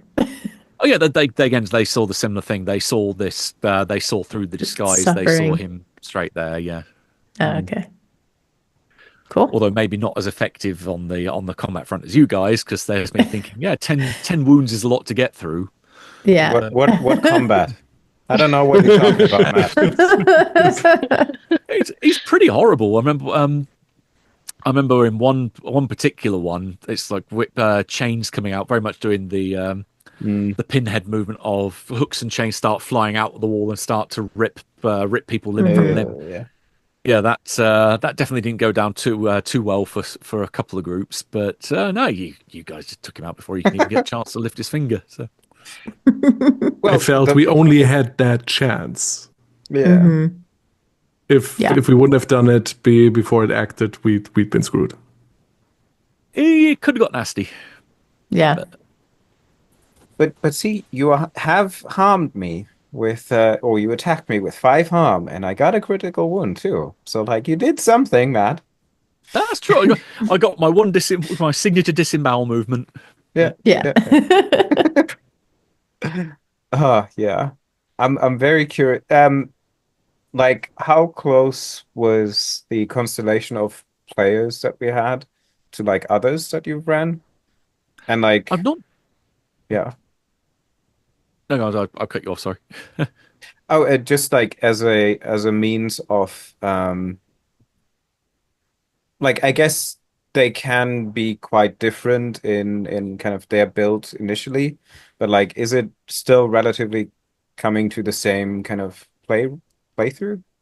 A lot of them, they tend to be very different, because the backgrounds you've got are it leaves a lot of room for you to fill in the gaps and kind of color in between the lines, so you can put your own spin on it. You're the only real group that I've had that actually became quite friendly and worked together. A lot of them tend to be divided very much like those that want to either escape from the Nephirite or that just want to just outright attack her. It becomes quite a polar opposites, and there's a lot of inter-party conflict that can happen from that. But you just got on like a house on fire from the start. It's the power of friendship. Power of friendship, yes. Bloody friendship. No. But yeah, it normally does have a lot more inter-party conflict, that you then have that drama that comes from that, with groups either working for or against each other, one or two that were very much kind of dealing with the Nephirite behind the backs of the others. So sometimes only one person sees the Nephirite, they get that deal given to them in isolation, and the rest of the party have no idea what the hell is going on. Yeah. And Yeah. then not until the last minute when it's like, oh, we got to kill that thing. And then, of course, the Nephirite turning up and saying, right, you're here for your reward. The rest of you, you didn't get involved in this, so you can just go straight back into your purgatory, which then, of course, causes a potentially another fight to break out. Yeah. Yeah. I'm sorry. No, you. No, I'm curious, like how the other groups didn't see the Nephrite at the beginning, and also how it was like if they took their revenge on the Nephrite. Yeah, I lay that up so that it's normally one person that gets approached, but just with how it maneuvered here, it was too good an opportunity to pass up with at least two of you getting a chance to see her. It was able to get the two. Say it was David and Crystal ended up going off to go and see her in that. Yeah, normally it's say one, and then they either go and get the other PCs and bring them to them for that meeting. But it very much lays that kind of conspiratorial with just one character to then make the decision: do they bring others in, or do they try and go solo to manipulate the rest of them into doing this job so they can get their reward at the end of it? But yeah, she always does make an appearance, because otherwise you've got no idea what's going on. But I have to wait until they've either tried to split up and go into their different purgatories and realize, hang on, this stuff ain't the same as what it was when I was last here. What's going on? And you can have people that go off in loads of different directions into their own purgatories. And I've had groups split 4 ways before. Oh, wow. Which becomes a real pain in the ass to try and juggle, I can tell you. But yeah, when you've got one on your own, you then drop her into that, and then say you let the dominoes fall. Did anyone ever lead a revolt? There has been one that I can think of where they did go around and try to get all the terrified hotel people. There's loads of people hiding in their rooms that are kind of cowering away, just being kept really quiet, so making sure don't say anything loud or the terrorists might find you. No, they were just going kicking down doors and saying, right, you lot, gather together, go kill another purgatide, get another gun, and they'll go raid the pool. I've learned that in play testing from other friends of mine. Getting NPC armies on your side is usually a good way to go. That's fun. I mean, unless you bash their heads in with an axe. Oopsies. It does have a tendency to ruin your day. Yeah. Yeah. No. Oh man. Yeah, I feel like that's the first time that I really played like a nutcase, and I was telling Crystal in the break, like anything, every time I made a decision, I was like, that's what I would do, even if I would make it as a player. So I'm doing the complete opposite. Nothing what I want to do. This Every can't time be I the was like, first time you played a nutcase. Well, no, but like I fully leaned Wait, into being a I've been in a nutcase. game with Yeah, you where you- you played a nutcase. Well, he wasn't a nutcase. He had actually This is like an the agenda. first time. Lies. He had an Called agenda. out. Called out. He had an agenda, but like this one, I feel like I just went absolute maniac. You had an agenda. You wanted to have friends. Yeah, That's an agenda. And you that's did. true. That's true. You And succeeded. I even got you to give me a hand. Yeah. You had a happy ending, damn it. No, no. We can re-record the ending, and we all die horribly. And Yeah. There you go. Proper ending. And you find yourself Fantastic. back at the start of your purgatory loop. There we go. exactly. Yeah. Well, thanks, Matt. That was really a fun and It's joyful lots game. of fun. Thank you. Thank you. Thanks a lot. Thanks, Fab, Thanks. Nathania, for joining. Yes, thank you Oh, guys. thank you for That inviting. was... Yeah. And yeah. Do you want us I to do think- plugs and shit? Or Oh, yes. Before I actually had a little thing, so we can put this in. Straight face. And yeah, thank you very much for watching this actual play of Agglutination, a horror scenario for Cult Divinity Lost, written by our Matt Sanderson. And last but not least, where can we find each other and those of us who watch this?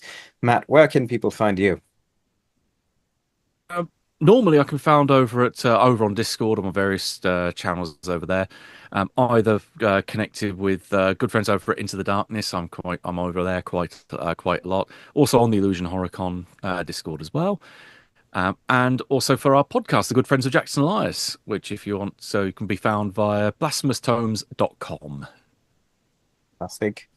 And Fab, what about you? Where can people find you? I can also be best found on Discord, and also I would like to encourage everybody to listen to the Burnt Out Playhouse podcast where we're presenting Embers of Humanity, a game written by my good friend John Hedge. Fantastic. Awesome. And Nathania. I'm mostly found over at the Illusion HorrorCon Discord, just under the same username, Nathania. Fantastic. And that's also where you can find us, Crystal and David. Yep. And we'll be here for hopefully another game of Cult Divinity Lost soon. With that, Thank you. goodbye. Bye. Bye.